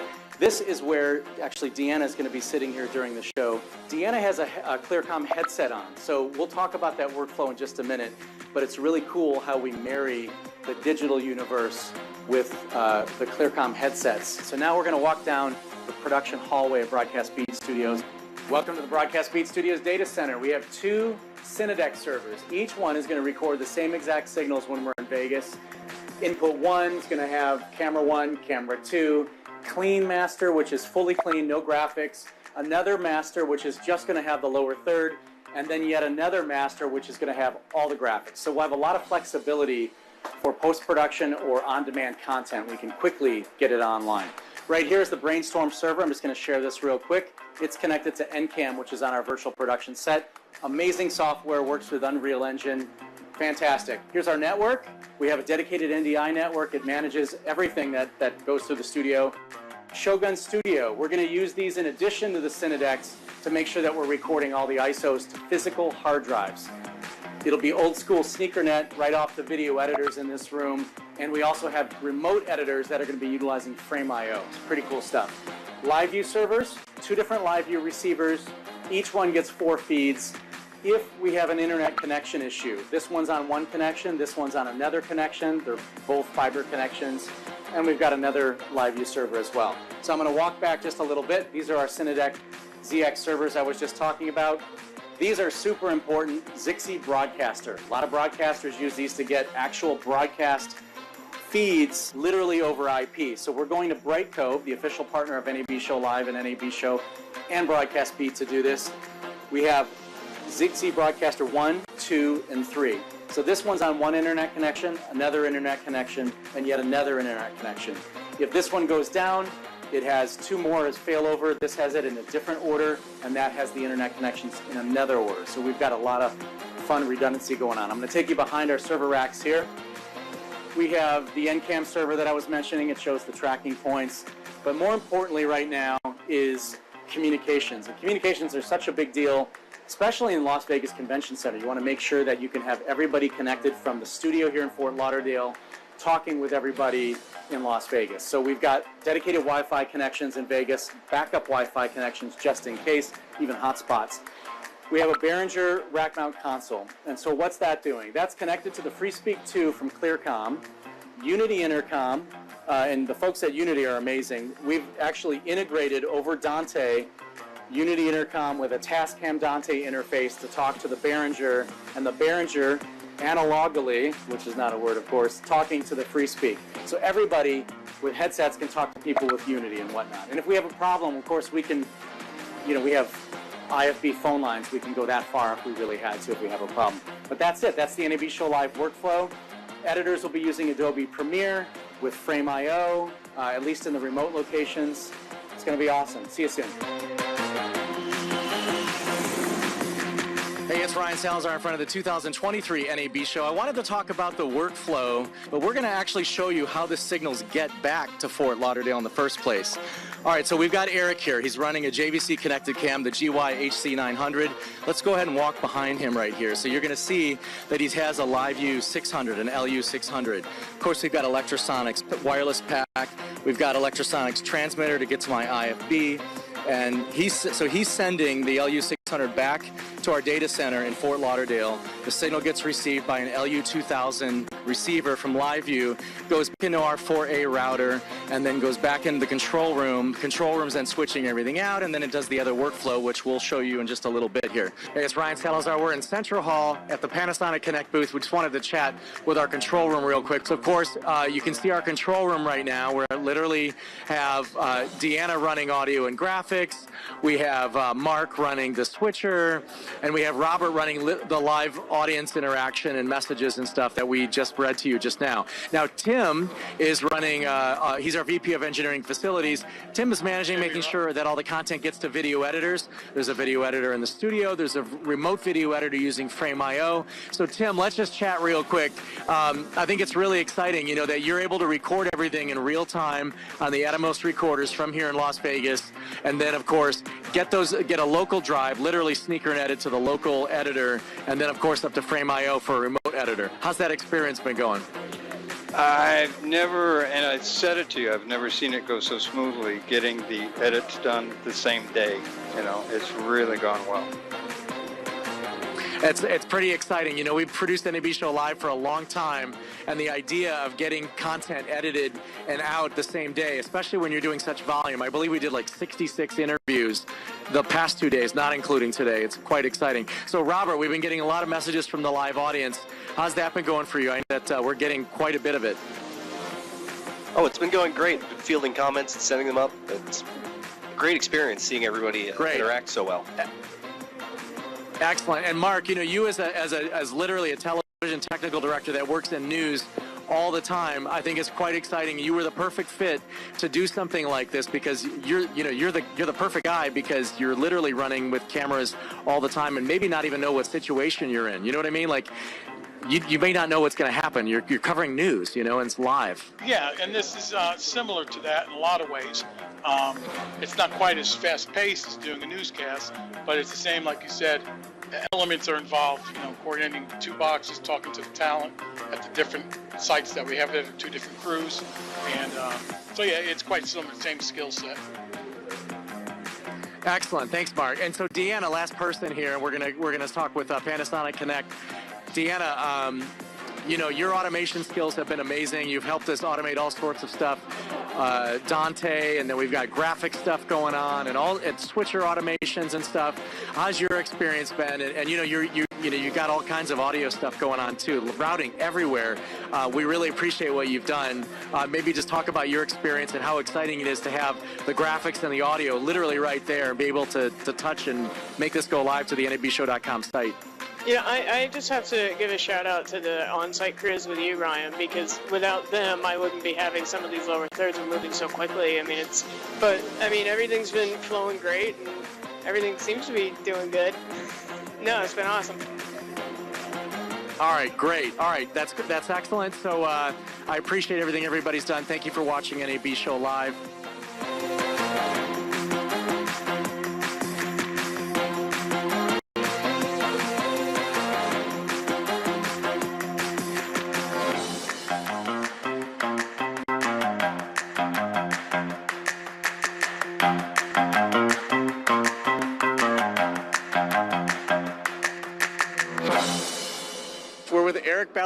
At Rohde and Schwarz. How are you, sir? I'm doing good. How about yourself? Doing great. It's always great to see you at the NAB show. We're in South Upper. Let's talk about this amazing transmitter. Absolutely. So this is our new T1 transmitter. So this is brand new design platform of transmitters. It's all native ATSC 3.0 designed for the North America market. We can do 25 kilowatts per cabinet and up to 100 kilowatts in 4 cabinets, which was typically 6 cabinets in the prior version. So that really reduces the overall carbon footprint for our customers. In addition to that, we've increased the efficiency by 15%. So we go all the way up to 50% efficiency now. And then at the show, we're actually showcasing our remote monitoring package. So this is a collaboration that we have with our cybersecurity division. We've created a hardened, secured access gateway. And then that connects to the transmitter, grabs log information, which is passed over to a Rohde and Schwarz private cloud. Our engineers are monitoring that data that comes in directly, and they're able to proactively determine if there's going to be a failure, send the information directly to the customer on their mobile phones, and then proactively ship replacement equipment if needed as well. Okay, so that's similar to SNMP monitoring? It's similar, but it's, again, secured through our cybersecurity division, and it's actually raw information that's coming from the transmitter. So it's a service you provide? It is a complete service that we're providing, yes. Wow, that's great. So if you're a station and you're buying a transmitter, it's like an all-in-one thing. Absolutely. Yeah, that's fantastic. One other item that I like to highlight at the show, and it's something that we implemented end of last year, is the BPS functionality. So this is the broadcast positioning system that's supported through the ATSC3 protocol. And our implementation is quite unique because we can send information, tip information can be sent directly to the transmitter, bypassing the need for gateways, which are currently being used in a lot of the testing that's being done. So that lowers the latency and gives instant communication directly to the transmitter. Got it. All right. Excellent. Well, Eric Balladaris here at Rohde and Schwarz in South Upper. Thank you so much. Hello and welcome to NAB Show Live. I'm Tess Protester with the Stream Geeks. I'm here in South Hall Lower at Dell Technologies booth. This year they're partnering with NVIDIA, and I'm with Guillaume, the product line manager here. Hi, Guillaume. Hi, Tess. It's nice to meet you. How's NAB been for you? It's been fantastic. Lots of people, nice crowd, always nice to be here. So what is the latest innovation that NVIDIA is bringing to NAB? So we're showing 2 things mostly on the booth with Dell. The first one is Holoscan for Media. Holoscan for Media is a software platform to help software vendor develop and deploy the application on AI-ready infrastructure and on-the-shelf hardware. So the idea is you can develop an application and deploy it on a Dell server instead of relying on appliances that were used in the past in the broadcast industry. On the same centralized Dell server, you can run multiple applications from multiple vendors. So what we show here is, for example, application coming from Red Digital Cinema, LiveU, Telestream, Beamer, Sony, Comprimato, and Pebble. They all run on the same servers. It's a set of 3 Dell servers, and they can be deployed at will by the end user. That's the goal, that the end user decide how to repurpose the hardware and decide how much transcoding he wants to do and how much AI he wants to do. It's the exact same infrastructure that's being used to train large language model. That's very interesting. And how is that being received by the customers that have stopped by your booth here? Very well. Very well. I mean, they've been looking for a solution to run on-the-shelf hardware for so long, and they need a solution as well to basically be able to burst to the cloud or deploy on the edge. This infrastructure will allow this. Also developing once and deploying everywhere your software. So it's a plus for the developer, but also huge flexibility for broadcasters that can now on-premise decide what they want to host on-premise and burst to the cloud if they need to. Very interesting. I want to bring on Tom Burns, CTO, Dell Technologies Media Entertainment. Tom, how are you doing today? Very well, Tess. Thanks. How are you? I'm doing very well. It seems like it's been a great show for you guys. Really busy. Lots of interesting announcements from us and our partners. Okay, can you tell me a little bit about those announcements? On the infrastructure side of Dell, which is storage and servers and networking, we've introduced new node types that have doubled the read performance for our very high performance scale-out NAS called PowerScale. And so when you're using the NVIDIA Holoscan for Media software-defined broadcast platform, if you want to add AI functionality to it, then you have a choice of Dell Precision workstations as well as Dell servers with Intel or AMD CPUs. And all the networking support and all of the high dynamic range displays support the full end-to-end solution from Dell. But the real reason is to make sure that when you're dealing with some of the most expensive computing real estate on the planet, the high-performance scale-out NAS is required to keep those GPUs fed. Okay, very interesting. And we have Veronica with us as well. Veronica, how are you doing today? I'm doing well. How are you doing? I'm doing great, thank you. Tell me a little bit about your experience here at NAB and Dell Technologies. Yeah, I mean, it's a great experience to see what innovative technologies are coming out, including our own, right? And so, as Tom mentioned, we have a lot of great technology here in our booth, including AI workstations. So really, they play a very critical part in how you're scaling your AI from desk side to data center, even to multi-cloud. And we're showing that with our workstations, our 5860 and our 79 precision workstation as our hero products with 4 NVIDIA GPUs. And that really helps with the acceleration and the development and deployment of AI work streams. And so our booth is really showing how we can use these live use cases and bring them into the booth so it's very relatable to our audience. And they can see the power of Dell and how they can innovate with their next workflows. And for people to learn more information about Dell Technologies and the partnership with NVIDIA, where can we go? Yeah, you can go to dell.com/AI and you can see all of the latest and greatest, including Dell's recent announcement with NVIDIA on AI Factory. So definitely check it out. It's great. Thank you all for joining me today. Wonderful interview. It was great chatting with you. Well, I'm back in Cine Central Hall. I'm in the presence of reality TV show star royalty, Derek Shao. How are you? Thank you. I'm doing great, Nikki. Thank you for having me. Now tell me, why are you here at NAB show? I'm here with actually my company, Scenery. It's a new video editor. They do AI to cut down videos to short clips, and it's fully collaborative. So, you know, most times you have to like edit a video and export it. This one, edit a video, share a link, and it goes wherever you need it to. I love it. So you're heading up growth at Scenery, correct? I am. They just brought me on to lead on growth. We'll see how long that goes. Well, hopefully it keeps growing. But speaking of which, coming from a reality show, being the winner of Amazing Race, was it, season 35? Season 34, actually. Season 34. But I'll win 35 too. Yes, so, bring them back. Possibly Bring them both back. could be true. Yeah. But I'm just talking in a sense where, in a way, when you're a public figure now, right? Like a super big you celebrity. kind of start becoming like an influencer, and then you kind of start needing to make content all of a sudden. It's can you tell me tough. that? You know, I can't even walk outside my house without someone recognizing me, wanting my autograph. Yeah, so, I used to work in tech, and I was like a software engineer, and I do this reality show, and it completely changed the direction of my life. I quit my job, I became a content creator. So I was a content creator for 2 years, editing videos, shooting, traveling, you know the lifestyle. I think. Yeah. And it was great. And I feel like now I'm NAB and I'm seeing so many new things. I'm like, wow, I wish I had that 2 years ago. Absolutely. So coming to a show like this, you're seeing all the tech, all the technology, the software, the hardware. What are you most excited to see here?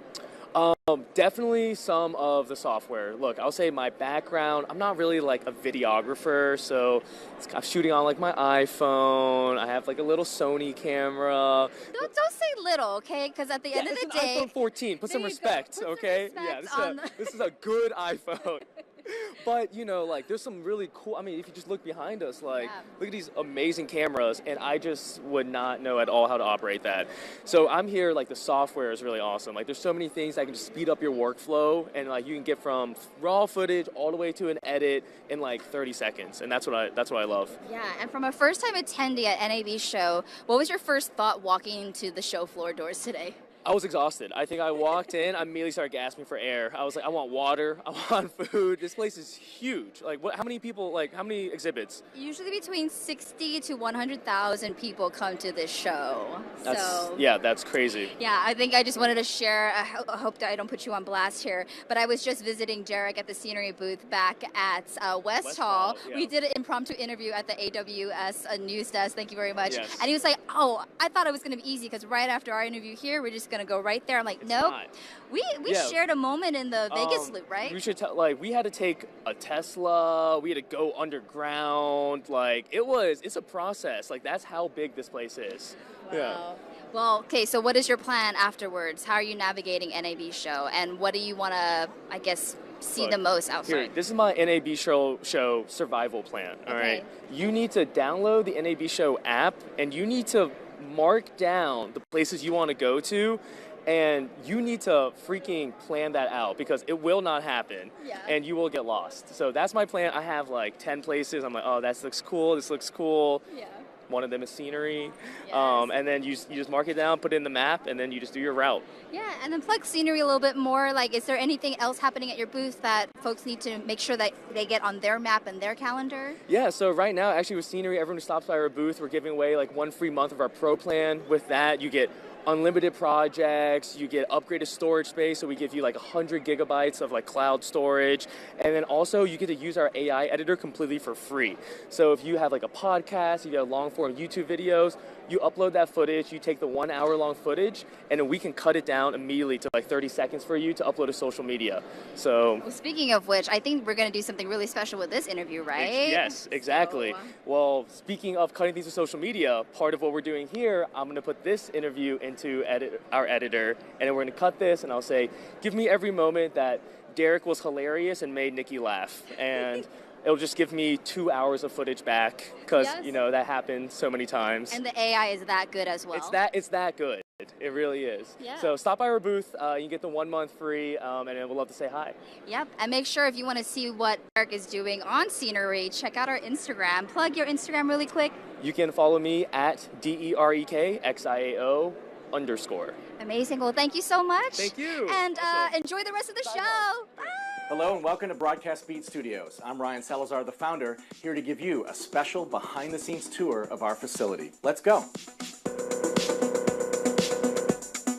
Welcome to Control Room A. Of course, we have everything you'd expect in a master control room. Audio console, the ability to shade camera, video switcher, teleprompter, even live audience messaging with the public. Of course, multi-viewers and everything else that you would expect for the ability to see all the different feeds that are going through the facility. This is our production hallway. Of course, we have a conference room so you can meet with your clients and whatnot on the left of me.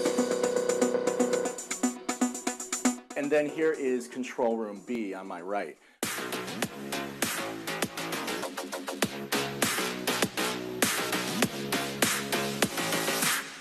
And yet another control room over here.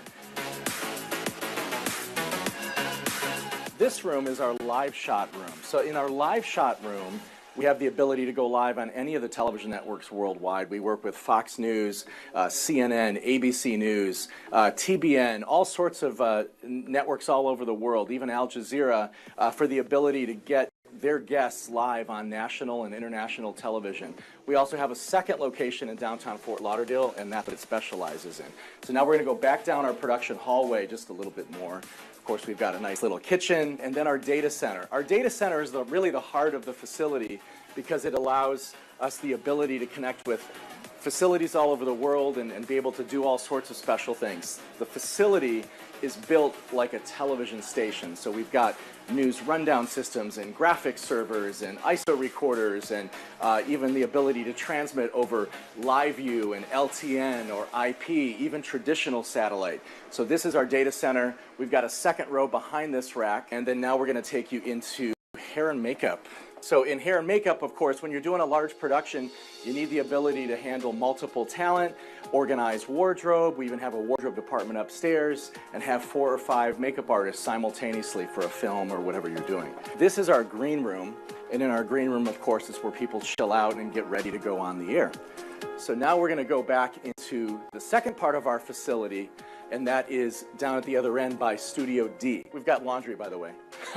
So we've done over 5,000 live and on-demand fitness classes. So we've got laundry machines, we've got a shower, we've got a whole bunch of restrooms. So the ability to do something massive and at scale that way. This is our blue room, an even larger green room. Just we call it the blue room because it's another room. And it allows you the ability to have a second blue room or a second green room for, say, celebrities and whatnot. And then we can hide talent from other people that are working in the production. This is Studio D. This is our largest open soundstage without anything in it. We've done all sorts of amazing projects in here, including thousands of live and on-demand fitness classes in here as well, too. This is Studio B. Of course, we have a 30-foot cyc wall split into 2. Clients can shoot on the green screen. It's true Roscoe paint. And then we've got Roscoe TV White as well. Lastly, I'm going to show you Studio A. This is our largest soundstage, which is currently populated with equipment. You're going to notice this is an awesome soundstage for live studio audiences, which is exactly what we're doing today. Our light grid, fully lit, so the ability to get your hands on equipment, including over 13 production cameras, broadcast cameras, furniture for productions, access to LED volumes, and being able to change backgrounds.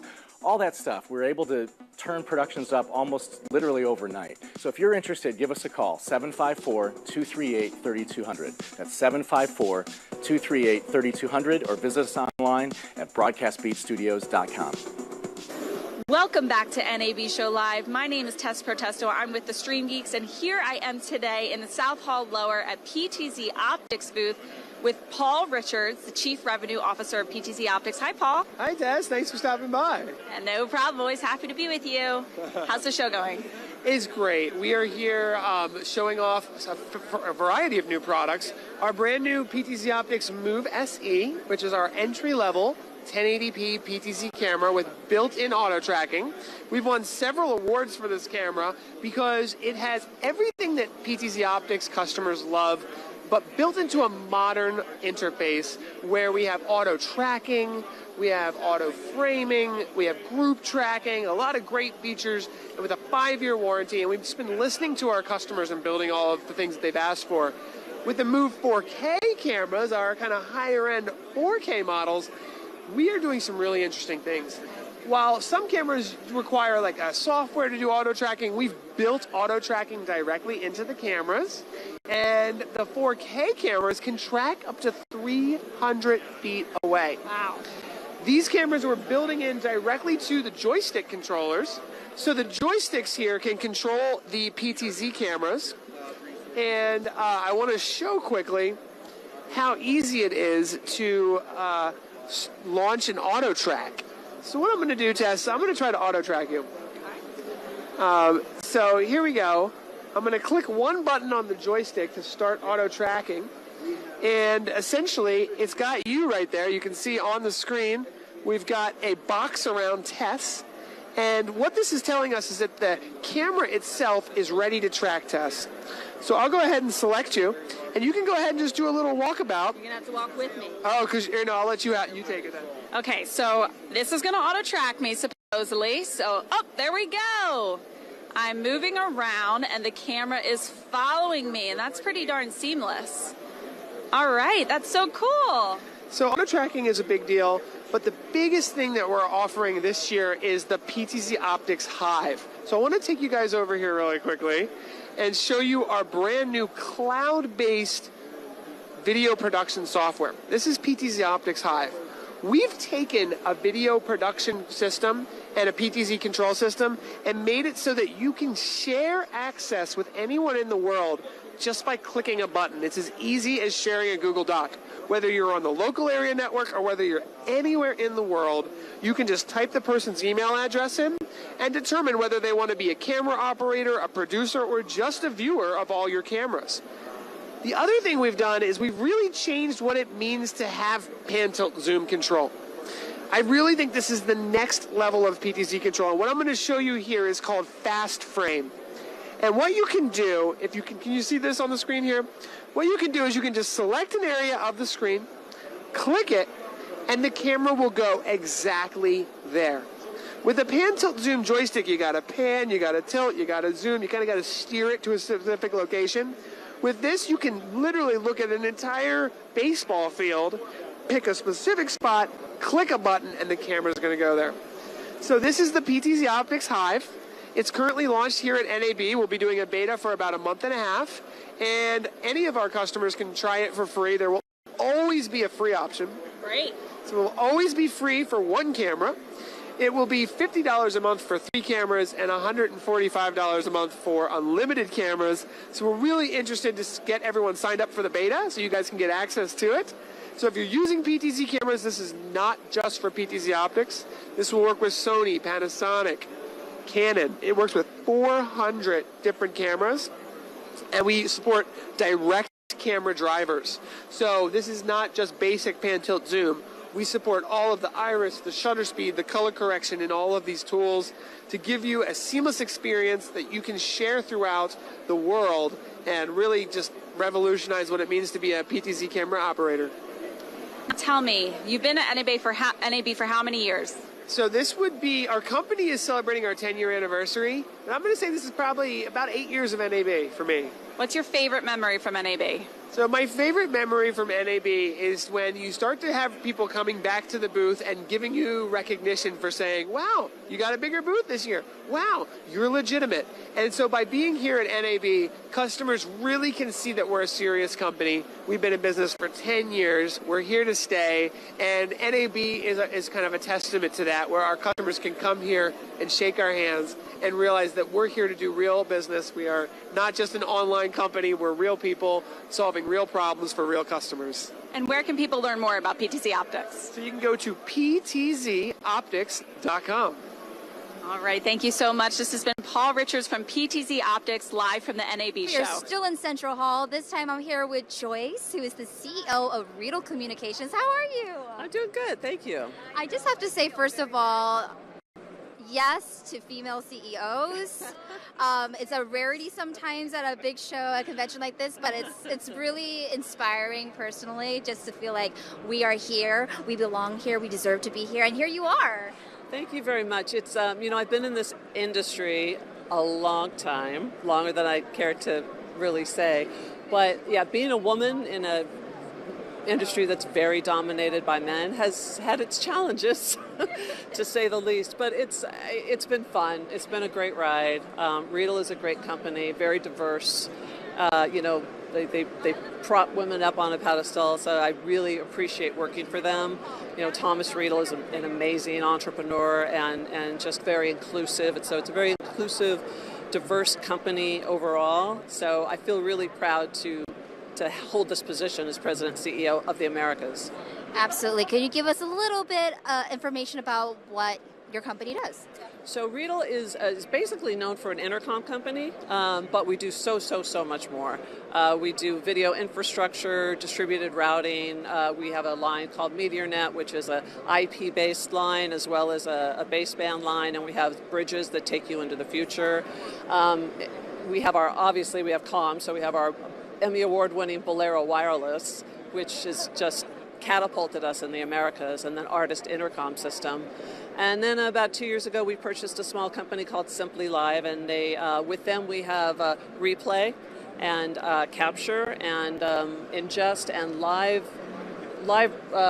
production suite, basically, where you can do it in the cloud or on-prem or have your own data center.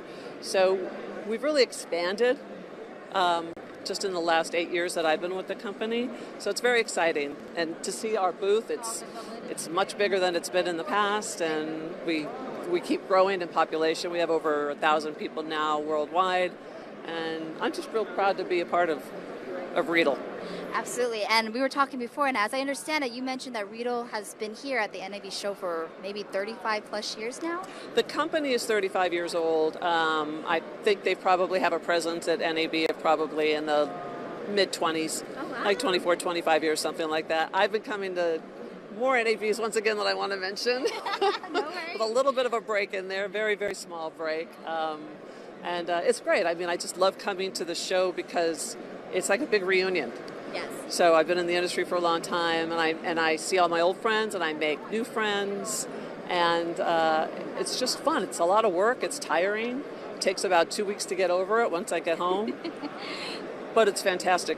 You need to plan a vacation after this whole area. Yeah, I really need to. I know a lot of people who do, and I don't, but I got to change that a little bit. Gotcha. Being a woman in this industry, you do have to work a wee bit harder to be taken real seriously, unfortunately. I wanted to get your opinion on that as well. Like, is there any tips for those who are aspiring to make it to a CEO level, such as yourself?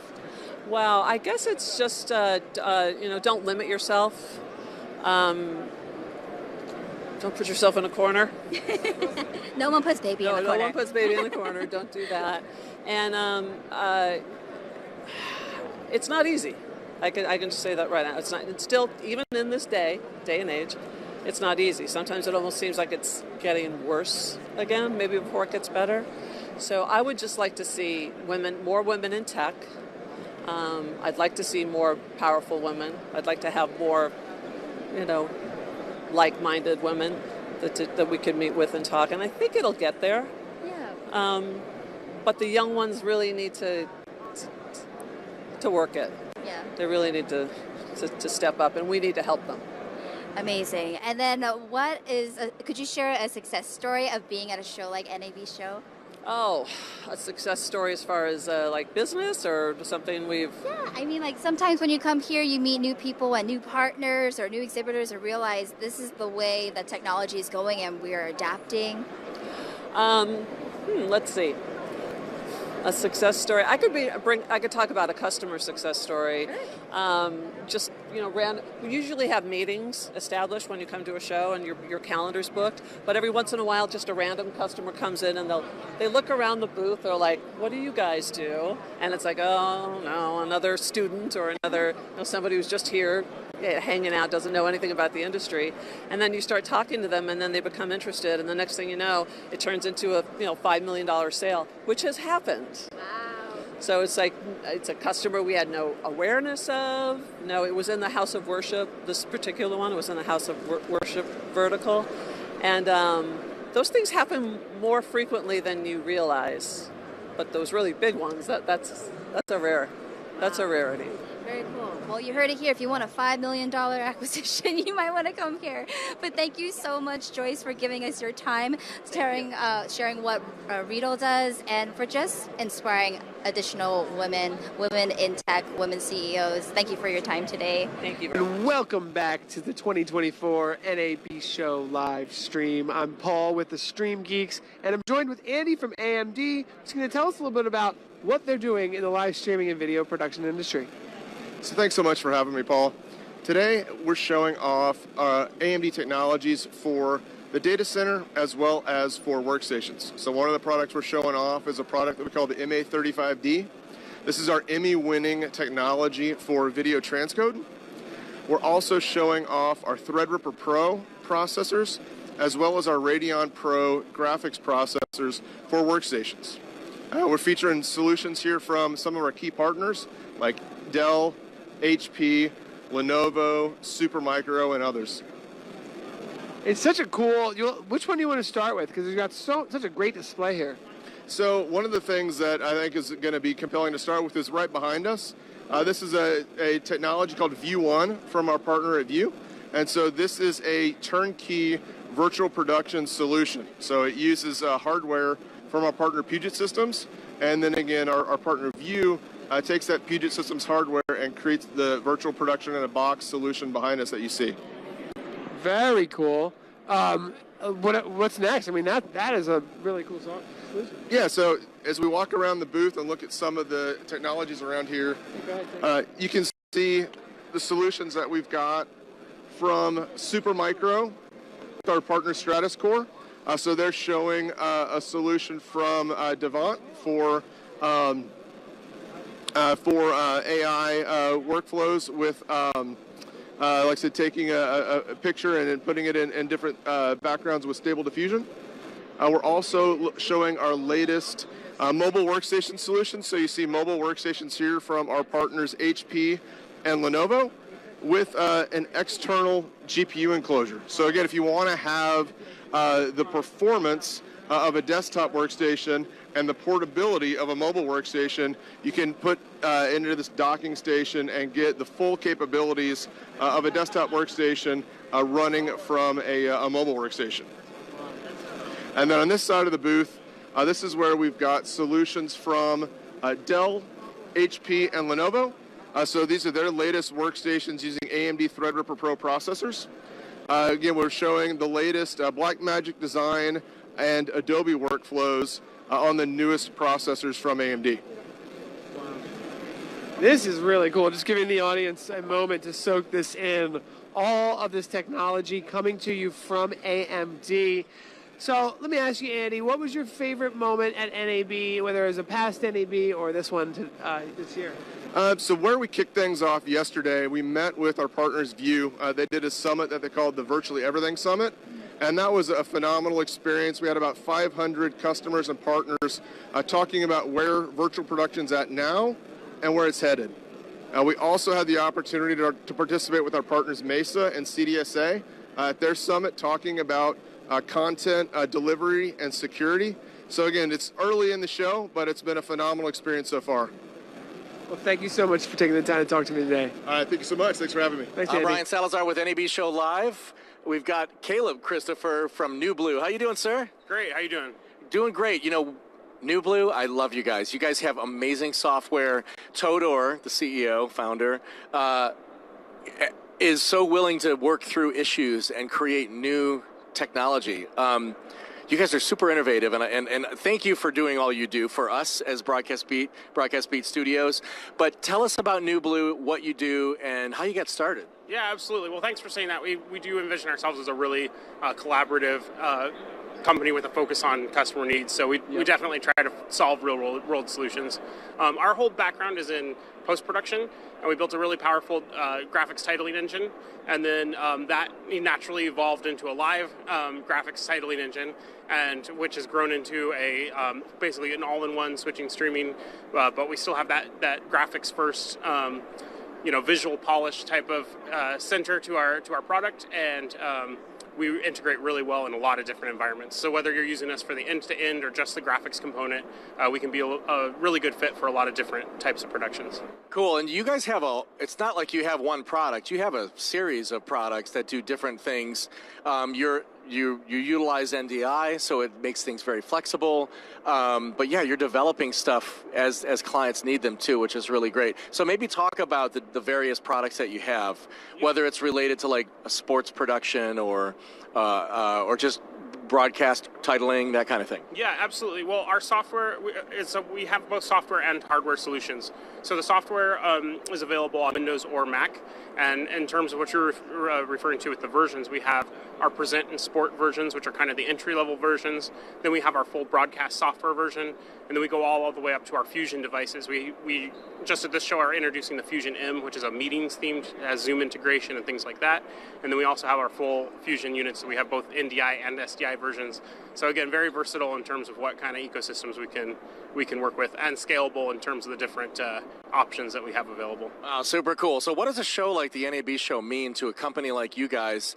Not only do you, I mean, obviously everybody's making friends here, they're networking, they're getting new clients and whatnot, but what does it mean to you guys? I mean, it's huge for us, both in terms of having the opportunity and the exposure to showcase the things that we want to talk about that we're really excited to get out into the world. And then also, like I was saying, from that collaborative approach, just the chance to interact with so many people, whether it's resellers telling us what they're needing or, attendees and our customers coming to talk to us. It's just a huge learning opportunity for us to understand, like, kind of have our finger to the pulse in terms of, like, what's the needs that are emerging. Excellent. All right, and your website? Yeah, absolutely. It's newbluefx.com. NewBlue Effects, awesome stuff. NewBlue Effects, when I worked in post-production, I think it was called NewBlue Effects, exactly. The title that we used in Avid Media Composer back in the day. And you guys have really revolutionized a lot of things. Thank you so much, Caleb Christopher with NewBlue. We'll see you soon. Wishing you a great rest of your NAB show as well. We're Buena Vista Records recording artist Temecula Road, and you're watching NAB Show Live, produced by Broadcast Beat. Thanks for tuning in. We are back at the Creator Lab on the stage, hijacking in a little bit because they don't have anything going on until 3:30, so we were cool. But I just ran into a friend, and I was like, hey, can I get you on the NAB Show Live? This is honestly a way for me to catch up with all my friends. Daryl, how are you? I'm good. How are you doing? It's great to see you here. Thank you so much. I just want to say thank you because you've been at every single thing that I've been a part of, Gals and Gear. Even when you're checking out the live, you're getting BTS for me. I just want to say thank you for always showing up for me. Like, I really do appreciate that.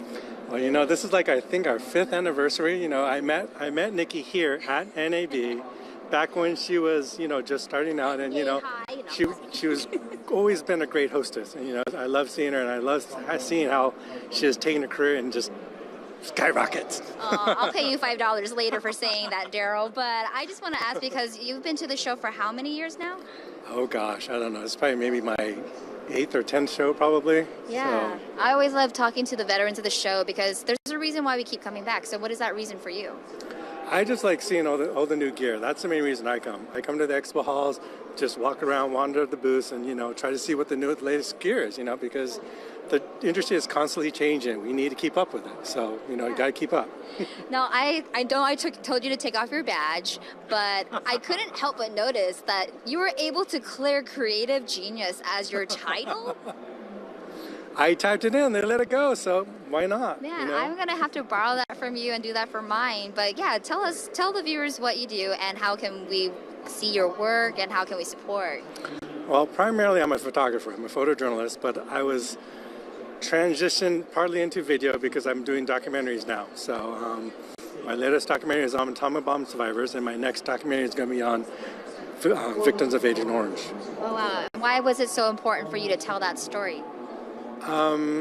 I think they're stories that are important, that we need to understand what happens, not just during the war, but after the war. There are after effects of the war. So this latest project, most people in America don't know what's going on in Vietnam. They don't realize that 4 generations later, people are being born with birth defects because of their exposure to Agent Orange. So my goal is always to expose, people to information that they don't know about and they should know about, and to use that information to help organizations and people support those people and just make this world a better place, really.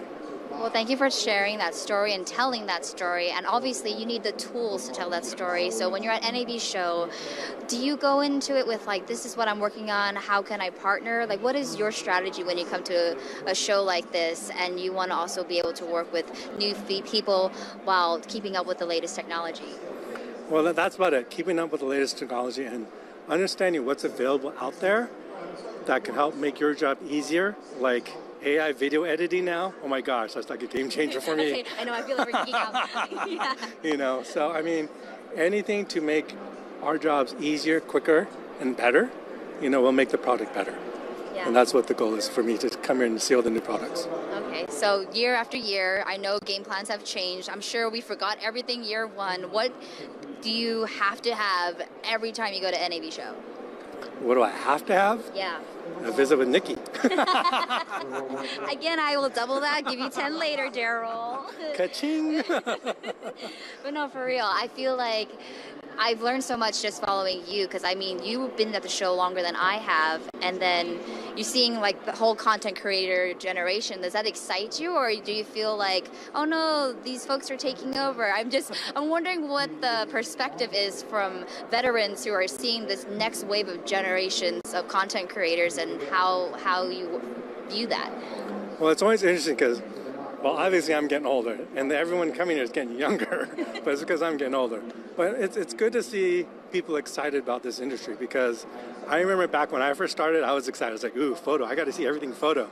And now I'm kind of like, I'm kind of over it, but, you know, AI is coming up now, lighting equipment, you know, stuff like that. But seeing all these young people excited about industry, you know, it's just expanding. You know, and the more people we get out there, more content creators we get out there, you know, the more stuff we have to see, and we could see. Amazing. Well, my last thing is NAB show. I know you saw me, but outside of me, Gerald, what are you most excited about? Well, actually, you're the first person I saw. I came here first, you know, so I haven't really walked around yet. So, but I will be looking into a lot of AI stuff because, you know, that's obviously the next step in this industry. You know, AI is just taking over everything. So, you know, we got to stay in front of it and stay on top of it. Amazing. Well, thank you so much for your time, Thanks, Gerald. Nikki. We're with Ryan Steelberg here over at Veritone. How you doing, sir? I'm doing great, thank you. So you're a co-founder and CEO of Veritone, a very respectable company. Tell us what you do and how you got started.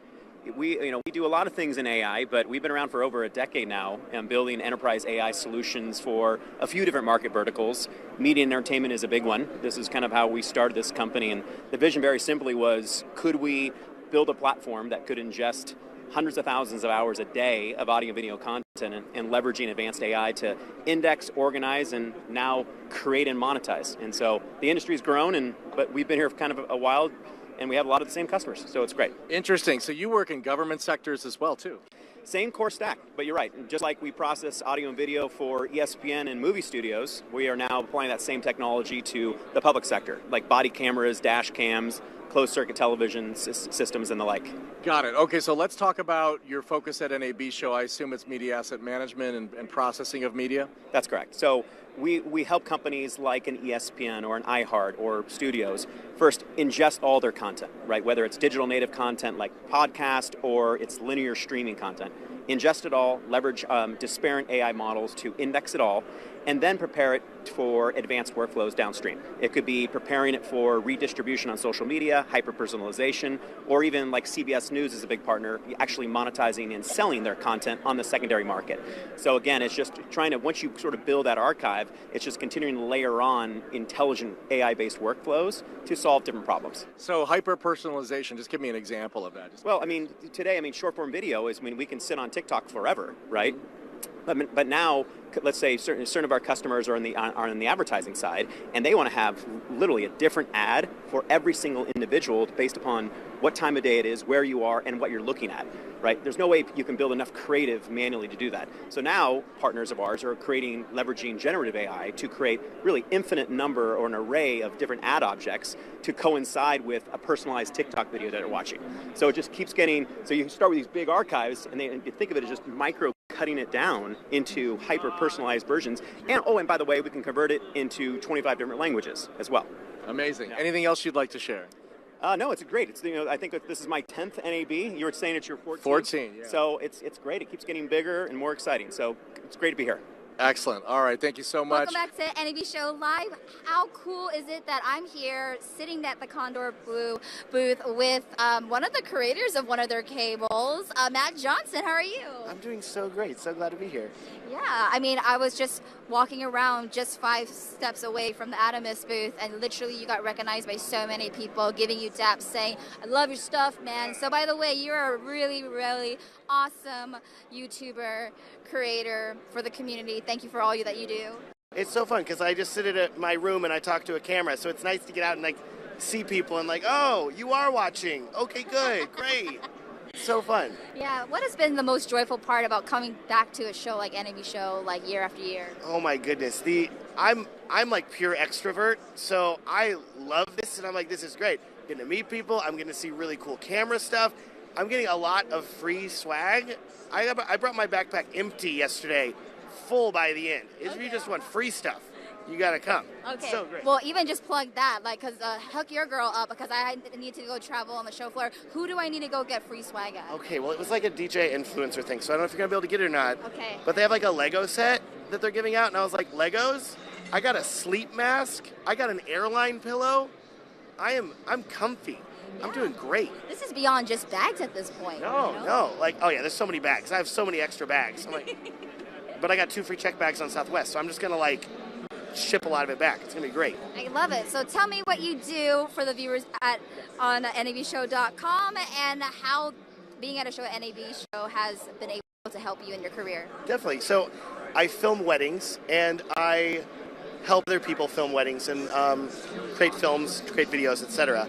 And so coming here has been so great because there are so many technology companies that are making camera gear, and I'm like, hey, have you thought about people using this for weddings? And they're like, oh my gosh, that's a great idea. And so it's really great to be able to make a connection and find common things that a lot of wedding filmmakers can use here. And there's so much gear to look at, it's overwhelming. Yeah, so much that you even went to Condor Blue to create something that, here's what I think you can do to help the industry. Can we partner on this? Can you tell us a little bit about how that happened and about your cables? Yeah, exactly. So every filmmaker out there is going to need 3 cables. They're going to need an XLR to XLR, a 1/4 inch to XLR, and an RCA to XLR. You can have these 3 cables, you're going to be able to plug into any soundboard anywhere and be able to record good high quality audio, which is important. But nobody's put them all together into a customizable package. Everybody sounds like a Pelican case they're throwing cables into. And I said, well, hey, what if we make a customizable pouch that you can put everything into? You always know where it is. You're always organized, because I'm not an organized person. So I need this. This is for me. Okay, I made this for me. And if other people want to buy it too, great. So it's really cool. Amazing, but how cool is it also, because I'm looking here, the camera can't see, but it's behind our camera operator, but you are listed up here with iJustine as well. Like, how does it feel to see your face up there with a product? It is so surreal. My mom is very proud of me. She's like, that's great, honey. What is it? And I'm like, it's audio cables, Mom. It's great. So, but you always need one, Mom. Okay? Yeah, you can have some, Mom, okay? It's great. So great. Okay, well, as a veteran, how many times, first of all, have you been to NAB Show? Only once before. I'm sorry, Kay. We have small children, and I had to, like, beg my wife this time, like, please. She's like, you're just going to go have Vegas and have fun? I'm like, I'm working. This is working, kind of. Working and also marketing research. Yes, market research. We'll call it that. Yeah, and it's been so fun. All right, well, my last thing is I always advice from veterans. How do you tackle NAB Show to be the most successful? Okay, so find the booths that are giving out free water and drinks, and don't spend $10 for a water bottle at the vending machine. Save some money. Gotcha. Well, thank you so much. Make sure you follow your channel where? Who is Matt? Anywhere? That's where I am. Perfect. Well, thank you We so have much. Richard, Bernard Weiser and Richard from IPMA, the Entertainment Industry Professional Mentoring Alliance. Let's talk about what you guys do. Sure. Well, we're a mentoring alliance that is a combo of a lot of member organizations across mostly post-production, but we represent pretty much every aspect of entertainment to help mentor new people coming into our industry, which is almost like a black hole now with the loss of a lot of apprenticeship programs in the last decade. So we try to give advice and help them find a path into this industry, stressing how they need to know themselves, present themselves honestly to be in a better spot to show off their talents. Now, we don't find them jobs, we just give them advice on how to present themselves and such. Well, that's great, and you come from the industry, so it's, you know, there's a, so when I got into the industry, I'm self-taught, by the way, so I had mentors like yourselves that kind of coached me into the business since I was about 12 years old. So it's awesome to see this program that you guys are doing. Yeah, it's vital because networking and getting known is the most important part. Nobody's going to recommend you if they don't know you. Right. So how do you present yourself to network, to meet these people, and then build the relationship so they know your work and could actually then take the next step forward? Got it. And Richard, what's your role in this? Well, I'm vice president along with Bernard is the president, and for me, it's just giving back what I've acquired through the years and just giving back to to the industry. It's been incredibly fulfilling.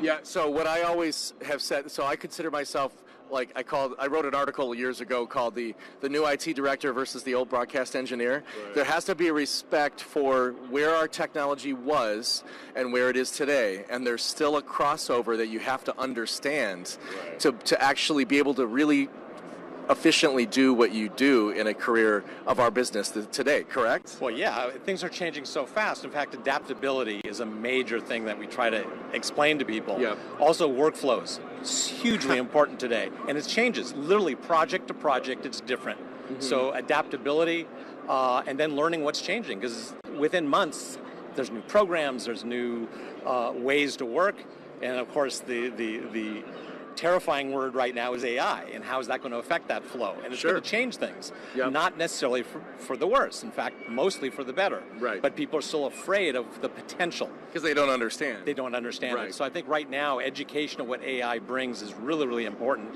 And we've been living with it and using it for a long time now. People don't understand that. They're just, from a marketing side, they're talking about AI and what it can do for the business. But for editors, they're afraid of it. It's like, oh, it's going to take away our jobs. Well, no, not really. It's going to help. It's probably going to organize you more. But yeah, in organizing it means the crews might get yet even smaller. That's a possibility, but sure, that's the changing industry too. It'll probably open the door for people who get really good at it to have new jobs also. So it's interesting. It's an open discussion. Right. So let's talk about your partnerships with, say, Avid, with ACE, with AES, those organizations, HPA. Well, that's the thing, is that we're a makeup of veteran professionals. Mm-hmm. And what I've noticed in the industry is as people get into the second part of their careers, they're not as possessive of their position in the industry. They're comfortable with it, and they have this feeling of, like Richard was saying, of wanting to give back. Right, doesn't feel like a threat kind of thing. Right, well, we've all learned a lot of things. Of the new one coming in versus the, exactly. You get it, yeah. And we want to make sure that the things that we've learned, the little tricks and ways to do things, are passed along to the new generation, because we care about the future of our industry. And we don't want that to be lost. There's an idea of, to move forward, you have to destroy everything that's been learned. And it's an interesting business concept, certainly, but you don't want to throw away the great ideas. You don't want to throw out the baby with the bathwater. So what's important to be kept? And that comes through education towards the new people coming into our industry, and mentorship is the best way to do that. Got it. So what's the recruitment process like? The recruitment, so how do they find you? Is there a certain process you take them through to get them on board and that kind of thing?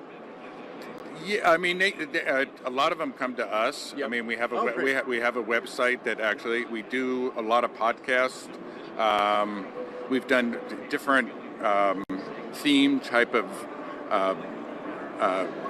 educast, webinars and stuff like that with different subjects. Right. So I assume maybe you reach out to these organizations you have partnerships from, and younger folks they want to, or younger to the industry, they get connected. You get connected that way. We reach out to a lot of universities, high schools as well. We have a high school We have a high school program, and the university program, and we want to reach out to individuals as well. What we'd like to do is to hook up, but it's been a little bit difficult to hook up with military, with veterans, people coming out of the military. One of the earlier jobs in my career was working with the military, and they have a whole division of great filmmakers.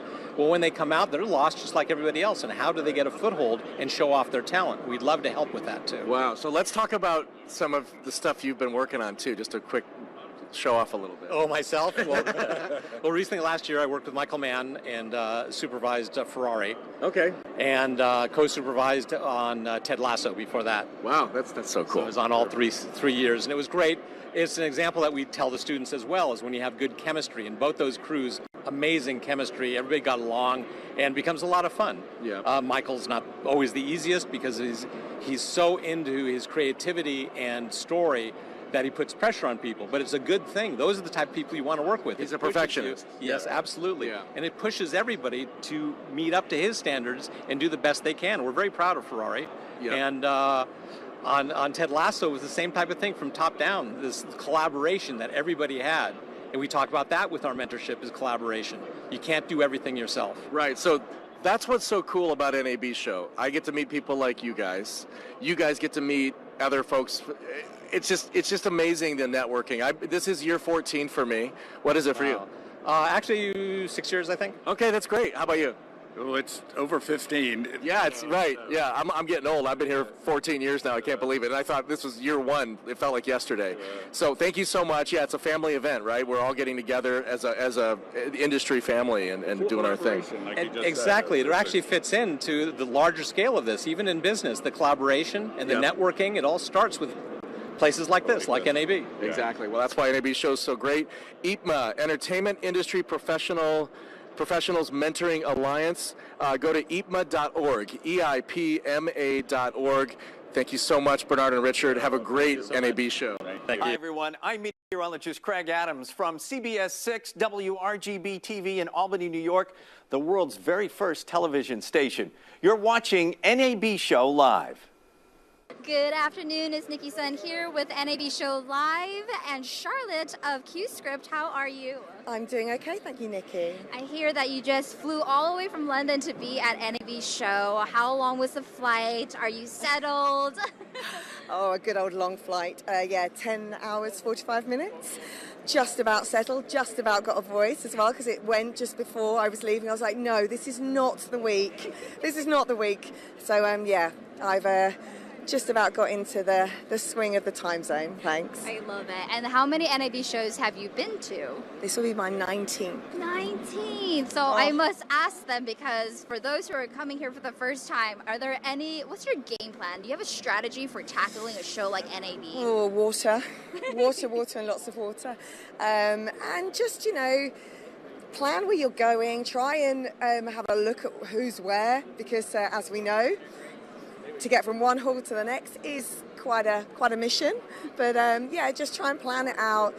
Make sure you get that hydration in, sit down when you can, and just enjoy, just take it all in, ask the questions, go see the people, That's what it's all about. The more you do, the faster the day goes, and you're like, oh my goodness, I can't believe this day has just flown by, you know? It's super fun. Well, the thing that brought me over here is because we're doing this brand new news desk with NAB Show Live, so I did see the AWS station in South Hall, and I did notice a familiar name. QScript is helping running that teleprompter, so can you tell us a little bit more about QScript, what the product is, and how other people can integrate it into their systems? Well, we're a teleprompting company, very much professional end.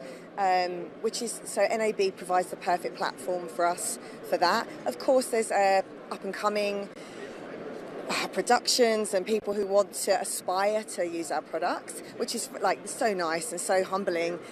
The amount of feedback we get on the ease of use, the way it all goes together.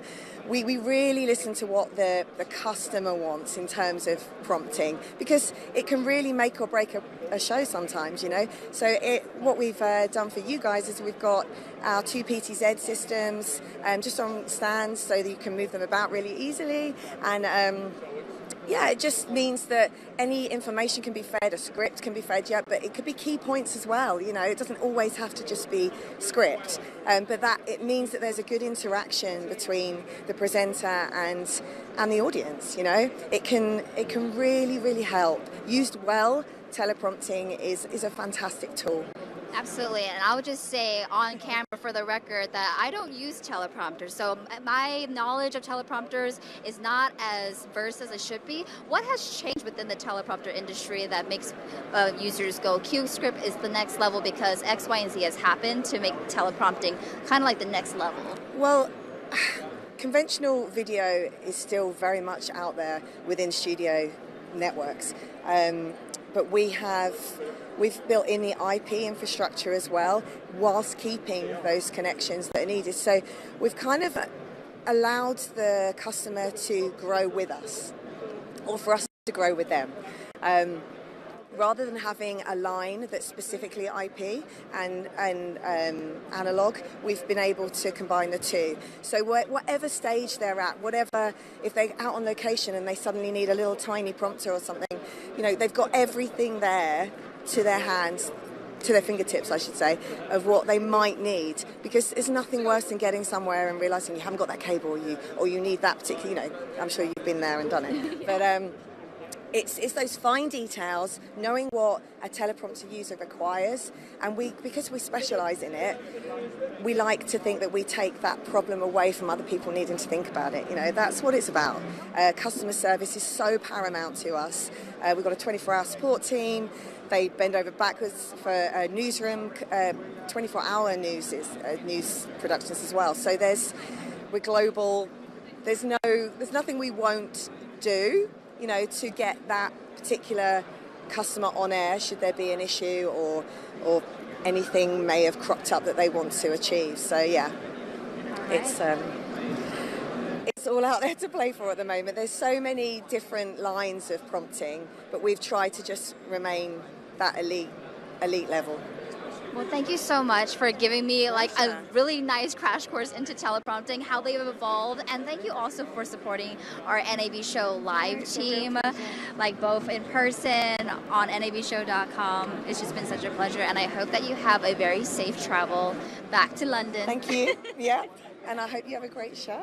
Yeah, you too. Day one. Let's go. This is day one. Yes, day one. We're back at Cine Central. As always, all the cool hands-on gear, hands-on demonstrations are happening here. And it's so good to reunite with James Zuccarelli of Red. How are you? Doing good, Nikki. Yeah, so just tell me what just happened here. I believe you had a craft clinic, correct? Yeah, we had our Cine Central craft workshop. This was with director AJ Blyer. We had all of our cameras here, and it was really nice. Everyone got to come in, get hands-on, try the new V-Raptor X, the Komodo X. We also had the XLX here, and all the newest and latest from Red here. Amazing. And what has been the most exciting part about kind of seeing Red fans come and finally get to connect and speak with a person, you?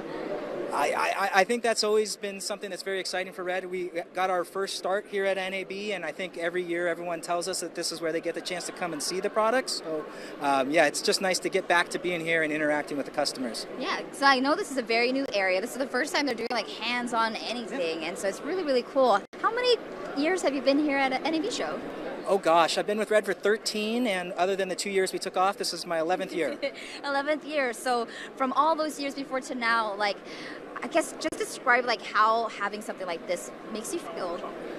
It's really incredible, right? I think when Reds first came out, it was a camera that was maybe for cinema only, and right now with the Komodo X and some of our great camera options, we really have a camera for everyone. And with NAB having such a big focus on broadcast, we're really excited to showcase our broadcast module, so we do have literally a Red cinema camera for everyone now.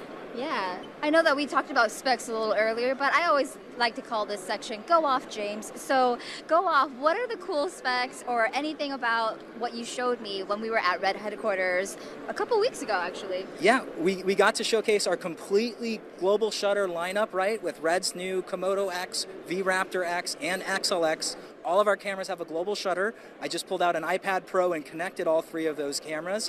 And really, if you're an editor or if you're someone creative and your team is not there, all of the cameras work with camera to cloud as well. So we really can complete the whole loop from shooting to delivery to client to everything we need, all from our cameras. So it's really great.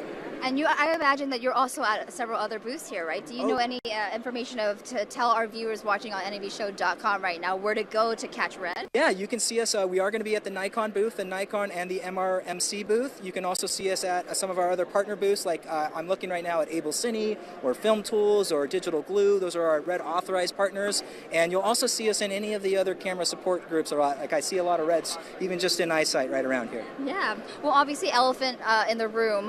We talked at our friends over at Nikon. It was just announced that Nikon acquired Red and MRMC. Anything that you could share that you're open to? I'm just really excited. Like I said, I've been here for 13 years, and when you have a company that's got 100 years of experience doing optics, I think that only benefits us, and really excited to see what's got coming up next for us.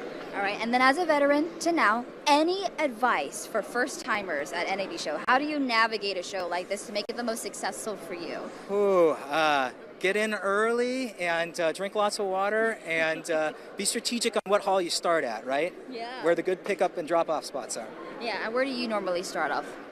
We're thrown for a little bit of a loop with the construction, but I used to start at the Central, and that way I kind of was right in the middle, but the West Hall is pretty nice now. So yeah, the West Hall is like with new. the loop and everything, that's really nice. Go underground and everything. Yeah.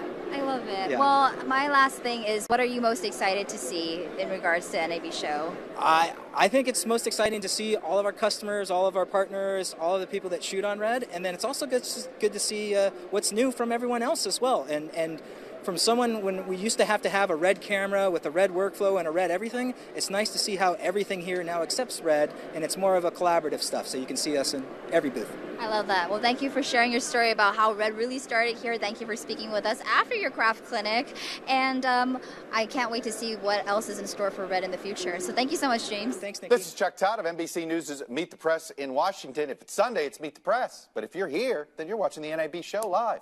And hi there, I am back, and I am here with the amazing Nina Walsh from AWS. Nina, it's so great to see you. Nice to see you too. Thank you for coming by. It's great to be here. It's great to see you. Nina and I always connect at these events, and it's just always so fun to catch up. Our biannual catch-up, IBC, NAB. So, Nina, can you tell me what AWS is up to at the show? Plenty, as you can see. We're really trying to showcase that art of the real. We've got moved past art of the possible. We're showing the art of the real, and that's in particular when it's around newsrooms in the cloud. We've got our production stage out the front. We've got our production room here. So we're showing live, cutting out all doubts that it is entirely possible to make your news programs in the cloud. We're doing it right here. That's fantastic. And, you know, I can't help but notice anytime I'm walking around the floor, I'll see partnered with AWS, partnered with AWS. Yes. We've got our partner showcase section over the back. We've got a golf simulation with Full Swing and the PGA as well. We're here. We've got our partners all over the place. We've got almost 500 M&E partners.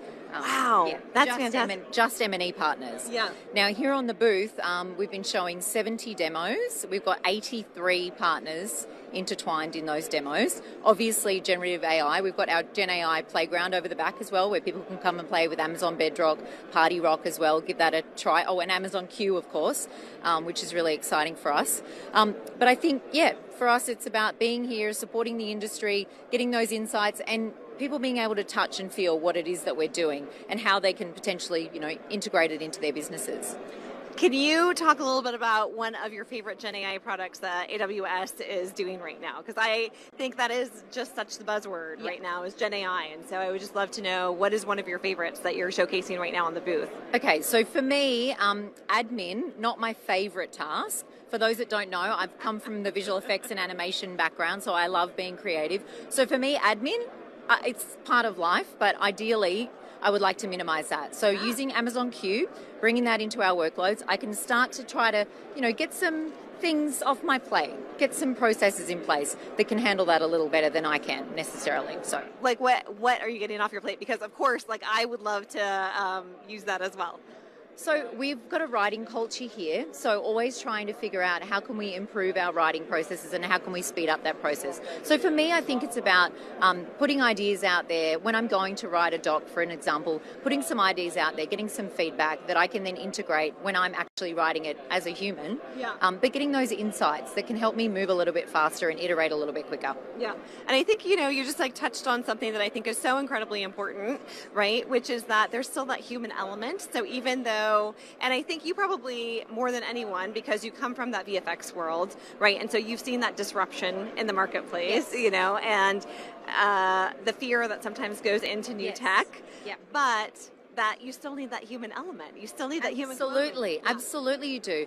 And that's the thing with generative AI. I really think it's about helping us free up some of those tasks that really do bog us down and really help us to bring that human creativity. As you said, I come from the industry, but also conversations I've been having all week, this week, has been around, okay, how can we speed up? How can we increase that time to getting the visual itself and then being able to have that human lens on it and make sure that it, it has the look and the feel that we really want. I was going to say something, but I can't remember now, but I think it was around it was around roles as well. Roles changing within the industry. We as an industry love to disrupt ourselves. This is just a whole nother level of disruption, but we just have to go with it, right? It's part of our industry. M&E in particular, we're always doing that from a technology perspective to increase the creative aspect. So I'm excited for it. Honestly, it's exciting. I was talking to someone yesterday, and they were saying that the way that they have been successful in their business for over 20 years, and this was Rebecca from Source Elements, is she was saying, you know, we just always disrupt ourselves. And that's why we have stayed in business, is because we disrupt ourselves, because we want to challenge ourselves. Yes. And I think that's so true. It is. And I think the jobs that we have today, we're not going to have in 5-10 years, but there'll be new awesome jobs that we haven't even thought up yet. So I think being able to be adaptable and evolve, use the technology to improve our ability to create is really what we should be doing. Yeah, that's so great. Well, Nina, it was so wonderful catching up. Yes, likewise. Thank you. I mean, it's always so fun to chat, and we could keep going. We could absolutely keep going. So thank you for that conversation. I'm back at Creator Lab, and I'm here with no stranger to NAB show, Traveling Jules. How are you? Good. How are you? Oh, fantastic. You just created a session. Can you let the viewers know what you were talking about in your latest session? So much fun. We got to talk all about travel here at the creator stage, and we also got to see Jefferson Graham, so we had kind of a travel creator party. I love it. And how many times have you gone to NAB show now? Oh, I can't even count that many. I just know that I've really developed my career since I started. Like, you know, I first was an influencer for NAB show, and I was volunteering to go to post-production world, and now I'm teaching. So it's crazy just to see, like, in a few years, you know, where your career takes you. I know. And, you know, let's talk a little bit about the brand new Creator Lab. Is kind of like the first for NAB show to spotlight like the creator economy, and you being on both sides of it, being a filmmaker, travel filmmaker, and a content creator. How has that felt for you? What does it mean to be able to now spotlight what you do on so many different levels? It's so wonderful to see the Creator Lab here. It's like, yeah, NAB show sees us, right? We have a space, we have a stage, and we even have cool little photo spots. So I picked this spot just for you, by the way. Thank you. I was like scouting. I'm like, after her session, Gigi told me that you didn't have anything till 2. So, I mean, you're so easy to spot. I think pink is your brand, right? I like a little thing called every shade of pink, yes. Yeah. What are some of the creator tools that you utilize in your workflow that you wouldn't mind sharing with other creators out there? Creator tools, I mean, everything. I love having my camera, my Canon EOS R5C, because it does everything, photos and videos. I also, you know, got to have my edit suite. I've got Premiere Pro loaded up, and it has so many new features. It's bringing generative AI coming soon, not yet, but soon. And also so many things that just make my life faster and easier and just work, you know? I know, and I see so much content. By the way, I love seeing you and Ryan's face pop up on the NAB show feed constantly, showing us where to go, what to see, who to watch. But when you're here and you have a lot, your schedule is packed. Do you have a different workflow now? Like, are you trying to create reels and content the day of, or are you just trying to soak in NAB show and you know what, I'll do that the moment I get home? Yeah, I mean, being at NAB show, it's a lot. There's so many things to do. You want to be there, you want to be there. If I could just double myself for a while, right? But it's so much fun. You make time for the things that are important. And so I'm just so excited to be able to see the show floor, see some friends like you, and really just get a chance to focus on our industry these days. Well, this is day 3. We still got one more day left of NAB show. What is your game plan? What are you excited to see at NAB show? You know, I've still yet got to walk the whole of Central Hall. I've been saving it because I really want to not be in a hurry. I want to be able to stop there and talk to friends and stop there and learn about that thing. So, yes, that is definitely on my list today. And being a veteran too, what is your game plan that you can share with first-time attendees of how to tackle a show so it's successful for you? Ooh, you know, first time, you've just got to really be open to anybody that you might bump into at lunch or in the elevator. There might be someone interesting just right next to you. And just really being able to take it all in. Stop by some sessions. We have some really cool people. Like Casey Neistat is coming tomorrow, right? And just getting a chance to understand, you know, we don't know everything today, but this is where the possibilities start. I love it. And one more thing, plug yourself, girl. Where can the wonderful people watching now live on NABshow.com find your work? I'm at travelingjules.com. I'm on Instagram, YouTube, Facebook, all the places. Amazing. Well, thank you for always taking the time to speak with us. You've been such a wonderful friend, a wonderful, familiar face to see at every show. Thank you so much, and we'll be good. Thank you, Nikki. Thank you.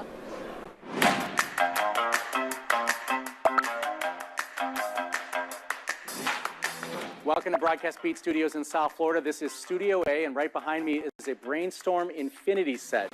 Of course, we're using NCAM technology to do the tracking. We have fluotech lights in the ceiling. But more importantly, I'm going to talk about the workflow of NAB Show Live. Let's go. All right, welcome to Control Room A. This is Deanna behind us. She's one of our senior engineers, helps us configure stuff. Let's talk about the new tech TriCaster. It's the TC2 Elite. It has graphics coming from the Brainstorm Aston server, and then on demand is what helps control it.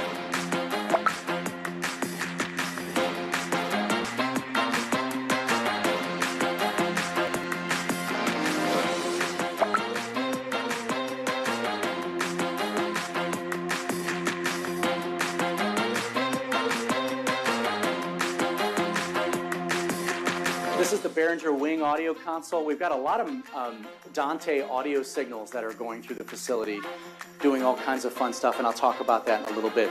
This is where actually Deanna is going to be sitting here during the show. Deanna has a ClearComm headset on, so we'll talk about that workflow in just a minute, but it's really cool how we marry the digital universe with the ClearComm headsets. So now we're going to walk down the production hallway of Broadcast Beat Studios. Welcome to the Broadcast Beat Studios data center. We have two Cinedeck servers. Each one is going to record the same exact signals when we're in Vegas. Input 1 is going to have camera 1, camera 2, clean master, which is fully clean, no graphics, another master, which is just going to have the lower third, and then yet another master, which is going to have all the graphics. So we'll have a lot of flexibility for post-production or on-demand content. We can quickly get it online. Right here is the Brainstorm server. I'm just going to share this real quick. It's connected to NCAM, which is on our virtual production set. Amazing software, works with Unreal Engine. Fantastic. Here's our network. We have a dedicated NDI network. It manages everything that goes through the studio. Shogun Studio. We're going to use these in addition to the Cinedecks to make sure that we're recording all the ISOs to physical hard drives. It'll be old school SneakerNet right off the video editors in this room. And we also have remote editors that are going to be utilizing Frame.io. It's pretty cool stuff. LiveU servers, two different LiveU receivers. Each one gets 4 feeds. If we have an internet connection issue, this one's on one connection, this one's on another connection. They're both fiber connections. And we've got another LiveU server as well. So I'm going to walk back just a little bit. These are our Cinedeck ZX servers I was just talking about. These are super important. Zixi broadcaster. A lot of broadcasters use these to get actual broadcast feeds literally over IP. So we're going to Bright Cove, the official partner of NAB Show Live and NAB Show and Broadcast Beat to do this. We have Zixi Broadcaster 1, 2, and 3. So this one's on one internet connection, another internet connection, and yet another internet connection. If this one goes down, it has 2 more as failover. This has it in a different order, and that has the internet connections in another order. So we've got a lot of fun redundancy going on. I'm going to take you behind our server racks here. We have the NCAM server that I was mentioning. It shows the tracking points. But more importantly right now is communications. And communications are such a big deal, especially in Las Vegas Convention Center. You want to make sure that you can have everybody connected from the studio here in Fort Lauderdale, talking with everybody in Las Vegas. So we've got dedicated Wi-Fi connections in Vegas, backup Wi-Fi connections just in case, even hotspots. We have a Behringer rack mount console. And so what's that doing? That's connected to the FreeSpeak 2 from ClearComm, Unity Intercom, and the folks at Unity are amazing. We've actually integrated over Dante Unity Intercom with a Tascam Dante interface to talk to the Behringer, and the Behringer analogically, which is not a word of course, talking to the FreeSpeak. So everybody with headsets can talk to people with Unity and whatnot. And if we have a problem, of course we can, we have IFB phone lines. We can go that far if we really had to, if we have a problem. But that's it. That's the NAB Show Live workflow. Editors will be using Adobe Premiere with Frame.io, at least in the remote locations. It's going to be awesome. See you soon. Hey, it's Ryan Salazar in front of the 2023 NAB show. I wanted to talk about the workflow, but we're going to actually show you how the signals get back to Fort Lauderdale in the first place. All right, so we've got Eric here. He's running a JVC connected cam, the GY HC900. Let's go ahead and walk behind him right here. So you're going to see that he has a LiveU 600, an LU 600. Of course, we've got Electrosonics wireless pack. We've got Electrosonics transmitter to get to my IFB. And he's sending the LU600 back to our data center in Fort Lauderdale. The signal gets received by an LU2000 receiver from LiveU, goes back into our 4A router, and then goes back into the control room. Control room's then switching everything out, and then it does the other workflow, which we'll show you in just a little bit here. Hey, it's Ryan Salazar. We're in Central Hall at the Panasonic Connect booth. We just wanted to chat with our control room real quick. So of course, you can see our control room right now, where it literally have Deanna running audio and graphics. We have Mark running the switcher, and we have Robert running the live audience interaction and messages and stuff that we just read to you just now. Now, Tim is running, he's our VP of Engineering Facilities. Tim is managing, making sure that all the content gets to video editors. There's a video editor in the studio. There's a remote video editor using Frame.io. So, Tim, let's just chat real quick. I think it's really exciting, you know, that you're able to record everything in real time on the Atomos recorders from here in Las Vegas, and then, of course, get a local drive, literally sneaker and edit to the local editor, and then, of course, up to Frame.io for a remote editor. How's that experience been going? I've never, and I said it to you, I've never seen it go so smoothly, getting the edits done the same day. You know, it's really gone well. It's pretty exciting. You know, we've produced NAB Show Live for a long time, and the idea of getting content edited and out the same day, especially when you're doing such volume. I believe we did like 66 interviews the past 2 days, not including today. It's quite exciting. So, Robert, we've been getting a lot of messages from the live audience. How's that been going for you? I know that we're getting quite a bit of it. Oh, it's been going great. Been fielding comments and sending them up. It's a great experience seeing everybody interact so well. Excellent. And Mark, you know, you as literally a television technical director that works in news all the time, I think it's quite exciting. You were the perfect fit to do something like this because you're the perfect guy because you're literally running with cameras all the time and maybe not even know what situation you're in. You know what I mean? Like, you may not know what's going to happen. You're covering news, you know, and it's live. Yeah, and this is similar to that in a lot of ways. It's not quite as fast-paced as doing a newscast, but it's the same, like you said. Elements are involved, you know, coordinating 2 boxes, talking to the talent at the different sites that we have there, 2 different crews, and so yeah, it's quite similar, same skill set. Excellent, thanks, Mark. And so Deanna, last person here, we're gonna talk with Panasonic Connect. Deanna, you know, your automation skills have been amazing. You've helped us automate all sorts of stuff. Dante, and then we've got graphic stuff going on, and switcher automations and stuff. How's your experience been? And you know, you got all kinds of audio stuff going on too, running everywhere. We really appreciate what you've done. Maybe just talk about your experience and how exciting it is to have the graphics and the audio literally right there, and be able to touch and make this go live to the NABshow.com site. Yeah, I just have to give a shout out to the on-site crews with you, Ryan, because without them, I wouldn't be having some of these lower thirds and moving so quickly. I mean, everything's been flowing great, and everything seems to be doing good. No, it's been awesome. All right, great. All right, that's excellent. So I appreciate everything everybody's done. Thank you for watching NAB Show Live.